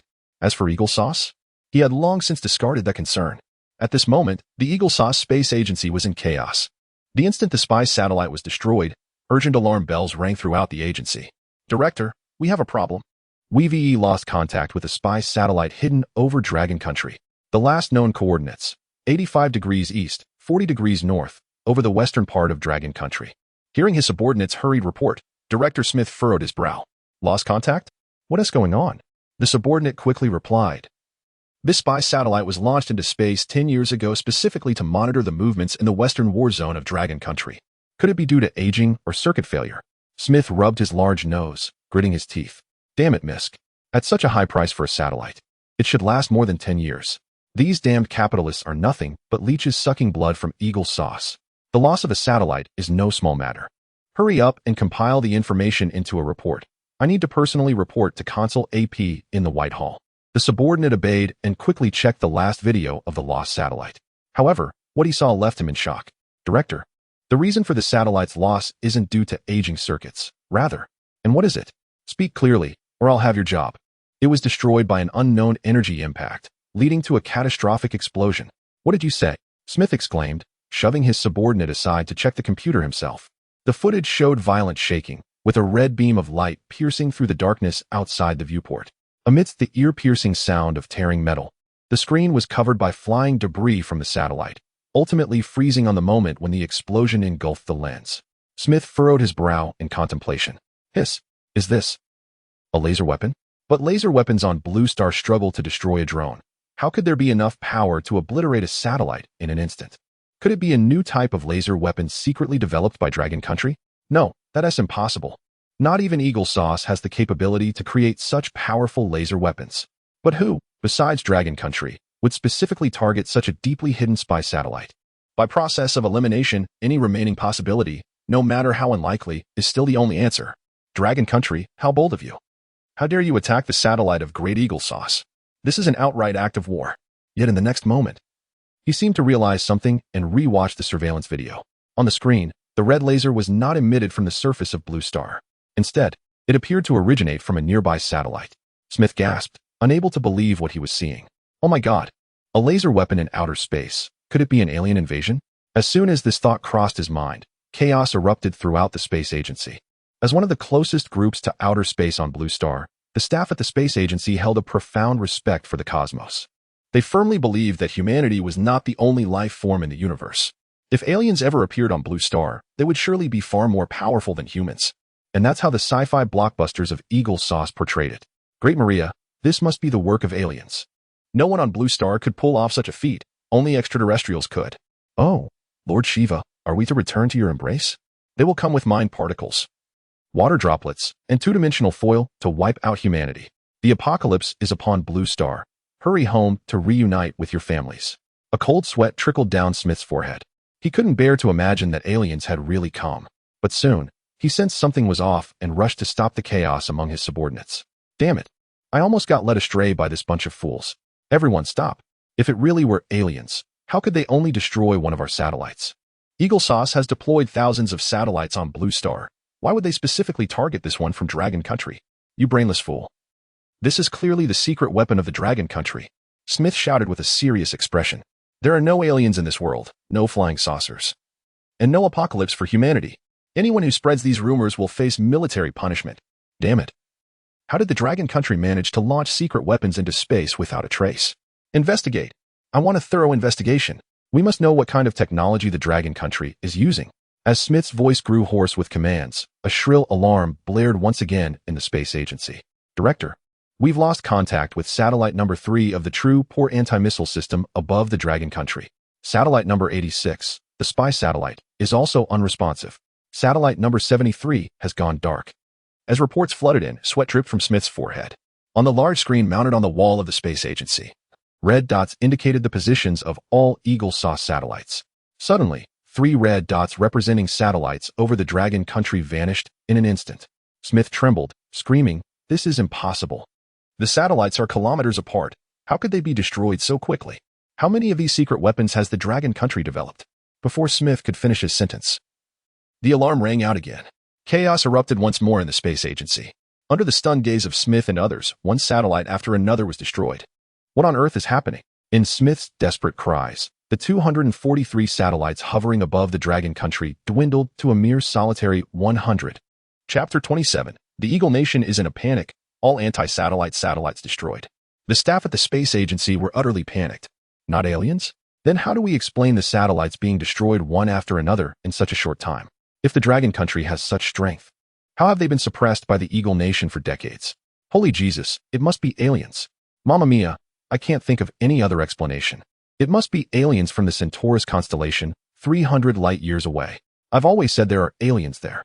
In the chaotic space agency, Smith was sweating profusely, collapsing onto the floor. It's over. Everything is over. Hundreds of spy satellites that took decades to assemble have been destroyed. The Eagle Nation has secretly planned for 10 years and spent billions to painstakingly complete the true anti-missile system. It hadn't even warmed up in their hands before it was completely obliterated. He no longer had his usual composure and instead frantically boarded the car heading to the White Palace. I need to see Chief AP. I have to report astonishing news. Aliens have come. The end of the Eagle Nation is near. Meanwhile, far away in the Dragon Country, Jiang Yi, controlling the Golden Crow, was having a blast. It was like playing a video game, easily destroying one hidden satellite after another. Jiang Yi, little Jiang. Han Jinfeng's voice rang in his ears. Jiang Yi turned to see Han Jinfeng, his face full of excitement, staring intently at the screen of a tablet like a child. Can I have a turn? Just for a moment. At the White Palace, Chief AP had been looking increasingly gaunt these days due to relentless debt collection from various countries. Even losing his appetite for his favorite cola. He sat behind his desk with a gloomy expression, as if all joy had been drained from his life. Just then, the Space Agency Director Smith and Minister Wei Luan burst into his office. "Chief, this is bad news." AP, already in a foul mood, exploded with rage. "Damn it. Didn't your families teach you basic gentlemanly etiquette? You barge into my office without notice? Are you trying to rebel?" Smith stumbled, almost knocking over Wei Luan in front of him. "Chief, let's not focus on that right now. Aliens. Aliens have invaded Blue Star." Upon hearing Smith's words, AP froze, staring at Smith in disbelief. What did you just hear? Aliens? As the leader of the Eagle Nation, you should know more about aliens than anyone else, right? Although there were rumors that the Eagle Nation was secretly researching aliens, in reality, they had no evidence of any extraterrestrial life. Thinking of this, AP sneered. "Aliens? You look more like an alien." Wei Luan chimed in at the right moment. "Smith, you rushed to call me for this? If there's nothing else, I'll take my leave.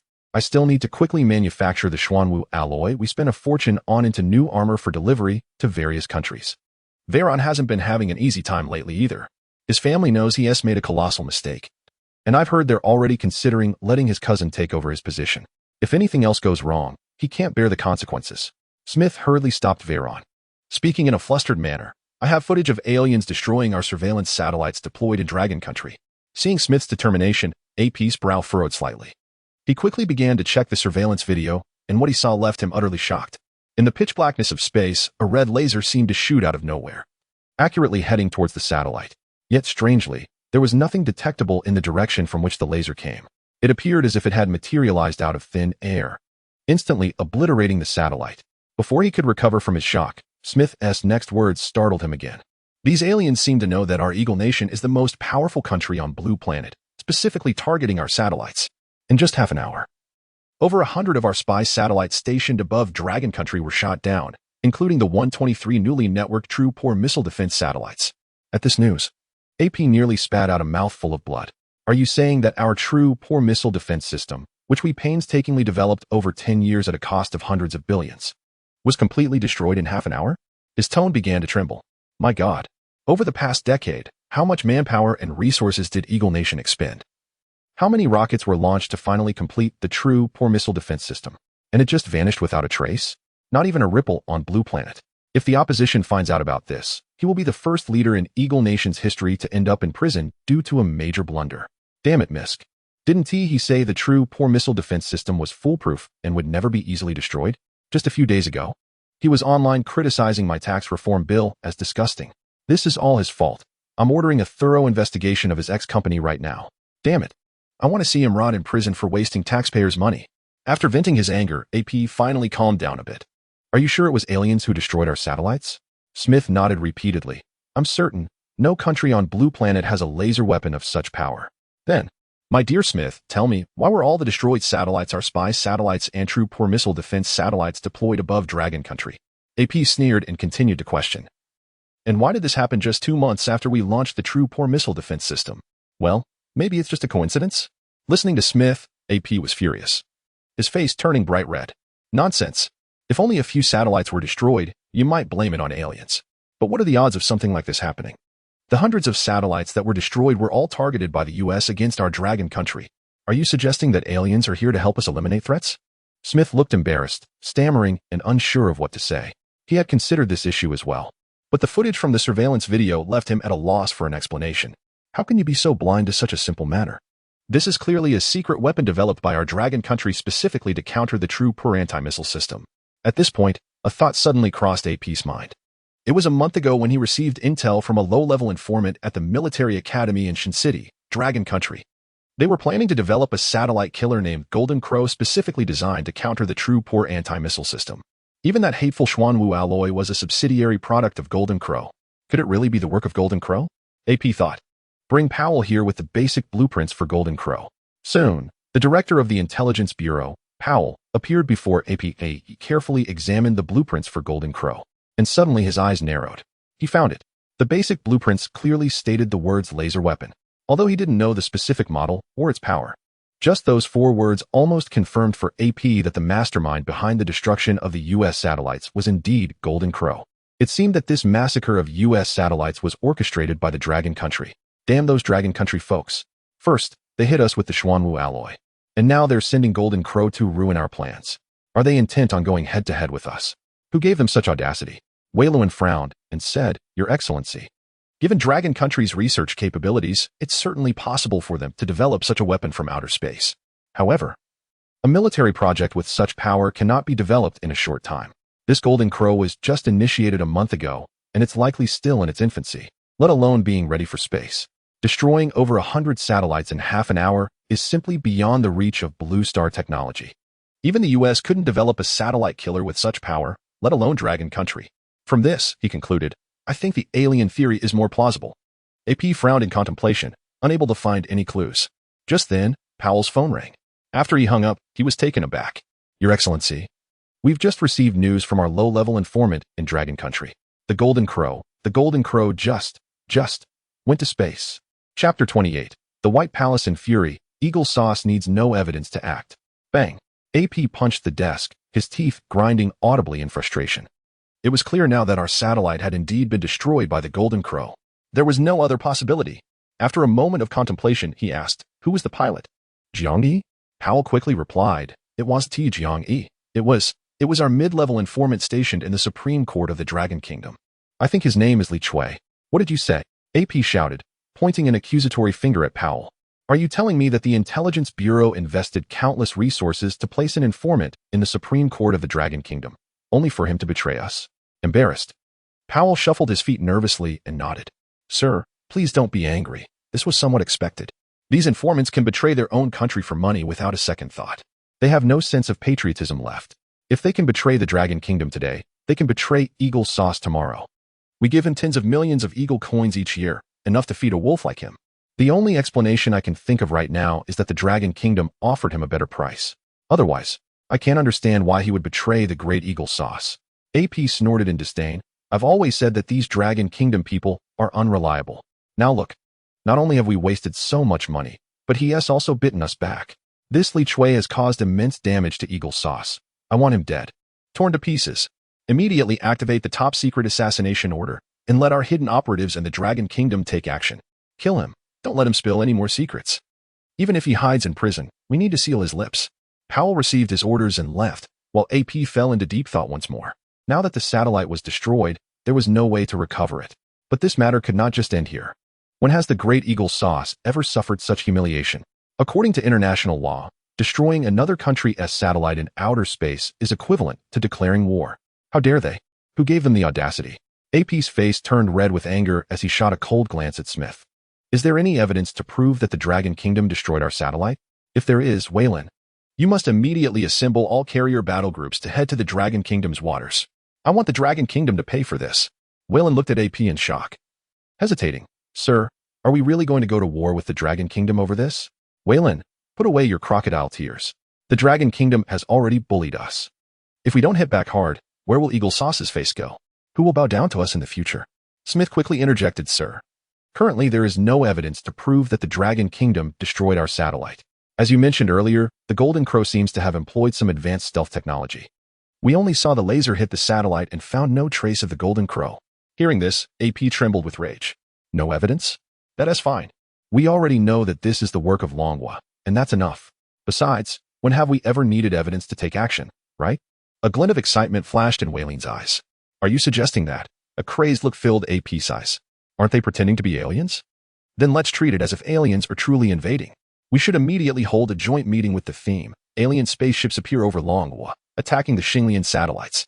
As a community of shared human destiny, we must unite the nations and demand that Longhua unconditionally open its airspace, allowing foreign air forces to intervene and defend against the aliens.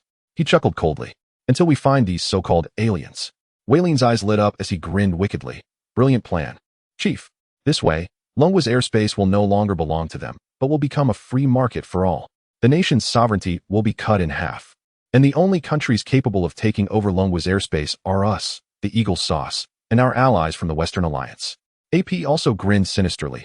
Longhua, if you act like it's the first day of the month, don't blame me for acting like it's the 15th. Either you obediently let us take over your airspace, or you admit that you destroyed our satellites and declare war on us. Once the war starts, I'll show them why Eagle Sauce can maintain its dominance on Blue Star. Waylon quickly praised. As expected of the chief, you've thought of a countermeasure against Longhua in such a short time. Facing such an obvious scheme, Longhua surely won't be able to turn the tables. AP and Waylon discussed specific details for a while and promptly submitted the agenda to the joint meeting. The topic was alien invasion, humanity's life and death at stake. What? Are you saying that aliens destroyed the hundreds of satellites Eagle Sauce deployed over Longhua? Secretary General James of the joint meeting asked in shock. After watching the surveillance footage, he gasped and hastily expedited the meeting schedule, notifying all countries to attend. Given the survival of humanity is at stake, all national leaders agreed to participate. Meanwhile, the high-ranking officials in Longhua were taken aback upon hearing this news. Aliens over Longhua? And they helped destroy hundreds of Eagle Sauce's spy satellites? Hiss. These aliens must be quite nice. The high-ranking official thought for a moment, and suddenly everything became clear. Check if there have been any recent satellite-related developments in Longhua. The secretary quickly got to work. A few minutes later, the secretary returned to the high-ranking official. During the Supreme Court's military technology invention competition, a satellite killer named Golden Crow was suddenly revealed, and it had just been launched. Just as I thought. The high-ranking official smiled slightly. I knew it had to be those little brats down below doing something sneaky. Who would chase after Eagle Sauce's satellites other than the people of Longhua? Has our technology already reached such a high level? They actually managed to destroy the Eagle Sauce satellites and left them without evidence? Once I finish this joint meeting, let's head over to the Supreme Court. They've done the country proud, and we must encourage them. Secretary, please adjust the schedule promptly. An hour later, the joint meeting officially commenced. The top leader took the main seat, flanked by senior officials from the Dragon Country, with a Gold Star translator seated behind. On the massive screen in front of him, the leaders of various countries were nearly all online. In the next moment, the image of Secretary General James appeared on the screen. He cleared his throat and said solemnly, "We now begin the 884th joint meeting. The agenda for this meeting has been submitted by Eagle Sauce. An hour and a half ago, over 100 satellites deployed in outer space by Eagle Sauce were consecutively destroyed. Based on the surveillance videos provided by Eagle Sauce, we have reason to suspect that they have encountered an unprecedented alien attack. Therefore, we convene this joint meeting to discuss a collaborative response from all nations." Chapter 29, demanding the Dragon Kingdom to open its airspace and station troops in foreign concessions. After James finished speaking, the screen shifted to the White Palace. The leader of the Eagle Nation, AP, wore a pained expression. This is a tragic chapter in human history. The first discovery of extraterrestrial life by humanity has come with the humiliation of having over 100 satellites destroyed. As of just now, 243 satellites deployed in outer space by the Eagle Nation have been destroyed. 243. What a heartbreaking event this is. The aliens have shown absolute hostility, and all countries should stand united in this matter. We must collectively resist the invasion of extraterrestrials. The leader of the unyielding nation quickly responded. The Eagle Nation has suffered such a tremendous loss. It seems the aliens' methods are truly extraordinary. The leader of the Rooster Nation lamented. With such powerful weapons, the aliens must be far superior to humanity. Perhaps we should consider surrendering? The leader of the Bear Nation stifled a laugh and casually chimed in. The loss to the Eagle Nation is indeed tragic. Since the aliens are targeting the Eagle Nation, why not let the Bear Nation send troops to assist you in defending against them? Hearing the words of the Bear Nation's leader, AP's expression darkened, his gaze sharpening as he stared at the screen. The alien invasion concerns the fate of Blue Planet. We must unite and fight together. Those unwilling to join the resistance will become enemies of all humanity. I trust there are no objections to this among the nations? As soon as this was said, cold sweat broke out on the foreheads of the national leaders. This audacious Eagle Nation is threatening them. However, considering the Eagle Nation's hegemonic position on Blue Planet, no one dared to step forward. They could only endure in silence. After all, if they angered the Eagle Nation, who knows when its fleet might show up at their doorstep? No one dared to provoke the Eagle Nation. No, the Eagle Nation is the guiding light for humanity. Wherever you point, we will follow. Yes, we fully support your decision. We are grateful for your tireless efforts for the fate of humanity. Listening to the flattery from the national leaders, a hint of satisfaction appeared on AP's face.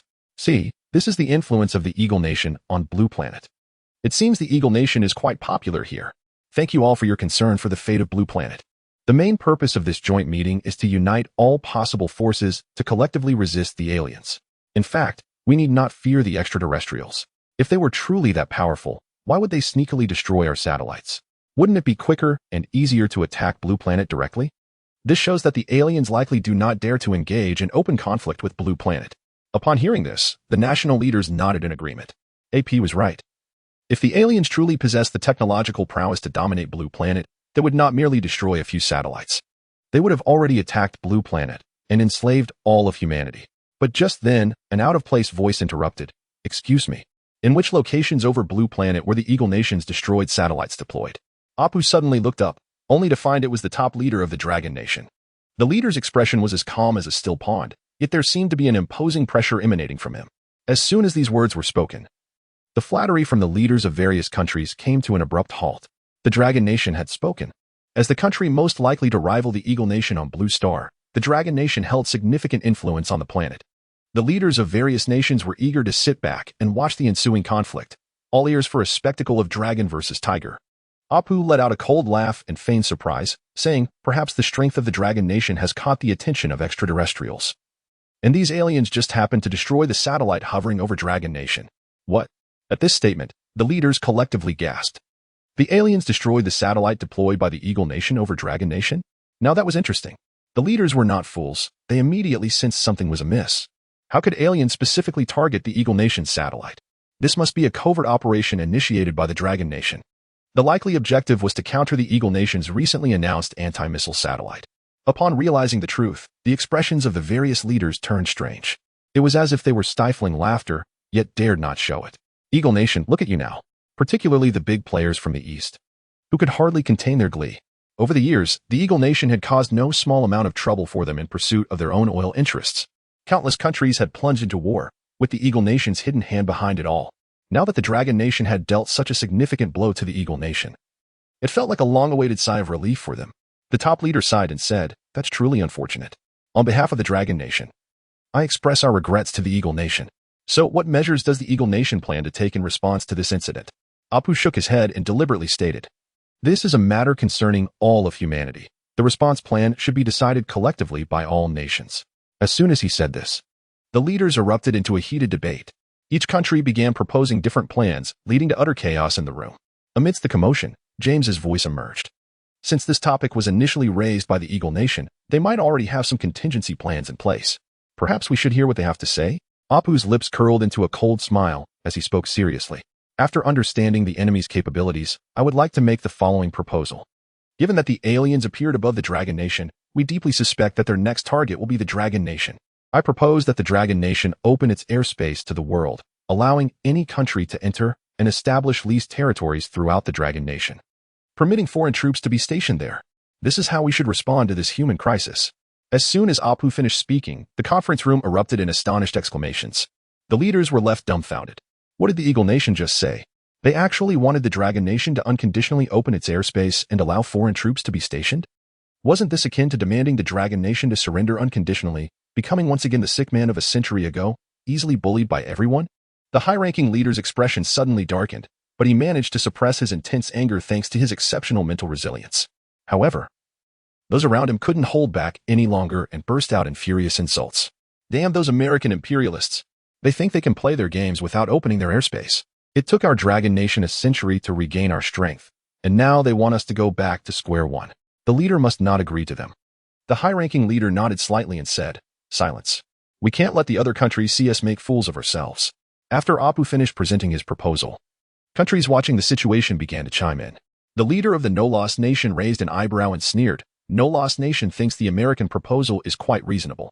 For the survival of humanity, the Dragon Nation must open its airspace and allow foreign troops to be stationed here. The Gallant Nation quickly followed suit, saying, "Dragon Nation need not panic. Look at us. We opened our borders decades ago, and it minimized our losses."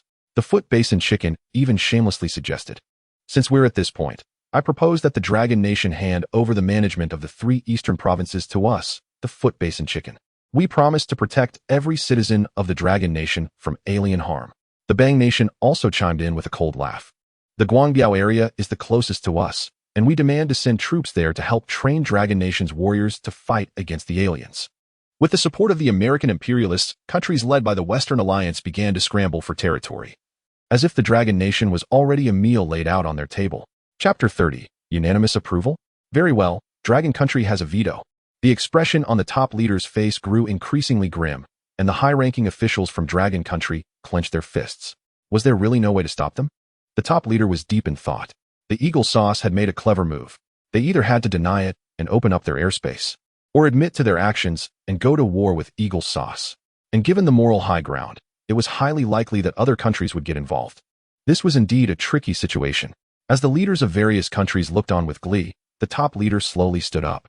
Faced with any challenge that could impact the shared security and development of humanity, we firmly believe that all countries should rise above social systems and cultural differences, uphold the concept of a community with a shared future for mankind, and work together to combat extraterrestrial threats. This is in line with Dragon Country's consistent advocacy for a global governance model based on consultation, contribution, and shared benefits. In the quest to explore the mysteries of the universe and confront unknown risks, no one can afford to act alone. Only by adhering to a shared, comprehensive, cooperative, and sustainable security perspective can we write a new chapter of unity and collaboration for human civilization. Now that Blue Planet is in trouble, Dragon Country will certainly not stand by and watch. At this point, the top leader paused.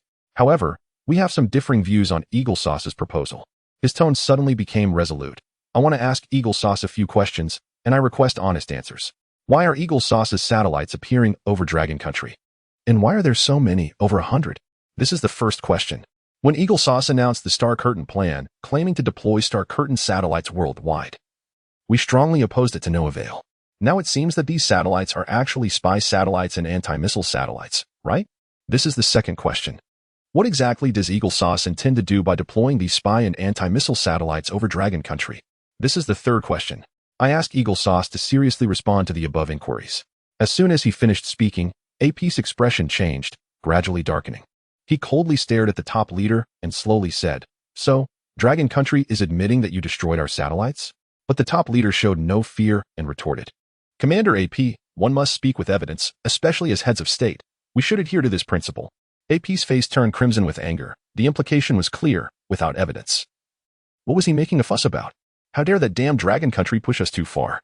The problem was, they had no evidence to prove that Dragon Country had destroyed their spy satellites. Does Eagle Sauce have any evidence that Dragon Country destroyed their satellites? If not, yet still demands that Dragon Country unconditionally open its airspace, then Dragon Country is not some soft persimmon to be squeezed. Our heavily armored combined brigades, carrier battle groups, and 6th-generation fighters are not to be trifled with. Let it not be said that we did not warn you. Upon hearing the top leader's words, AP was momentarily taken aback.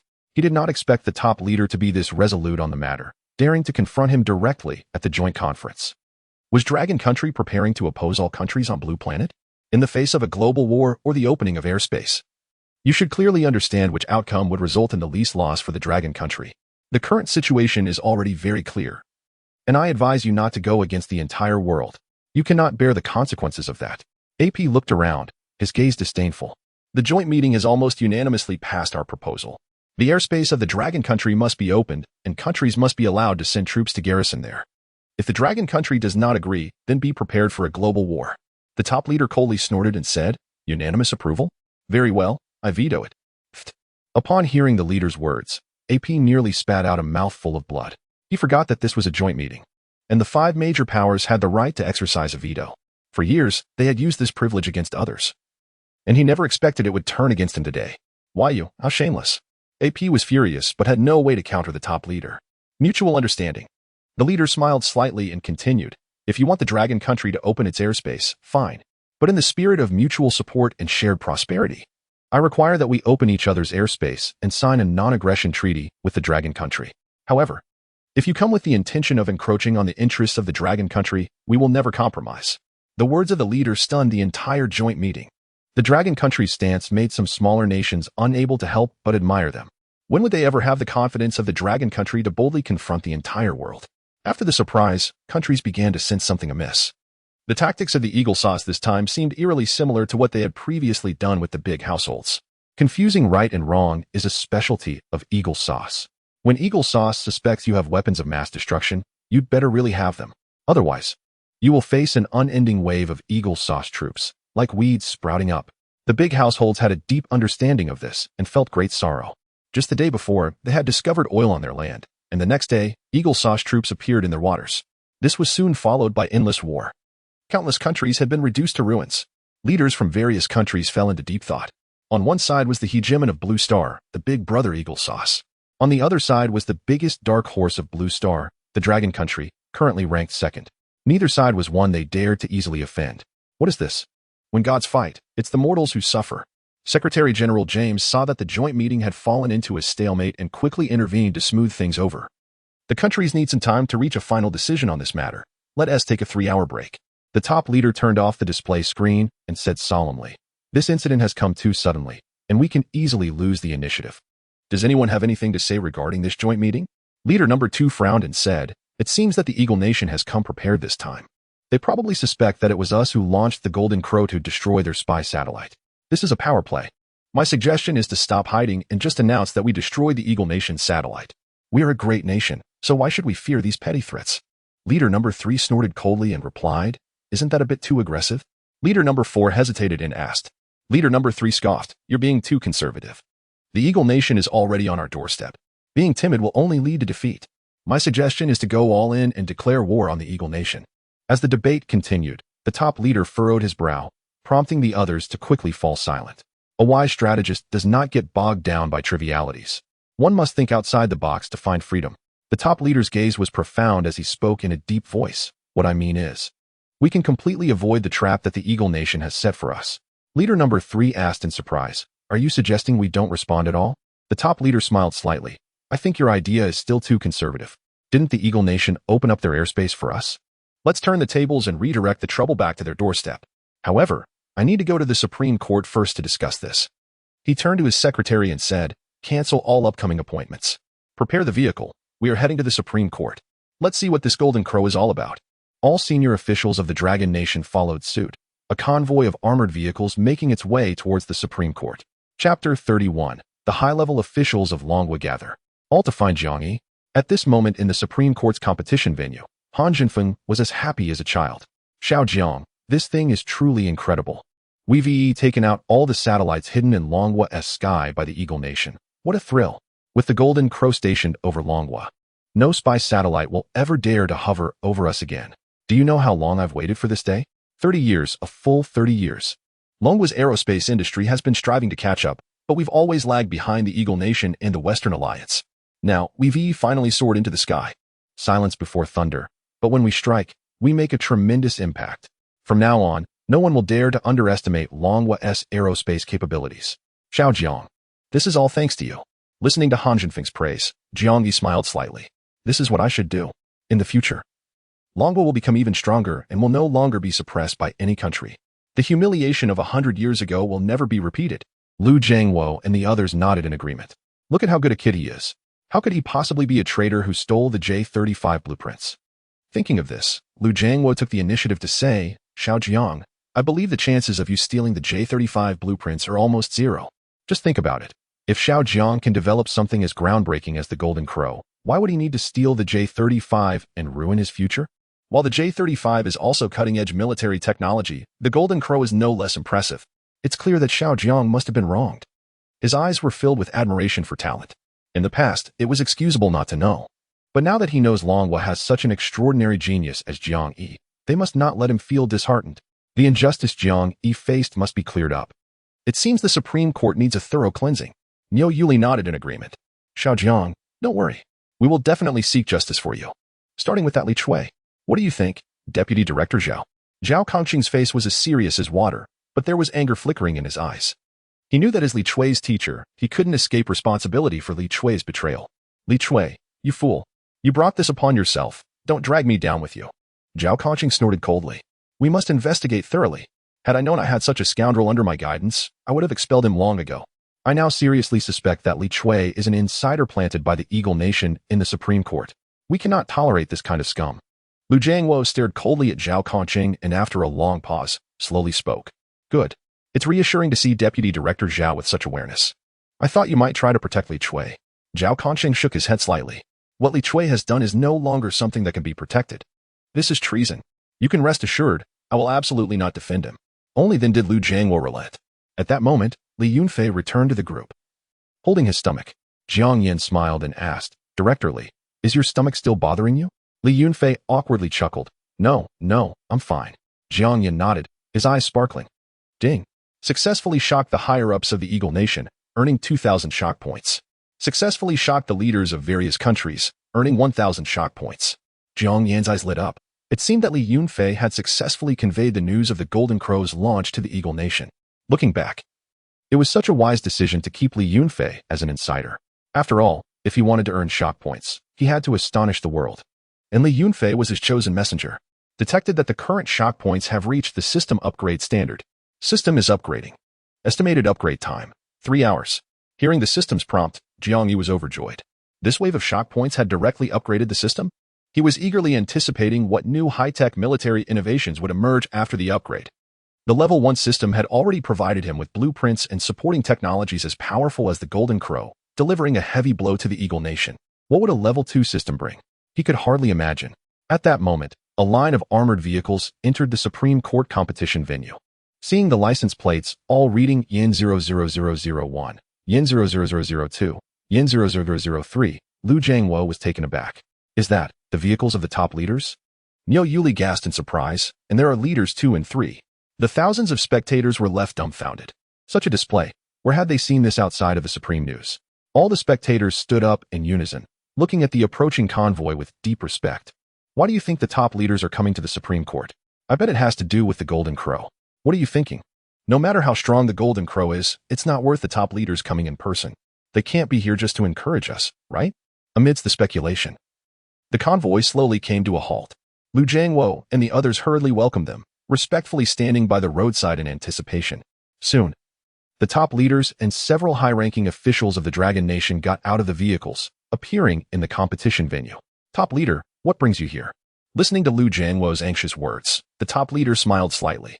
We heard that an extraordinary military innovation emerged from the Supreme Court competition, and we wanted to come take a look. Wow. The audience erupted in astonishment. The top leader and the high-ranking officials of the Dragon Nation were indeed here for the Golden Crow. What kind of magic did the Golden Crow possess to attract the attention of such high-ranking leaders? Hearing the top leader's words, Lu Jiangwo awkwardly replied, Top leader, the Golden Crow has already taken off. Would you like to move to my office and wait a bit? The top leader gave Lu Jiangwo a knowing smile and shook his head.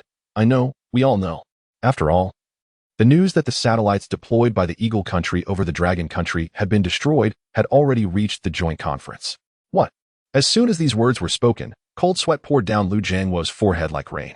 It's over. This time it's really over. The higher-ups have come to hold him accountable.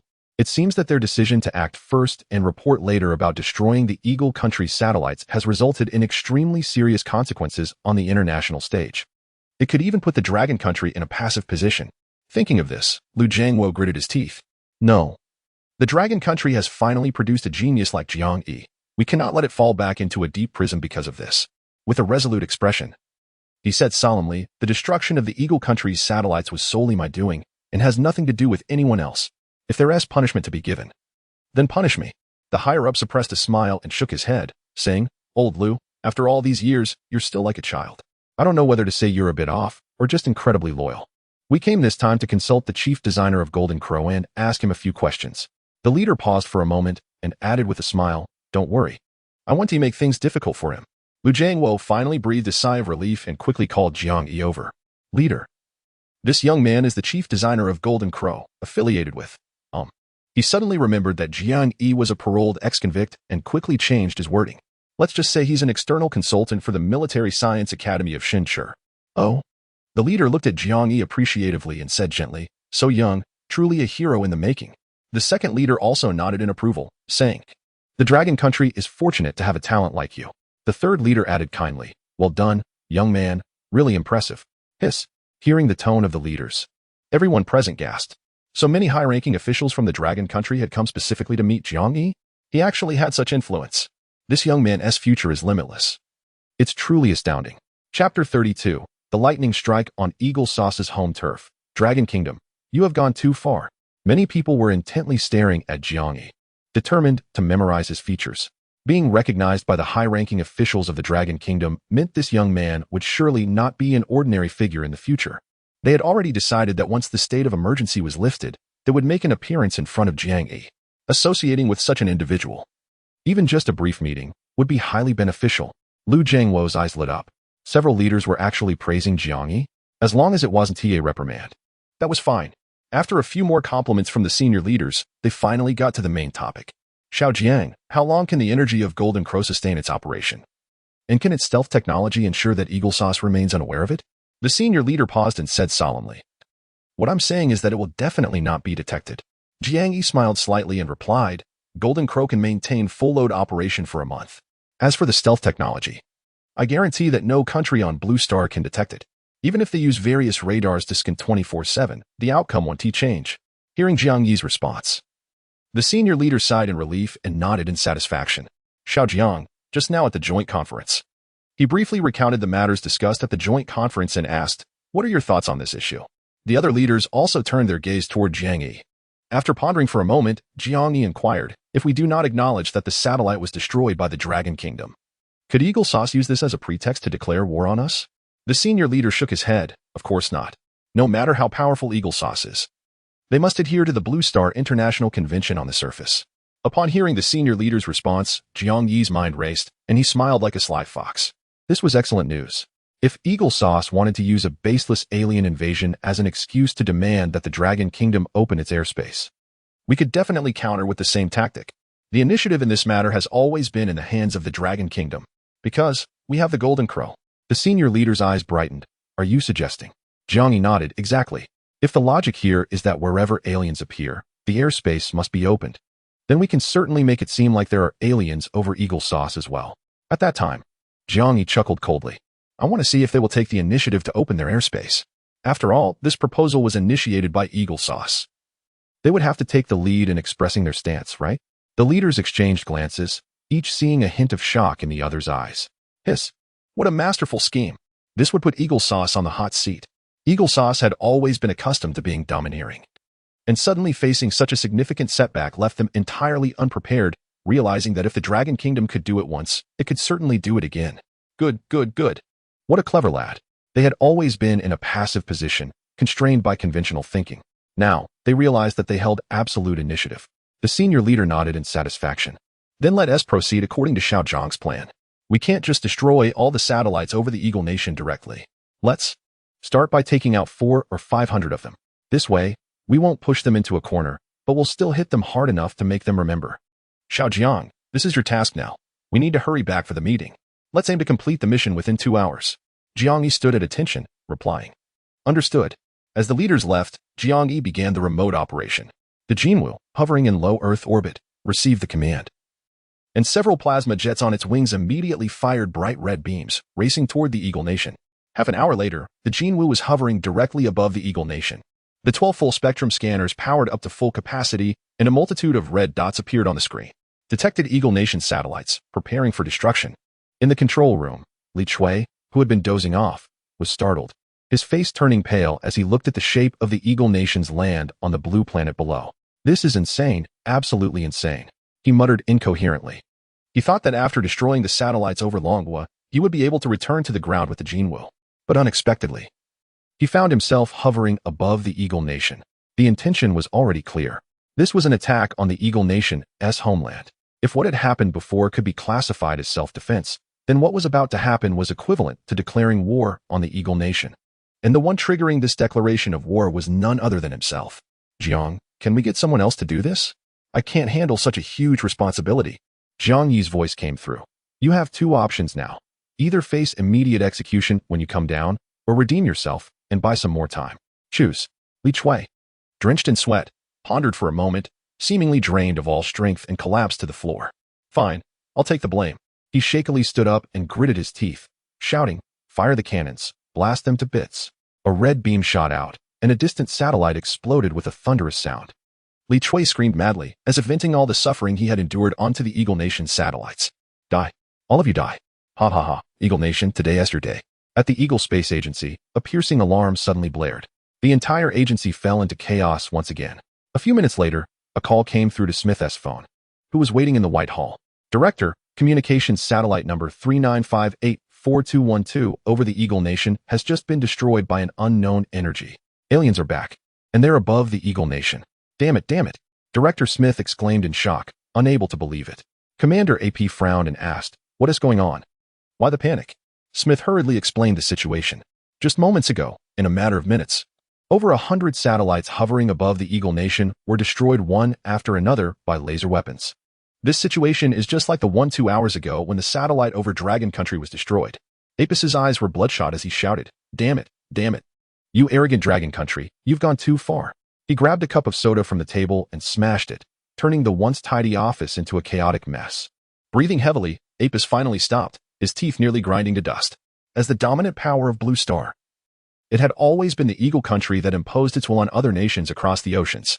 Under the pressure of the Eagle Country, these nations never dared to make a peep. When did it become the turn of other countries to wreak havoc on Eagle's home turf? And now, Eagle's homeland was being attacked with impunity. What's even more infuriating is that they had no means of restraint. This was a complete disregard for Eagle Country. Yet, they couldn't even find evidence of the enemy's attacks. Apus was so furious that he spat out a mouthful of blood. Dragon Country, you will pay a price for this. Chapter 33, Eagle Sauce must publicly apologize. Don't say I didn't warn you. The joint meeting continues. Secretary General James is the first to appear. Ladies and gentlemen, after a 3-hour recess, I believe each country has found its answer. Let us hear from Dragon Country first. The top leader cleared his throat and solemnly stated, just now, we detected a regrettable incident involving over 400 satellites above Eagle Sauce's territory, which were destroyed by an unknown energy source. This number is even double that of the satellites previously taken down over Dragon Country. This alien seems to be particularly focused on Eagle Sauce's satellites, deliberately targeting them.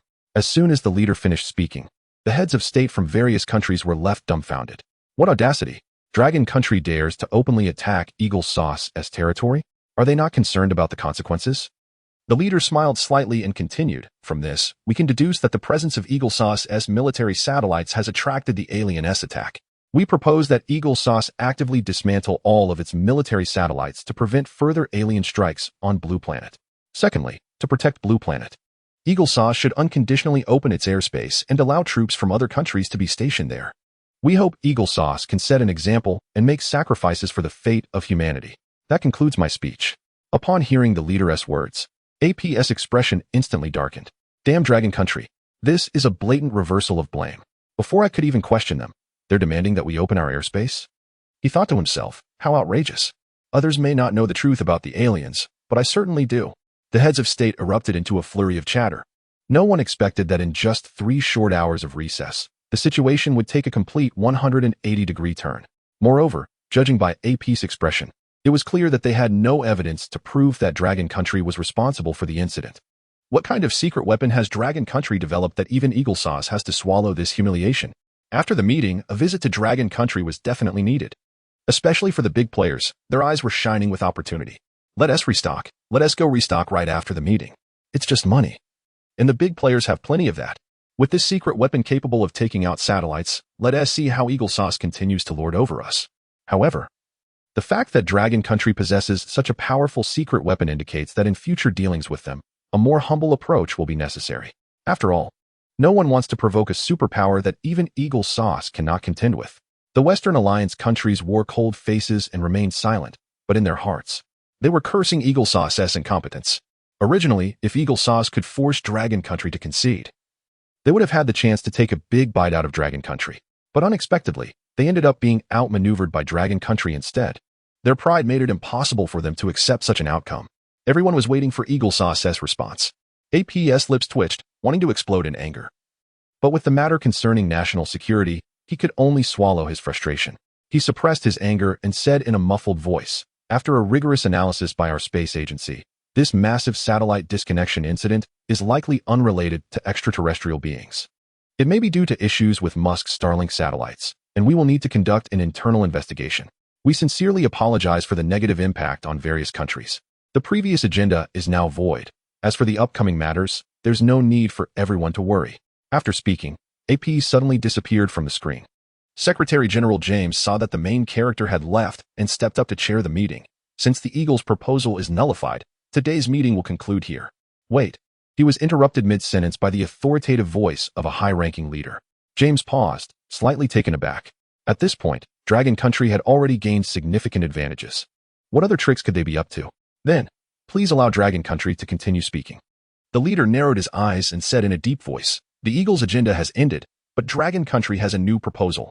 When the Eagle submitted the extraterrestrial issue, they uploaded the last images captured by all satellites as examples. However, we in Dragon Country have keenly noticed that these satellites have been capturing images of key locations all over Dragon Country. We have reason to suspect that the Eagle, under the pretext of launching Starlink satellites, has secretly deployed over 100 anti-missile and spy satellites above Dragon Country. This reprehensible act has already violated international space treaties. Dragon Country will not tolerate such behavior that harms the interests of other nations and calls upon all countries to unite in opposition. We demand that the Eagle hold a press conference to publicly apologize and clarify their stance in front of major media outlets and nations. Delete any videos obtained through satellites that infringe on the secrets of other countries, and guarantee that they will never launch any spy or anti-missile satellites that threaten Dragon Country's interests. If the Eagle refuses our proposal, Dragon Country will take all necessary measures, including but not limited to military action and retaliation.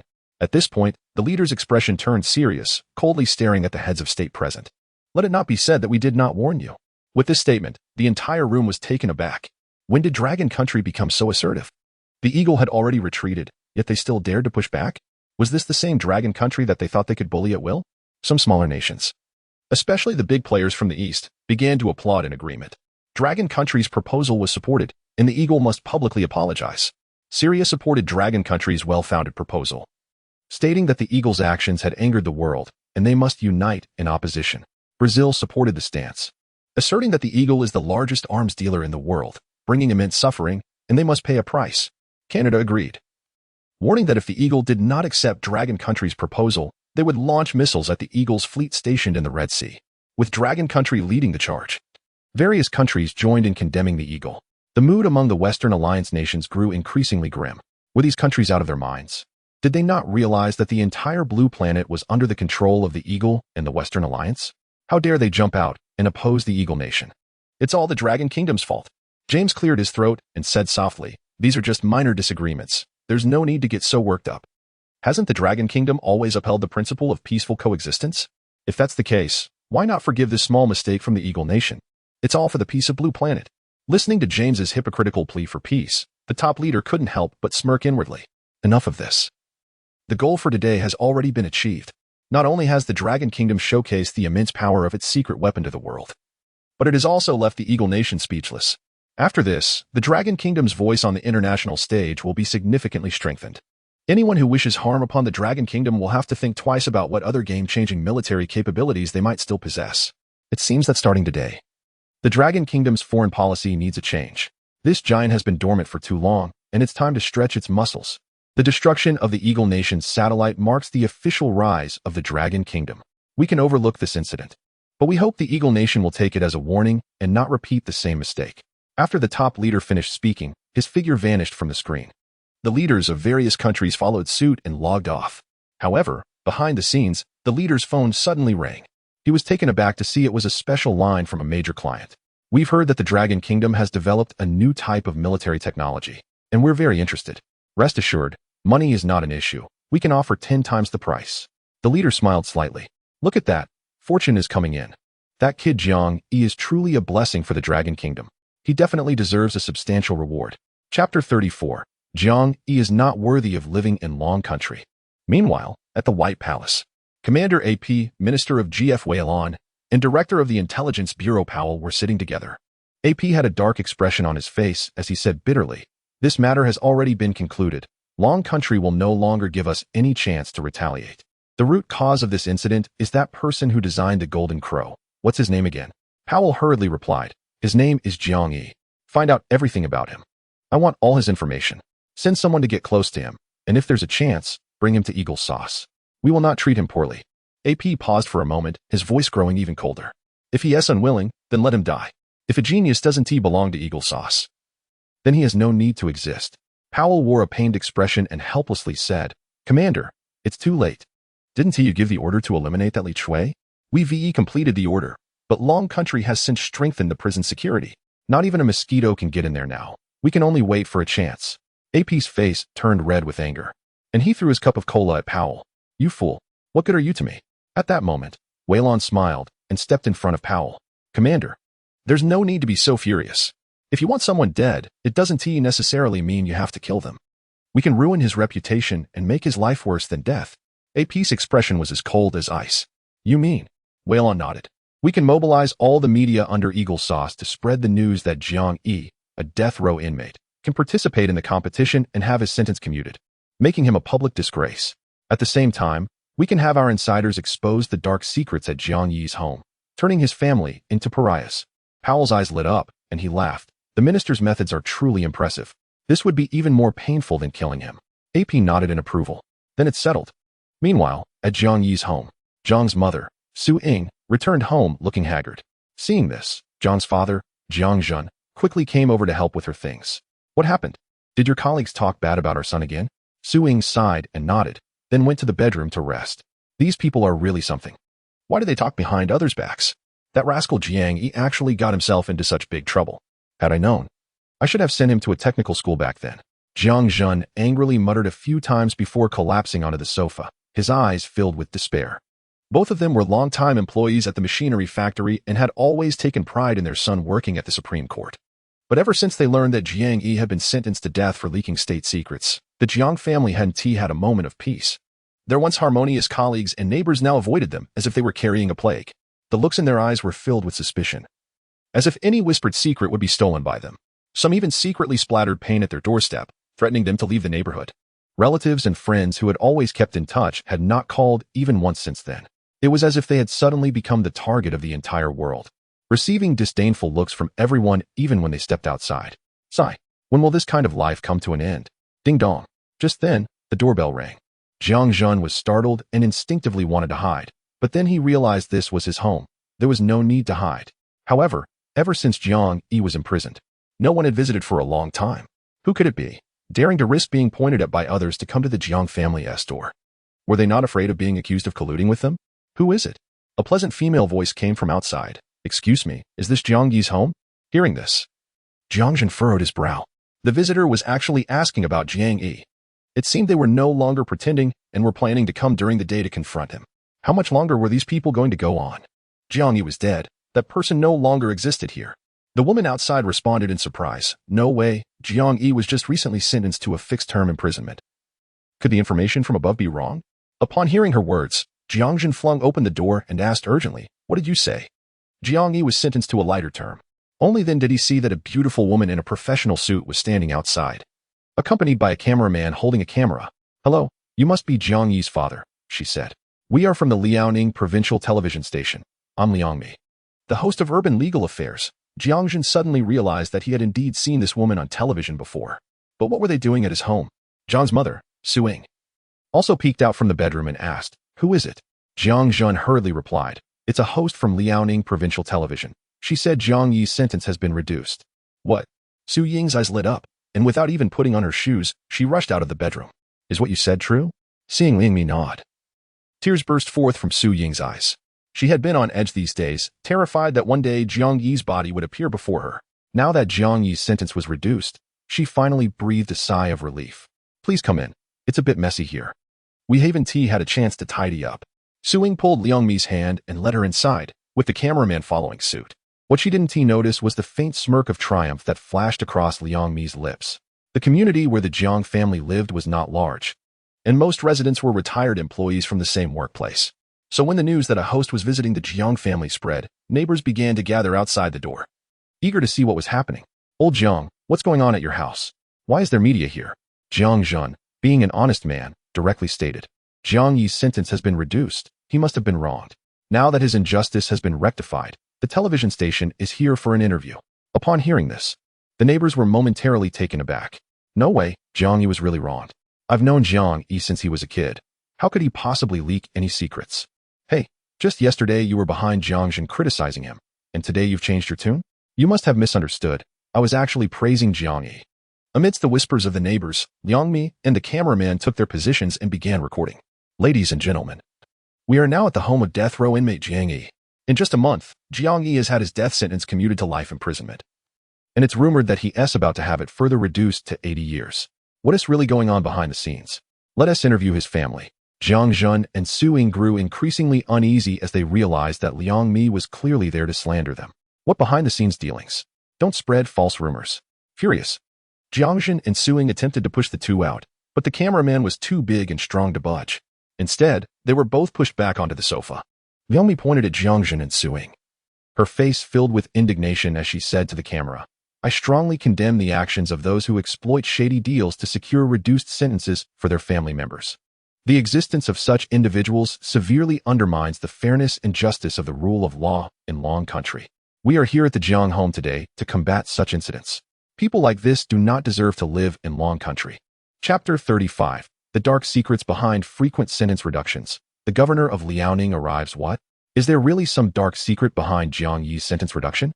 No wonder Su Ying has been avoiding us these days. She must have a guilty conscience. I knew I wouldn't be wrong about this. People like the Jiang family, with their corrupt morals, will only tarnish our factory's reputation. How could I ever live with such people? As Liang Mi spoke, the neighbors suddenly got fired up. They retracted all the compliments they had just given to Jiang Zhen and shifted to even more vicious verbal attacks. Get out right now. The Jiang family is not welcome here. Jiang Zhen's face darkened as he pointed toward the door. But Liang Mi merely scoffed and continued speaking to the camera, from the attitude of Jiang Yi's father towards me. It's clear how dark the psychology is behind that hypocritical facade. May I ask what methods you used to successfully reduce the sentence of a death row inmate? The cameraman pushed the lens almost right up to Jiang Zhen's face. Faced with Liang Mi's relentless pressure, Jiang Zhen finally snapped. He lunged forward to grab the camera, only to be shoved to the ground by the cameraman. Liang Mi half squatted in front of Jiang Zhen, smirking as she said, Stop struggling futilely. The news about Jiang Yi is already spread online. You can't hide it anymore. I see that there is no place for you in Longguo anymore. She opened her phone screen to reveal a trending topic at the top, exposing the dark secrets. Death row inmate receives continuous sentence reductions. Where is judicial fairness in Longguo? Death row inmate Jiang Yi had been released on parole for a month without any prior warning. Just days later, he was granted a sentence reduction to life imprisonment due to a significant invention, and a month later, he was about to be further reduced to a fixed-term sentence. The authorities had provided no explanation, as if they were tacitly acknowledging this situation. This had a severely negative impact on the perception of judicial fairness in Longguo, and the underlying secrets demand our vigilance. To validate the claim that Jiang Yi's sentence reduction was tainted with corruption, the author even cited a case from years ago. In Yun Province, a second-generation rich kid named Guogua had also submitted an invention while in prison and received a sentence reduction. However, it turned out that his invention was merely a fabricated story he concocted through connections, just to have a title that would get him out of prison. It seems Jiang Yi's case follows the same playbook. The author concluded by revealing a photo of the director Chen from the Military Science Institute of Shin City shaking hands with Jiang Yi. The comments from netizens below were particularly cutting. Wow, here comes another guagua. Let's start resisting these dark secrets. Judicial fairness cannot wait. Is there any shortage of such dark secrets in Longhua? Those wealthy individuals can do as they please thanks to their connections, while we common folks suffer. Let us expose him. People like him deserve the death penalty. Longhua cannot tolerate the existence of these parasites. They need to go. Be careful not to be silenced. Let's all share this and keep it trending. Let's report him together. He must not escape justice. Online, the outcry was deafening. With the trending topics likes reaching tens of millions, Jiang Yi had become a complete sensation, just not in a good way. Seeing this, the neighbors quickly took out their phones to search for information. What they found made them as excited as if they had been injected with adrenaline. Look at what kind of scum Jiang Zhan has raised. I told you, Jiang Yi must have some connections to get his sentence reduced repeatedly. I can't believe your family has such ties. Which relative is in a high position? Now everyone in Longhua knows about our family's disgrace. Just then, a figure appeared at the door. The neighbors hurriedly stepped aside, complimenting, Director Bao, you're here. Director Bao nodded and squeezed through the door with his big belly. As soon as he saw Jiangzhen and Suing, his expression turned cold. Jiangzhen, Suing, your family's issues have caused a very bad impact on the factory. After a unanimous decision, we cannot allow the existence of scum like you in our factory. You are both fired. Jiangzhen trembled in shock, stuttering. What did you say? He pointed angrily at Director Bao, yelling, after decades of hard work at this factory, you dare to fire us over some unfounded accusations? Don't you know our situation? What connections do we have? Is this how you treat us long-serving employees? Suing sat helplessly on the ground, tears streaming down her face. How can you bully us like this? Is there no one to stop this? She pounded her thigh, despair written all over her face. Director Bao sneered. It's all over the internet. How could it be false? It was the president of the Military Science Academy, Shen Shijun, who used his connections to get Jiang Yi's sentence reduced. Once this news breaks, I doubt President Chen will be able to hold on for long. The neighbors burst into laughter at this. Seizing the moment, Director Bao commanded, stop the nonsense and get out. Get out.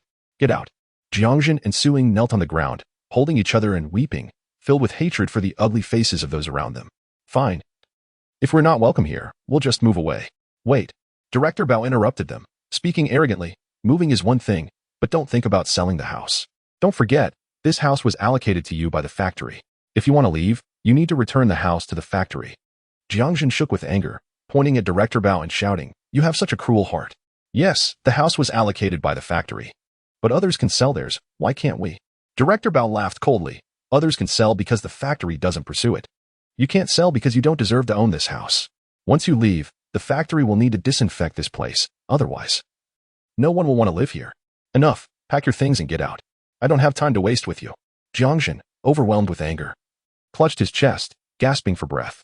Director Bao showed no mercy, pressing on aggressively. Don't act dead here. Someone, throw him out. There is no need to show any mercy to scoundrels like them. Several men immediately stepped forward, grabbing Jiangzhen's limbs and preparing to throw him out. Just then, Suing's phone rang. In her flustered state, she accidentally hit the speakerphone button and heard a strong voice on the other end. Hello, is this Suing? The mother of designer Jiang Yi? Good day. I'm the secretary of the governor of Liaoning province. May I ask if you're at home right now? The governor has some matters he'd like to discuss with you and Mr. Jiang. Is this a convenient time? Suing was taken aback and quickly replied. If you're here because of Jiang Yi's scandal, there's really no need. The voice on the other end paused for a moment, then burst into laughter. We are indeed here for Jiang Yi. Please stay at home. We'll be there shortly. After hanging up, everyone exchanged bewildered glances. The governor of Liaoning province is coming to the Jiang family in person? Well, is Jiang Yi's situation that serious to warrant a personal visit from the governor to seek retribution? Chapter 36. The governor's personal visit. Neighbors' flattery. When Director Bao heard that the governor of Liaoning province was coming for a visit, he immediately flew into a rage. Look what you've done, Jiangzhen. If our factory suffers any losses because of you, I will make you pay back tenfold. He pointed furiously at Jiangzhen, his finger nearly jabbing into his nose. With people like you around, it's no wonder our factory is in such a mess. The governor is coming here to hold us accountable. And now our factory is going to be infamous. What a disgrace. We should just pack up and move. The neighbors began to chime in with their own criticisms, some even starting to throw furniture into the hallway. Jiangzhen felt utterly defeated as he looked at the neighbors he had lived alongside for decades, who were now so cold-hearted. Are you trying to drive us to our deaths? He exclaimed. Just then, the sound of firecrackers erupted from downstairs. followed by the loud beating of drums. Curious neighbors rushed to their windows and saw several black sedans and a dozen military vehicles slowly approaching behind a group of musicians. A swarm of reporters with cameras rushed to get the best angles. Amidst the astonished gazes of the crowd, the vehicles came to a stop outside Jiang's building. More than a dozen soldiers disembarked and quickly established a security perimeter. Most of the residents in this community worked at the machinery factory, which housed over 1,000 families. Having just finished dinner, everyone was preparing to go for a walk, and the sight of such a grand display drew many of them to the scene. What is going on? Why are there so many soldiers here? Did someone do something wrong? Is there some kind of celebration happening? One neighbor wondered aloud. Wait. Look at those soldiers. Are they holding a plaque? More soldiers emerged from the military vehicles, carrying a massive banner. The banner read, "Ceremony for the Award of First-Class Merit." Two dashing soldiers held a large plaque with both hands, their expressions serious as they approached the building. The plaque bore 6 gilded characters, home of a first-class merit recipient. Reporters quickly turned their cameras toward the plaque and began their live broadcast. Hello, viewers. This is Liaoning Province Satellite TV. And we're reporting live on the ceremony where the Northern Theater Command and Liaoning Province leaders are presenting the plaque home of a first-class merit recipient to the parents of Jiang Yi. This is the first-class merit medal awarded in Xinjiang in a decade. As the magnitude of the event unfolded, the neighbors crowded around Jiang's building, completely blocking the entrance. Once they understood what the reporters were saying, they collectively gasped. What? A first-class merit award in Xinjiang? Here in our neighborhood? That can't be true. How can someone from our community possibly deserve such an honor? I know everyone here. There is no way someone could have achieved a first-class merit award. Who is this Jiang Yi anyway? I don't even know whose family he belongs to. Are you kidding? There is only one family with the surname Jiang in our neighborhood. Another neighbor exclaimed. Are you saying Jiang Yi is Jiang Zhen's son? The one who is in prison? In the Jiang family, several sharp-eyed neighbors glanced at the words on the plaque and immediately displayed expressions of disbelief, nearly stumbling in shock. Director Bao furrowed his brow and said with dissatisfaction, "What a lack of composure. What on earth happened?" He leaned forward to look out the window. The next moment, bang! Director Bao fell to the floor, cold sweat streaming down his forehead like a river. First-class merit? He clung to the window ledge, struggling to stand up. Impossible. Jiang Yi is a death row inmate. How could he possibly be awarded first-class merit? Liang Mi trembled as she said, "There must be some mistake." Yes. It has to be a case of mistaken identity. They must have gone to the wrong place. Director Bao felt his mouth go dry, stammering, "It must be a dark." He suddenly fell silent. If it were a typical achievement, he would have definitely suspected foul play. But today as seen. With so many soldiers and the first-class merit plaque, which shady figure would dare to make such a blatant display? Furthermore, if the Jiang family truly had such connections, who would dare to bully them? A few neighbors hurriedly gathered around Jiang Zhen and Su Ying, forcing smiles as they helped the two up. Oh, it's all a misunderstanding. We've been colleagues and neighbors for so many years. How could we really do anything to you? Exactly. My little brat used to play with Jiang Yi when they were kids. What kind of relationship do we have? Speaking of which, Jiang Yi is of marriageable age now. How about my daughter? Hey, don't fight. My daughter just graduated from Huaqing University. She's the one worthy of Jiang Yi. With your family's looks, looking like a T-Rex. How dare you say that? The neighbors squabbled, almost coming to blows. Jiang Zhen and his wife stood together with cold expressions, finally seeing through the true nature of their neighbors. Director Bao rubbed his hands and approached with a smile, saying, "Jiang Zhen, you've worked in our department for quite some time. You've made significant contributions. We can't do without you in our department. I've decided that this year's Outstanding Employee Award will be yours." He leaned in closer, whispering in Jiang Zhen's ear, "Don't forget your old buddy Bao when you get successful. Get lost. I don't want to see any of you again." The group reluctantly retreated to the doorway but lingered in the hallway, unwilling to leave. Among the crowd, Liang Mi's eyes darted around, deep in thought. A sound of footsteps echoed in the hallway, and soon several people entered the Jiang family's front door. A middle-aged man in a government jacket was the first to step in, his eyes lighting up when he saw Jiang Zhen. "You must be Jiang Yi's father. Comrade Jiang Zhen, right? Hello, I am Jiang Yi, the governor of Liaoning Province. This is General Geng Chuanxiu from the Northern Theater. The others beside me are also high-ranking officials from Liaoning Province. We have come specifically to thank you and Ms. Su for raising a hero like Jiang Yi for our nation." Jiang Zhen was completely bewildered, still trying to process everything. Su Ying quickly pinched him in the side. And only then did Jiang Zhen snap back to reality. "Thank you, Governor Zhang. Thank you, Director Geng, and thank you to all the leaders from Liaoning Province. This is what we should be doing." Director Geng, with a beaming smile, shook hands with Jiang Zhen and remarked, "Comrade Jiang Zhen, the child you've raised has certainly made a name for us in the northern battle zone. I should be thanking you. With that, he took Jiang Yi and Suing downstairs. The neighbors standing in the hallway and director Bao held their breath, eagerly watching as the group descended the stairs, quickly following behind. Before long, Jiang Yi and Suing were invited onto the makeshift stage. Zhang Huai and Geng Chuanqiu joined them on stage as well. Zhang Huai grabbed the microphone, his voice filled with excitement. Hello, fellow townspeople. I am Zhang Huai, the governor of Liaoning province. Today is a special day. A day for the people of Liaoning to celebrate. Our province has produced an extraordinary talent, named Jiang Yi, who recently achieved a great accomplishment for Longhua. Now, I will announce Jiang Yi's commendation. Zhang Huai cleared his throat and, with a trembling voice, read, Comrade Jiang Yi, the chief designer and chief engineer of Longhua's top-secret research project, has successfully overcome multiple scientific challenges that have plagued the world for years during the project. He has made significant contributions to the great cause of strengthening our military and our nation. In recognition of this, the high-level officials of Longhua and the Supreme Court have unanimously decided to award Comrade Jiang Yi the first-class meritorious medal. Additionally, the Jiang family will receive a plaque recognizing them as a first-class meritorious family as a token of encouragement. Just then, an inappropriate voice interrupted from the crowd below the stage. Governor Zhang, I have a concern that I'm unsure whether I should voice. To my knowledge, Jiang Yi was sentenced to death for stealing the J-35 blueprints, yet he has received several commutations while in prison. Is this reasonable for Liaoning province? Is there some sort of scandal involved? Chapter 37. A reward of $1 million mansion, villa, or large apartment. The speaker was none other than Liang Mi. As soon as she said this, the onlookers collectively gasped in shock. Was this reporter out of her mind? How dare she speak to the governor of Liaoning province and the commander of the Northern Theater like that? Was she looking for trouble? Zhang Huai furrowed his brow, ready to reprimand her, but when he saw the camera pointed at him, he had to suppress his dissatisfaction. It wasn't just Liang Mi's camera that was broadcasting live. They had requested all media to cover the event live to build momentum for Jiang Yi. Making an impulsive move that would be detrimental to Longhua at this moment would only backfire. It was clear that this reckless reporter had the same thought, which was why she felt so brazen. Liang Mi appeared calm on the surface, but inside she was in turmoil.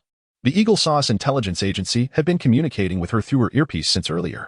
She had already sent her family to enjoy a comfortable life in Eagle Sauce. But now they had become a tool for Eagle Sauce to control her.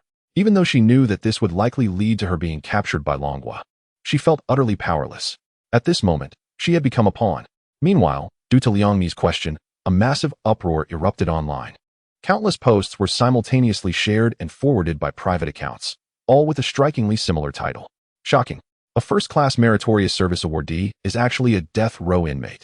What dark secrets lie behind the commutation? Longhua's judicial credibility collapses. What interests are behind the death row inmate's commutation? Longhua has become a playground for connections. Where is the path for ordinary people?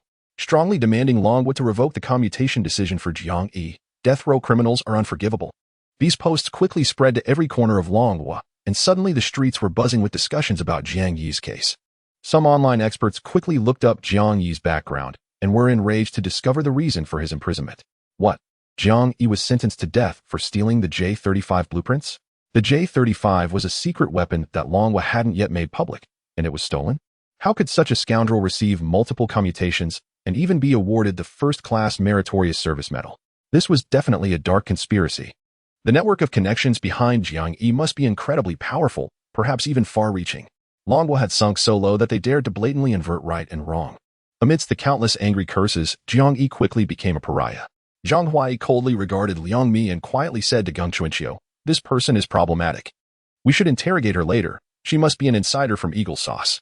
Geng Chuanqiu nodded and signaled to a few soldiers. The soldiers quietly moved closer to Liang Mi, preparing to apprehend her. After pondering his words, Zhang Huai coldly stated, "This reporter, I believe you have misunderstood something. Although Jiang Yi is a death row inmate, he has made tremendous contributions to Longhua during his imprisonment, and this is beyond doubt. He is qualified for a commutation. In fact, I think even a commutation is insufficient, and a first-class meritorious service award is not enough. However, the project he developed is classified and cannot be made public. But that is no reason for you to maliciously attack the heroes of Longhua." Zhang Huai's gaze was sharp as he stared at Liang Mi, speaking each word with conviction. "I advise you, the public opinion and the internet are not lawless territories. They are not places where traitors like you, who sell out Longhua for personal gain, can act with impunity."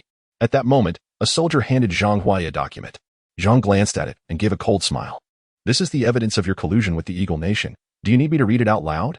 Jiang Yi's face turned ashen, but she stubbornly replied, "What classified project? Isn't it just what you all want to say?" Geng Chuanxiu chuckled and said, "Well, I just consulted with the higher-ups, and they have agreed to make the project public. After all, foreign trade has already started, and it can't be hidden anymore." Upon hearing this, Zhang Huai's eyes lit up. "Then let's use this originally classified information to clear Comrade Jiang Yi's name. Ladies and gentlemen, I have good news to announce. Just now, the official website of the Supreme Court of Longhua released a piece of news. The Military Academy of Xin City has conquered the manufacturing technology of the satellite killer. Comrade Jiang Yi, as the main person in charge of the project, has been awarded the first-class merit medal and, due to his significant contributions, his death sentence has been commuted to a fixed-term imprisonment of 80 years. He looked at Liang Mi and coldly asked, "Now, the rumors you spread will collapse on their own." As soon as these words were spoken, the audience watching the live broadcast suddenly realized. But what followed was a profound shock. So, the unreasonable reductions in Jiang Yi's sentence and his first-class merit were achieved in this way. Countless netizens were also stunned. Satellite killer? Could it be that the meteor shower reported a few days ago was actually debris from destroyed satellites? No wonder they gave Jiang Yi first-class merit. That was equivalent to blinding the enemy's eyes deployed over Longhua. Not to mention the true anti-missile system released by the Eagle Nation a month ago, which was shot down as soon as it was announced, causing them great losses. As they thought more about it, netizens were suddenly fired up, condemning those who posted negative comments. They didn't even bother to understand the facts and still had the audacity to post. They almost harmed a hero of Longhua. What kind of conspiracy do you all have? I suspect they are all trolls from the Eagle Nation or the Western Alliance. Brothers, let us tear them apart. In no time, the internet was in chaos, and the posts defaming Jiang Yi were drowned in a sea of public outrage. Jiang Zhen and Su Ying stood frozen in disbelief. Their son had actually accomplished such an earth-shattering feat while in prison. Great, great, great. The Jiang family can finally be proud. Su Ying looked tenderly in the direction of the Xin City military prison, her eyes clearly filled with worry. Zhang Huai noticed Su Ying's concern and quickly reassured her. "There is no need to worry, Miss Su. Jiang Yi will be out of prison soon. He is still in prison now, but it's only because the case hasn't been solved and the true culprit behind it hasn't been found. Once everything comes to light, Jiang Yi will surely be exonerated." Su Ying nodded tearfully at this. A few soldiers took advantage of Liang Mi's moment of inattention and suddenly tackled her and the cameraman to the ground. "You are suspected of disturbing the order of Long Country and betraying its interests. We are now placing you under arrest." Amidst Liang Mi's and the cameraman's pleas for mercy, Zhang Huai smiled slightly and looked at Jiang Zhen and Su Ying. "I was interrupted earlier, so let me continue. Given Comrade Jiang Yi's significant contributions to Long Country, the senior officials of Liao Province have unanimously decided to provide you with some material compensation." He took out 2 keys from his pocket. "This one is the key to a villa in the Emerald Garden community in the city center. This one is the key to a family community in the Northern Combat Zone. It's not a villa, but it's still a spacious flat of over 200 square meters. Which one do you prefer?" Chapter 38, Level 2 Technology Unlocked, God-Level Mechanical Beast Blueprints. As soon as these words were spoken, Jiang Zhen and Su Ying were left stunned in place. The neighbors around them widened their eyes in disbelief. Hiss. Emerald Garden? That's located in the heart of the city, where every square meter costs around 40,000 yuan, an ultra-luxurious community. Just this villa alone is worth over 10 million. Not to mention the Northern Battle Zone family compound. You can't just buy a place there with money. It requires certain connections and relationships to gain entry. The neighbors were envious to the point of turning red, wishing they could snatch those 2 keys for themselves. These 2 communities symbolize power and status. Who wouldn't be held in higher regard for living there? Compared to regular neighborhoods where the security guards turn into toothless old men after a few years and the property management runs away at the first sign of trouble, these 2 communities have top-tier property management from Dragon Country, who are very responsible. In fact, at the entrance of the Northern Battle Zone family compound, armed soldiers stand guard. Both communities also have high-end kindergartens with exceptionally strong faculty. Just thinking about this made the neighbors' jealousy bite deep. Why should it be that Zhang's family gets to live in such a nice place when they are all colleagues from the same mechanical factory? Even if he had first-class merit, it shouldn't be like this. As if sensing the neighbors' thoughts, Zhang Huai smiled and said, "Compared to Jiang Yi's contributions to Dragon Country, this amount of money is nothing. He deserves all of this. It's just that he is still serving his sentence. So we can only deliver the rewards to the Jiang family." Hearing Zhang Huai's words, Jiang Zhen and Su Ying couldn't help but tear up, repeatedly expressing their gratitude. After some discussion, Jiang Zhen finally shyly stepped forward. Let's choose this house in the Northern Battle Zone family compound. As soon as Geng Chuanqiu heard this, he clapped his hands in delight. Great, great. Don't worry, once you're in the Northern Battle Zone family compound, your safety will definitely be guaranteed. With your safety assured, Jiang Yi can focus wholeheartedly on contributing to Dragon Country. I'll have someone prepare your luggage right away. After staying for a while longer, Jiang Yi and Geng Chuanqiu left with their team. Yet the Jiang family remained lively and bustling. Almost all the neighbors gathered at the Jiang house to congratulate them. Congratulations. Jiangjin, your family is really soaring high now. I always said Jiang Yi had a bright future. See, it's come true, hasn't it? A plaque this big hanging on your door looks so grand. Su Ying, after all these years of friendship between our families, don't forget about us in the future.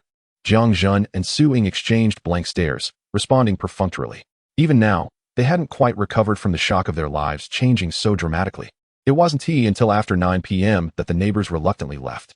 Meanwhile, Jiang Yi had returned to the military prison in Shin City to continue serving his sentence. Multiple regions report meteor showers.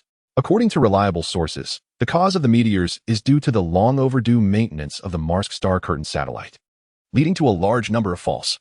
Citizens are advised not to panic. Shocking. Eagle Sauce's leader, AP, and ex-company S chairman, Musk, engaged in a fierce online feud, exposing each other's dark secrets, causing a global uproar. Multiple countries have approached Dragon Nation, requesting military sales to maintain regional security, leading to a massive influx of arms orders for Dragon Nation. In another development, the White Elephant announced that the southern region belongs to them, resulting in physical confrontations with Dragon Nation soldiers. Jiang Yi lay on the soft bed in cell number 4, stretching lazily. Life in prison was better. There weren't so many complications. He looked at the sentence reduction notice in his hand, a faint smile appearing on his lips. Due to significant scientific achievements made during his incarceration, and with unanimous approval from the high-ranking officials of Dragon Nation, Jiang Yi's sentence has been reduced to a fixed term of 80 years. All those years of hard work hadn't been in vain. He finally got what he wanted. He had successfully changed his sentence from death to life imprisonment, and then to the current 80-year term. He could continue to work towards further reductions until he was exonerated. But soon, he sighed helplessly. Even though he had successfully developed military technology as powerful as the Golden Crow, due to his unresolved charges, he could only see his sentence reduced bit by bit. Still, things weren't too bad. At least he was no longer in danger of losing his life. At that moment, Warden Wang Jin and several subordinates appeared outside cell number 4. He looked at Jiang Yi with admiration. He was relieved he hadn't impulsively executed Jiang Yi back then, which led to a series of subsequent events. Speaking of which, his daughter Wang Shanshan seemed to have a good impression of this kid. Maybe.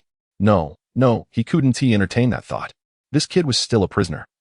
If that got out, it would draw unwanted attention. Nevertheless, this kid was indeed talented, at least much better than the blonde guy. But no. Shanshan had already been exceptionally recruited into the Supreme Court. This kid wasn't worthy of her. Wang Zhen shook his head, dismissing the chaotic thoughts. He almost forgot the important matter. Xiaojiang, I have good news and bad news. Which one do you want to hear first? Jiang Yi smiled slightly. Good news. Wang Zhen smiled back. The good news is that the higher-ups have ordered the Supreme Court to reopen the investigation into your wrongful imprisonment. Although he said this, his heart was already stirred with waves of excitement. Jiang Yi had managed to get the higher-ups personally involved in his case. This showed just how much weight Jiang Yi held in their eyes. Really? That's great. Jiang Yi's expression brightened as he suddenly sat up from the bed. With the higher-ups speaking on his behalf, the Supreme Court would surely not dare to brush him off. The truth behind his wrongful imprisonment would soon come to light. However, after Wang Jin finished speaking, his expression suddenly turned serious. It was time to discuss the bad news. Jiang Yi's smile faded, and he asked solemnly, "What is the bad news?" After Li Chui was arrested and detained, he was killed by a fellow inmate last night. And we didn't even have time to interrogate him. The suspicious part is that the inmate committed suicide right after killing Li Chui, leaving us with no leads. Wang Jin's voice grew colder. We strongly suspect this was an assassin sent by Eagle Sauce. To ensure your safety, the defensive forces in the military prison of Shin City have tripled. You can rest assured. Bang! Jiang Yi's fist slammed hard against the wall of his cell. As long as he could pry open Li Chui's mouth, he could clear his name and get out of prison. But fate had other plans. Li Chui was actually assassinated? It seemed that there were other insiders within the Supreme Court, possibly even at a higher level. Otherwise, how could anyone have the power to hire a hitman under the strict surveillance of the Dragon Kingdom? It appeared that to clear his name, he would have to find this deeper hidden insider. To lure out this big fish, he needed to develop more advanced military technology to shock him. Only then could he use the system's information to pinpoint his location. At that moment, a sudden ping rang in Jiang Yi's mind. System upgrade complete. New content unlocked. Please check it yourself. Jiang Yi was taken aback and quickly checked the new content. Congratulations, host. You have unlocked Level 2 technology, unlocked military technology, Yazi-type mountain mechanical beast, and associated subtechnologies. Unlocked military technology, Bixia-type command mechanical beast, and associated subtechnologies. Unlocked military technology, Qinyo-type assault mechanical beast, and associated subtechnologies. Unlocked military technology, Qiwen-type underwater mechanical beast, and associated subtechnologies. Unlocked military technology, Bixi-type defensive mechanical beast, and associated subtechnologies. System store unlocked. Current exchange options. Brain domain development potion. Increases brain domain development by 10. Shock value cost 50,000. Level 3 technology unlock requires 500,000 shock value. Jiang Yi stared in disbelief at the 9 new types of military technology that appeared before him, gasping in astonishment. Mechanical beasts. They were actually mechanical beasts. Chapter 39. Zero casualties in ground warfare. The terrifying mechanical beast. Jiang Yi's heart raced with excitement, barely able to contain the pounding in his chest as he examined the details. If the Type 1 Golden Crow satellite killer was instrumental in severing the prying eyes hovering over Dragon Country, then the emergence of these 9 mechanical beasts was like a sharp blade in ground conflicts. They could directly sever an enemy's hand. Were the neighboring countries of Yun Province not rife with jungles and rampant drug traffickers? How many of Dragon Country's drug enforcement warriors had perished in those jungles? Their bones still unburied? Now, those drug traffickers thought they could rely on the cover of the jungle to outmaneuver Dragon Country? I can't wait to see if they wet themselves at the sight of these agile mechanical beasts, moving through the jungle as if it were flat ground, their claws sharp. Isn't the population of White Elephant said to be the largest on Blue Star? When the soldiers of White Elephant swarm like a tide of rats, preparing to engage in hand-to-hand combat with Dragon Country's warriors, an overwhelming number of invulnerable and agile mechanical beasts will surge forth from Dragon Country's side. Countless casualties on the opposing side, while our side suffers 0 losses. Just thinking about it is exhilarating. He meticulously studied the blueprints of several mechanical beasts, a look of delight gradually spreading across his face. Good, good, good. With these mechanical beasts, Dragon Country's warriors will no longer bleed or sacrifice their lives in ground warfare. Wang Zhen and a few subordinates exchanged puzzled glances, unsure of what to make of Jiang Yi's enthusiasm. This kid, is he losing his mind? I think he is just worn out. He should take a good rest. I agree. Hearing his subordinates' discussions, Wang Zhen's brow furrowed slightly. A genius like Jiang Yi, with the wisdom in his mind, is incredibly important for Dragon Country. We can't let anything happen to his brain. Should we get a doctor? Unfortunately, Shan Shan has already gone to work at the Supreme Court. Otherwise, she could have helped him. Just as he was about to speak, a cold laugh emanated from the opposite room 3. Today's youth can't handle any setbacks. They crumble at the slightest adversity. Handing the future of Dragon Country over to these fools will lead to disaster sooner or later. Wang Zhen abruptly turned his head, speaking coldly. Zhang Lao, don't think you can slander others just because you were once an academician. You have no idea how formidable Jiang Yi is. You know about the satellite killer, right? That was created by Jiang Yi himself. A pair of withered hands gripped the bars of room 3, and an elderly figure slowly emerged before Jiang Yi. I see him as just another fool who loves to boast. I've studied robotics for decades, and I know full well the level of robotics in Dragon Country. I wouldn't believe for a second that there would be no bloodshed in ground warfare, even if he can develop a satellite killer. Aerospace technology and robotics are entirely different fields of research. Are you suggesting he is a polymath? Jiang Yi frowned slightly, looking at the elderly Zhang. Wang Zhen quickly explained. This Zhang Lao was once an academician at the Supreme Court. He is a good person, but he is too eager for quick success. Years ago, he was willing to sell out the secrets of Dragon Country just to obtain the mechanical dog blueprints from the Eagle Sauce Lobster Company. In the end, he was played by the Eagle Sauce, ended up with neither the blueprints nor his freedom. How pitiful and tragic. Jiang Yi let out a cold laugh, not indulging old Zhang, and directly mocked him. Old Zhang, you say there won't be bloodshed in warfare? That's a sign of your ignorance. Just because Dragon Country hasn't experienced it before doesn't mean it won't in the future. And a polymath? True geniuses are polymaths. Otherwise, they're just specialists. Just then, I happen to design 9 mechanical beast blueprints. Can you help me take a look? Warden, could you bring me some A3 paper? Wang Zhen's expression changed as he suddenly felt this scene was familiar. He realized that last time, Jiang Yi had also asked for some paper to draw that groundbreaking Jinwu blueprint. He quickly signaled his subordinates to bring paper and pens, carefully handing them to Jiang Yi. Jiang Yi smiled slightly, turning back to the table and began to write furiously. Old Jiang scoffed, mocking, "Someone like you can design mechanical beasts? 9 of them. If you really can draw them, I'll headbutt a wall. Do you think mechanical beasts are just cabbages?" Jiang Yi ignored old Jiang's ridicule, his hand speed increasing as if he didn't need to think. After more than 10 minutes, he finished all 9 blueprints. He handed the drawings to Wang Jin for him to pass to old Jiang. Old Jiang disdainfully took the blueprints, glancing at them indifferently. But that glance made his eyes widen in shock. Wah, what is this? Such intricately designed mechanical beasts exist in this world? A plasma lightsaber that can cut through anything? A top speed of 220 kilometers per hour? Is this a sports car? 100 cluster missiles hidden within.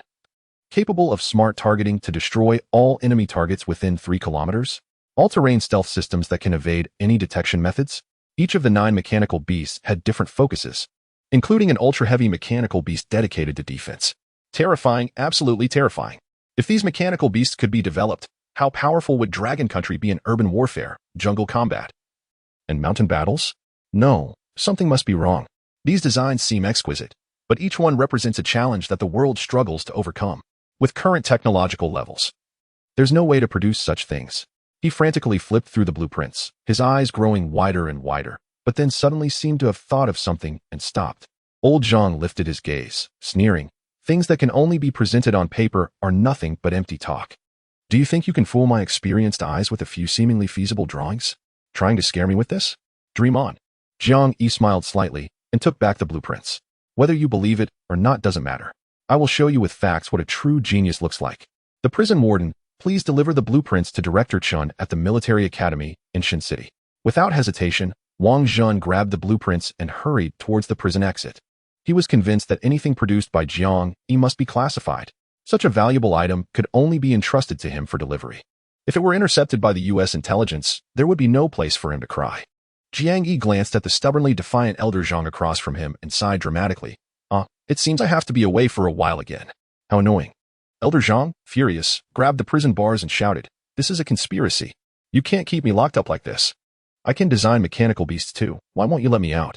At the military academy in Shin City, as soon as Director Chen received the blueprints, he quickly took them and flew over to the office of Liu Jiangwo at the Supreme Institute. Liu Jiangwo was savoring his tea, still basking in the praises from the higher-ups in Long Country after the last Jinwu incident.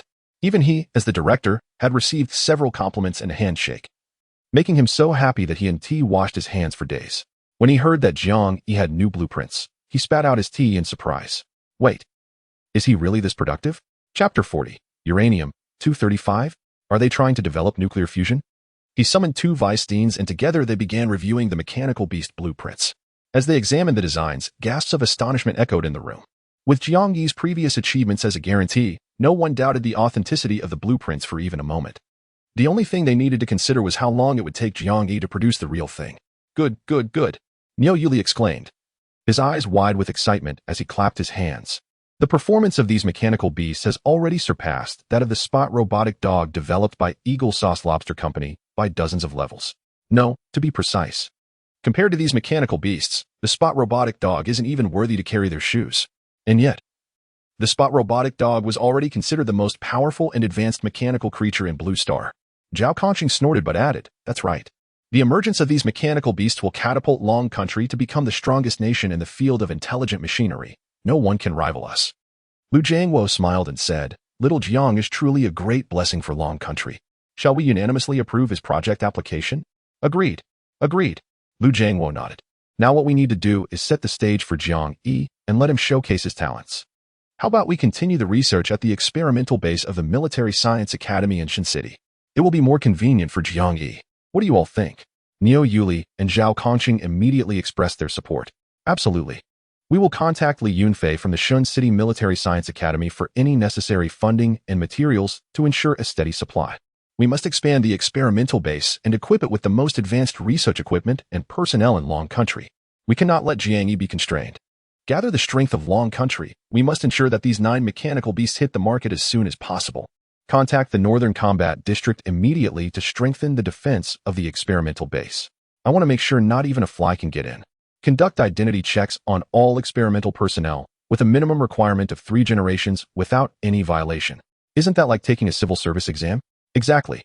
Jiang Yi's research project is now closely tied to the fate of Long Country. We rise and fall together. We cannot allow any suspicious elements to appear around him. Then it's settled. Let's get to work immediately. With a series of orders from the Supreme Court issued, the experimental base began undergoing drastic changes. At the Shin City Military Science Academy, the experimental base, Li Yunfei had been having a tough time lately, constantly on edge. Fearing that his identity as an insider for Eagle Sauce would be discovered, the scrutiny of the staff at the base had reached an absurd level, with 3 interrogations a day, as if they wanted to know what underwear he wore today. Fortunately, every time he was questioned, Dean Shin would show up just in time to assign him other miscellaneous tasks. This allowed him to endure these past few days. Damn Jiang Yi. If it weren't for him messing around with some confidential project, would the director of the equipment department have to suffer like this? But if there's another new project, wouldn't that mean I could ask Eagle Sauce for more funds? However, this time the higher-ups were paying close attention to the blueprints, and they only passed through Dean Shin's hands, so I don't even know what they entail. Let's wait for Jiang Yi to arrive before we ask.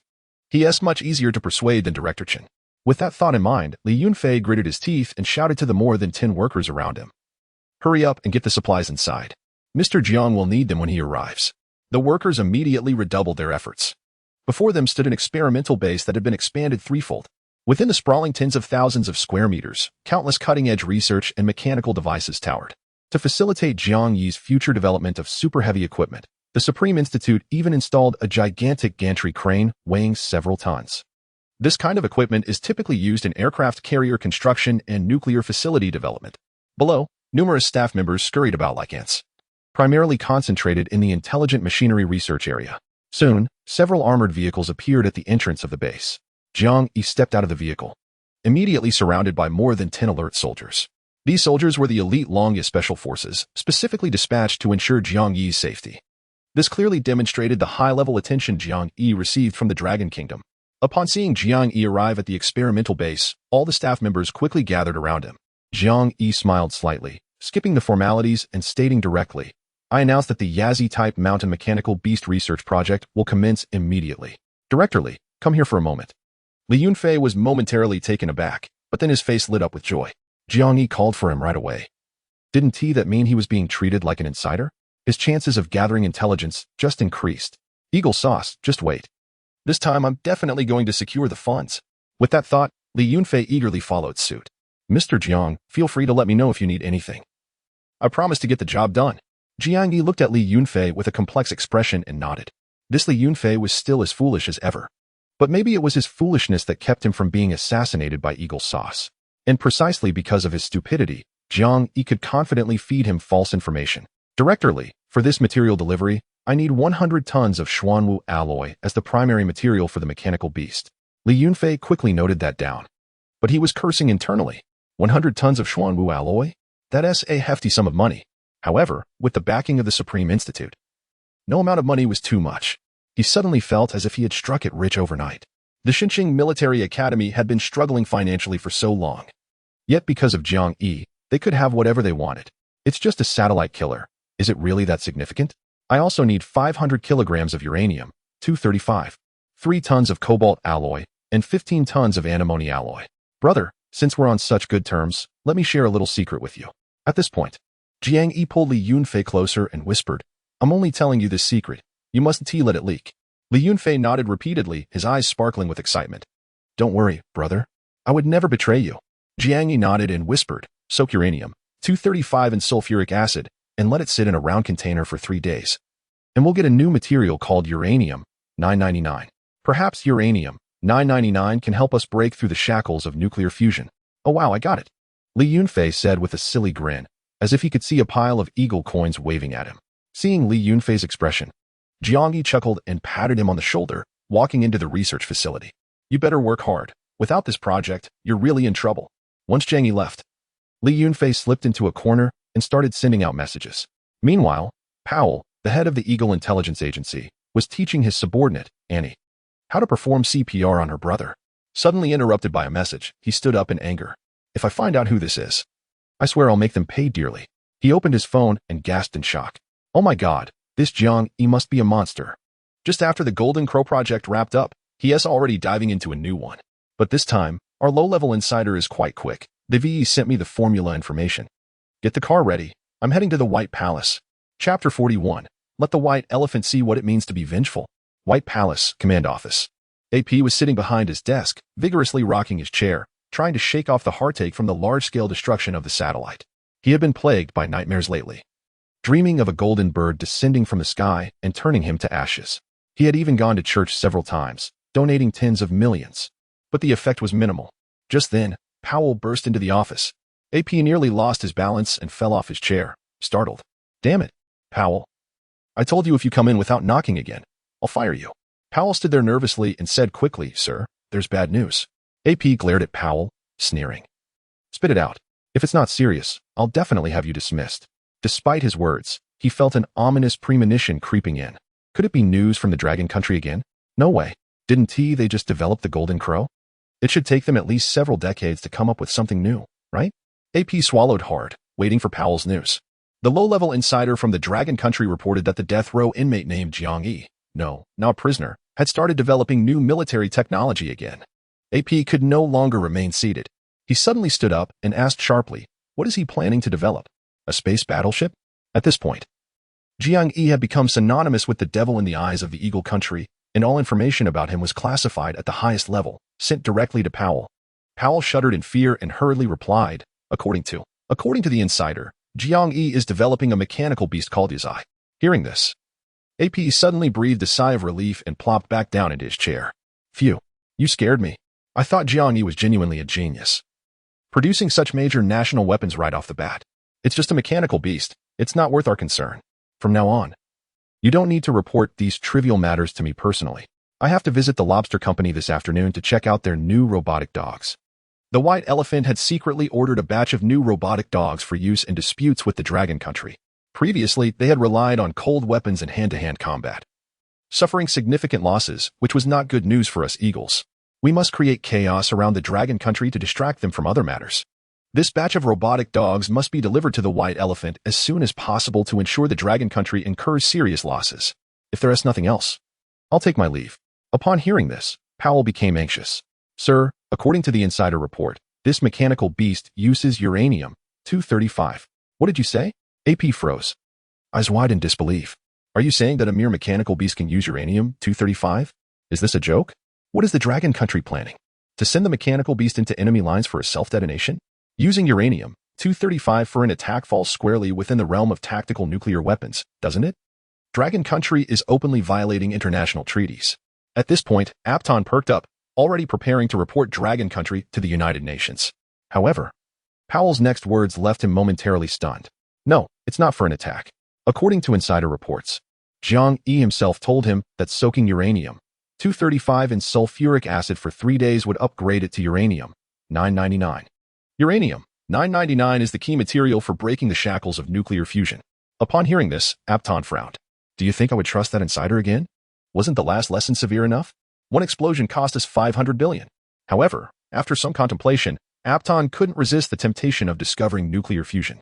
If they could be the first to achieve nuclear fusion, the Eagle Nation's dominance over Blue Star would remain unchallenged for centuries. That would be a true weapon of mass destruction. No one could stand and talk to the Eagle Nation under the power of nuclear fusion.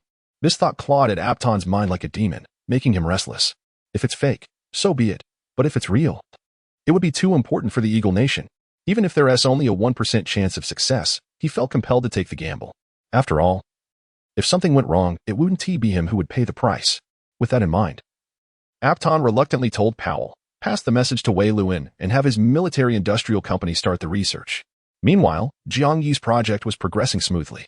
With the help of numerous top researchers and cutting-edge equipment, Jiang Yi quickly created the first Yazi-type mountain mechanical beast. They'll call the mechanical beast. This Yazi was unlike any available on the market. Its bronze body, resembling a jackal with a dragon's head, was entirely forged from Xuanwu alloy. It held a transparent sword hilt in its mouth, which could transform into a double-headed plasma sword, capable of striking down enemies in an instant. Multiple plasma thrusters along its spine could propel it to speeds exceeding 200 kilometers per hour in an instant. Its forelegs were designed to mimic rock-sheep hooves, allowing it to traverse rocky surfaces as if walking on flat ground, and it was equipped with anti-gravity pads for adhesion to cliffs. The tail was fitted with a 3-edged chain whip, which could slice enemies in two with a sweeping motion. As everyone gazed at this killing machine, they collectively gasped in awe. If the Jinwu could be likened to a majestic ruler of space, then this Yazi resembled a fierce general from ancient times, known for slaughtering hundreds of thousands on the battlefield. Just looking at the plasma sword held in its mouth sent chills down everyone's necks. Terrifying is the only word that could describe the Yazi. Just then, a commotion was heard from outside. The commander of the northern war zone, Geng Chuanxiu, strode in briskly. He wasted no time and immediately asked, Jiang Yi, I need to talk to you about something urgent. Commander Geng, what is the rush? Jiang Yi inquired curiously. I heard you're developing some kind of mechanical beast. Let me ask you, is it ready? Jiang Yi nodded and pointed to the creature behind him. It's right here. Geng Chuanxiu was taken aback as he turned to look. After years of military service, he had never seen such a menacing creation, let alone a mechanical beast. Just one glance made him feel as though he was staring into a sea of corpses and rivers of blood. Is this the mechanical beast you've been working on? It's terrifying, truly terrifying. Geng Chuanxiu looked at Jiang Yi with admiration, but his expression quickly turned serious. I almost forgot something important. We've received news from the Western Front that the White Elephant has acquired a batch of powerful robotic dogs from the U.S. These machines have already been deployed in the conflicts with Longhua, and our soldiers have suffered heavy losses. That's why I'm here seeking your help. Is this mechanical beast combat ready? Jiang Yi smiled mysteriously and nodded. Absolutely. It's more than ready. Chapter 42. The White Elephant's Provocation and the Sinister Javelin-Launching Robotic Dogs. Jiangnan, Jiagu. Temporary command post of the 5th Regiment in the Western Theater. The makeshift medical station was overwhelmed with injured soldiers, their cries of agony echoing throughout the room. Battlefield doctors and nurses were frantically moving about, yet new casualties continued to pour in. Colonel Gu, stop sending more people. The medical station is at capacity. If this keeps up, we won't be able to hold on. A blood-soaked surgeon shouted anxiously at the middle-aged man beside him. Colonel Gu furrowed his brow, looking at the constant stream of wounded soldiers with a heavy heart. They had been stationed in Jiagu, facing off against the White Elephant Army for over 3 years. Initially, they had the advantage in equipment, troop quality, and an unspoken rule against the use of firearms, which had forced the White Elephant forces to retreat in disarray, too afraid to confront them directly. But recently, for reasons unknown, the White Elephant Army seemed to have gained some backing and had taken the initiative to attack, provoking the 5th Regiment. The 5th Regiment couldn't just sit back and take it. They immediately dispatched hundreds to confront the enemy. Despite the 5th Regiment's warriors wielding their spiked clubs, the White Elephant Army's performance was lackluster, and they were easily defeated once again. However, what was strange this time was that the White Elephant Army didn't surrender. Instead, they had the audacity to fight back. In their fury, the soldiers of the 5th Regiment pursued the White Elephant forces relentlessly, vowing to drive them back beyond the Hong Line. Just then, a large group of robotic dogs appeared in the 5th Regiment's line of sight. These robotic dogs moved at remarkable speed and were incredibly agile. To Colonel Gu's astonishment, the dogs were equipped with javelin launchers on their backs. Javelins, as cold weapons, technically didn't violate the long-standing tacit agreement between the two sides regarding the use of firearms. But damn it, these javelins weren't being launched by human hands. They were fired from the launchers with multiple boosts of power. One strike could even pierce through 2 or 3 people. Meanwhile, the spiked clubs wielded by the 5th Regiment soldiers barely had any effect on the robotic dogs. Wasn't this outright cheating? Colonel Gu pressed his lips together in frustration but could only let out a helpless sigh. Hold on. They have robotic dogs, but our dragon country has them too. I've already called for reinforcements. They'll arrive soon. Yet, despite his words, he held no hope in his heart.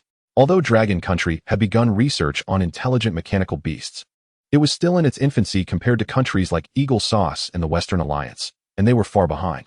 Even if they managed to send some reinforcements, they certainly wouldn't stand a chance against these robotic dogs. Thinking of this, Colonel Gu gritted his teeth and said, damn it, even if it costs us our lives. We must stop the White Elephant's offensive. Our territory is right behind us. We cannot let them breach it. At that moment, a raucous music began blaring from outside the camp. Colonel Gu quickly led his men to investigate, and what he saw left him dumbfounded. Outside the camp, hundreds of Indians were crowded together, dancing with wild abandon, their feet stomping in a cloud of dust. They were singing in broken Dragon Country dialect. Look at my doggy. Look at my doggy. Look at my doggy. Da-da-da. Look at my spear. Look at my spear. Look at my spear. Da-da-da. It's hilarious. The soldiers from the Dragon Country are so pathetic. They're even worse than a little dog.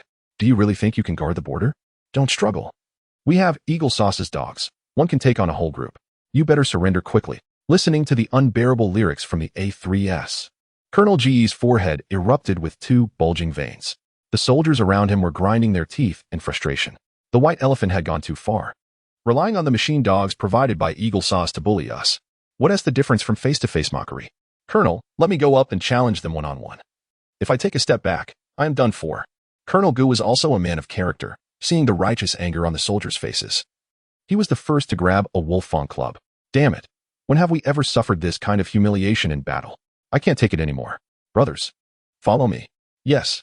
With excitement in their eyes, Colonel Gu led over 100 soldiers out of the camp. Outside, the A3S saw the Dragon Country soldiers emerging and immediately drew their newly equipped electric tridents, ready for battle. This electric trident was specially manufactured by the Special Dragon Company in White Elephant to gain an advantage in close combat against the Dragon Country. It was said that this trident was inspired by the weapons of Shiva, capable of unleashing high-voltage currents of over 1,000 volts and even attacking from a distance. It was truly high-end, prepared for both close and long-range combat. The A3S, wielding their tridents, looked as if they were possessed by the Aquaman from a Hollywood movie. Full of bravado. In contrast, the Dragon Country soldiers were equipped with riot shields in their left hands, wolf fang clubs in their right, and electric guns at their waists, similarly impressive gear. With the equipment not differing too much, the real test now lay in the combat abilities of the soldiers themselves. At Colonel Ji's command, over 100 soldiers roared as they charged towards the A3S, who outnumbered them several times. The two sides clashed instantly, engaging in fierce combat. The sounds of metal clashing, roars, and cries of pain echoed through the air. However, under the superior combat skills of the Dragon Country soldiers, the A3S quickly fell apart. Seeing the Dragon Country soldiers relentlessly pursuing them, the A3S panicked, fleeing in all directions without even having time to collect their sound equipment. They had experienced the power of those wolf fang clubs firsthand. A near miss could injure, and a direct hit could kill. If they didn't T-run now, many more would end up dead. Boom. Colonel Go smashed the sound system with his club, and the loud music abruptly stopped. Don't chase the defeated, come back. The soldiers, covered in blood, wore expressions of excitement. I just took down 8 A3S. How about you? You only got 8? I took out over 10 by myself. Who gave them the audacity to come here and provoke us? Are they tired of living? Just as the soldiers were discussing, a sudden sound of synchronized footsteps came from the direction the A3S were retreating. Hearing this sound, Colonel Go's eyes widened in alarm as he shouted, "Quick, take cover." But his warning came too late. In the next moment, dozens of javelins whistled through the air, piercing the bodies of more than a dozen soldiers. No. Colonel Go fought back his grief and commanded the soldiers to carry the injured back to the camp. The enemy had soaked the javelins in the Ganges for several days to enhance their lethality.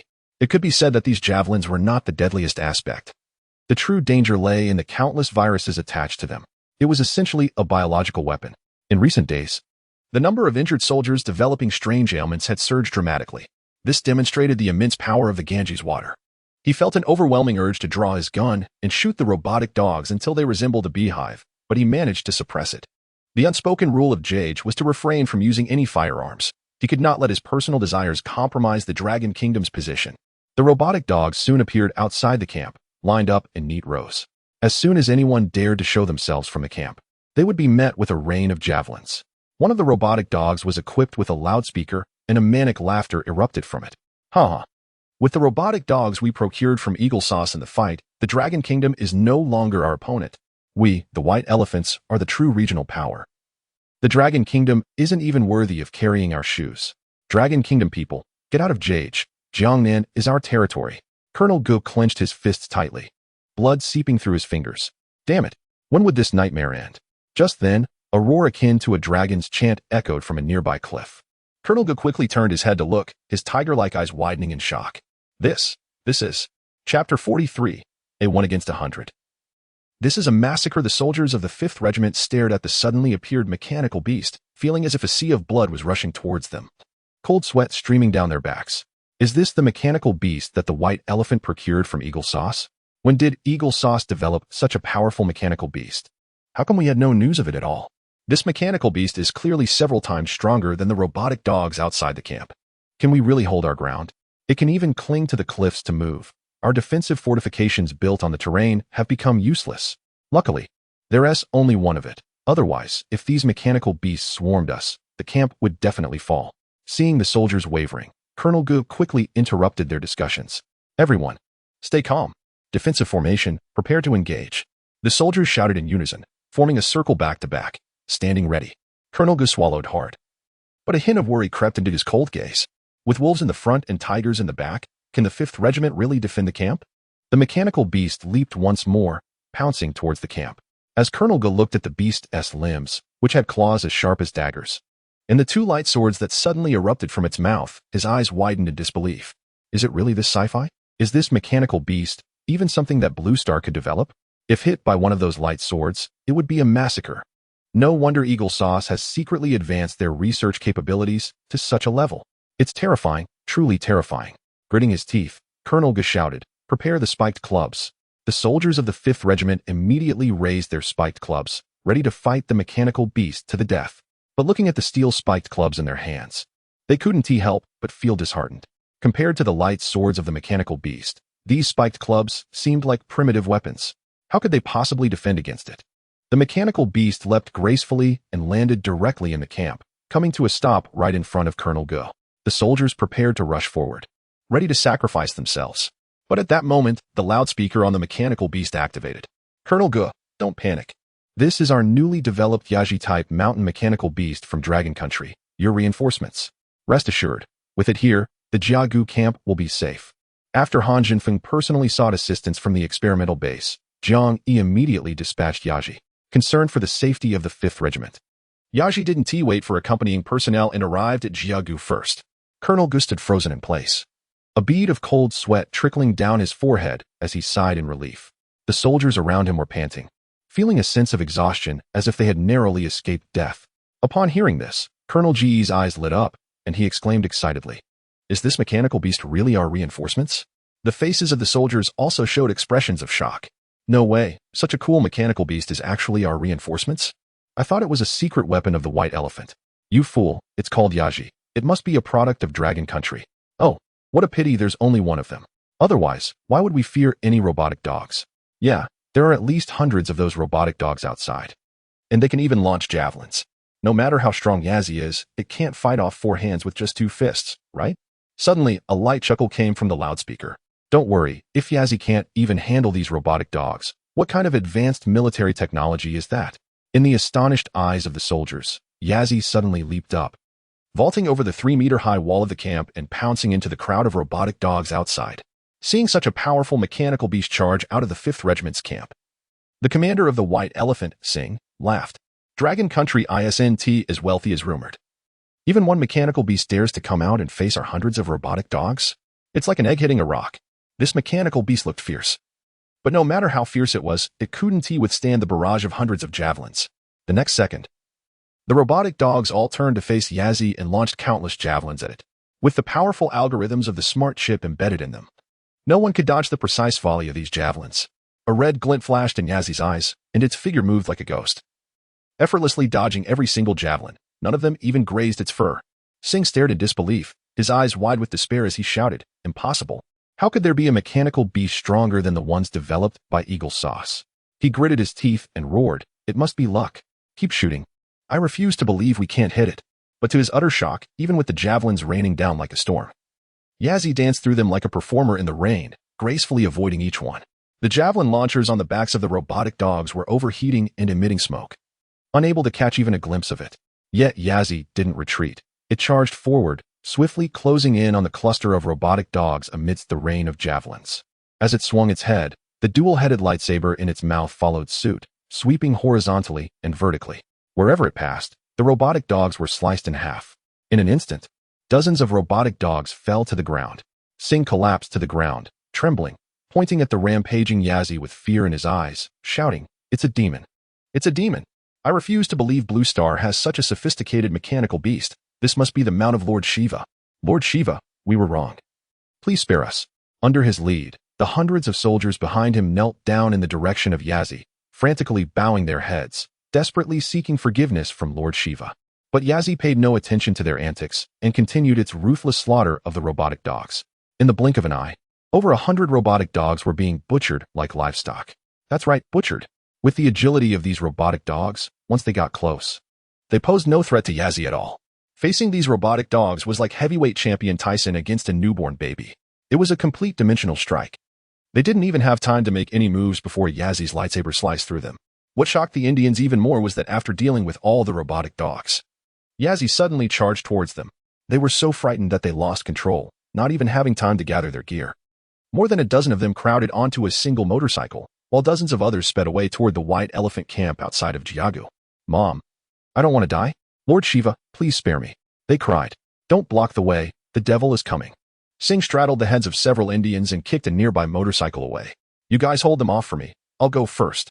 The more than 10 Indians on the motorcycle screamed as they fell to the ground, unable to believe that Singh was leaving them behind. They had been abandoned by their commander. A few Indians wearing tall turbans raised their tridents and shouted as they lunged fiercely at Yazzie. It looked like the trident was about to pierce Yazzie's body. Chapter 44. Unafraid of heavy weapons attacks, the Indians are in a panic. Ding. As the terrified eyes of the Indians looked on, the trident, capable of easily piercing through bulletproof vests, struck against the armor of the mechanical beast, creating a spark. Even the thousands of volts of electricity emitted from the trident had no effect on the creature. It darted past several of them in an instant. The next moment, bloodstains appeared on their bodies, and they collapsed weakly to the ground.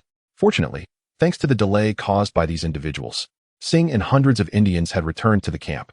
They activated all defensive measures, determined not to let that infernal beast break through. The Indians scrambled around, preparing their gear as if their behinds were on fire. Singh was drenched in sweat, his eyes filled with intense fear. Damn it, damn it. How did the Dragon Kingdom suddenly produce such a powerful mechanical beast? With it stationed in Jage, this place would become the Dragon Kingdom's backyard, and we, the white elephants, would be finished? No, this cannot happen. Otherwise, I will surely be court-martialed. A hint of madness flickered in Singh's eyes as he gritted his teeth and roared. The rules are off. Heavy firepower. Aim at that damned beast. I want to blow it to the sky. Upon hearing this, the Indians instantly became excited. That's right. Cold weapons can't take it down, but what about hot weapons? No matter how strong the mechanical beast is, it cannot withstand the assault of firearms. Just one heavy machine gun could turn it into a pile of scrap metal. It's just one beast. With so many of us, why should we fear it? Exactly. No matter how powerful it is, it's not invincible. Even if it's a mount of the great god Shiva, we'll turn it into a beehive. A cold smile crept across Singh's lips as he watched the creature rapidly approaching along the cliffside. He issued the command. Heavy machine guns ready. Aim at the mechanical beast on the cliff and fire away. The gunners quickly trained their weapons on the beast and squeezed the triggers. Rat-a-tat-tat-tat-tat. Countless bullets surged like a torrent towards the creature, creating deep craters in the cliffside. The beast's eyes flashed a menacing red. The next moment, it leaped forward as if weightless, covering dozens of meters in a single bound, easily evading the machine gun fire. Hiss! The Indians collectively gasped. Such speed, such agility, such explosive power. Could this really be something a mechanical beast could achieve? It actually dodged the barrage of machine gun fire. Who could withstand such terrifying swiftness? Colonel Singh's eyes widened in rage as he bellowed. Individual rocket launchers. One unit. Fire. For Indians quickly retrieved rocket launchers from the camp, shouting wildly as they aimed at the beast. Boom, boom, boom, boom. For bursts of flames erupted from the cliff, instantly sending rocks tumbling and the ground shaking. Seeing this, Singh's eyes lit up. Got it.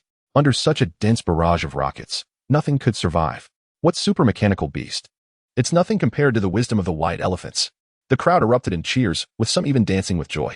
But in the next moment, Singh's expression of delight turned to shock. Yazzie burst forth from the flames like a superhero from a blockbuster movie. When Singh took a closer look, he was so startled that he nearly fell off the wall. Yazzie was completely unscathed, its armor still gleaming. It was terrifying. Was this really a creation from Blue Star? The technology of Longwa was too formidable. At this rate, how could we possibly defeat them? Mom, I want to go home. Amidst the cries of the crowd, Yazzie leaped off the cliff and landed directly in the arms of one of the onlookers. With a sickening thud, the onlooker screamed in agony as Yazzie swung its tail, the triangular whip-like end striking several others in the chest with lightning speed. Those unfortunate souls were sent flying like kites, their fates unknown. Blood flowed like a river along the wall, and hundreds of onlookers, disregarding the height, jumped off the wall like dumplings into boiling water.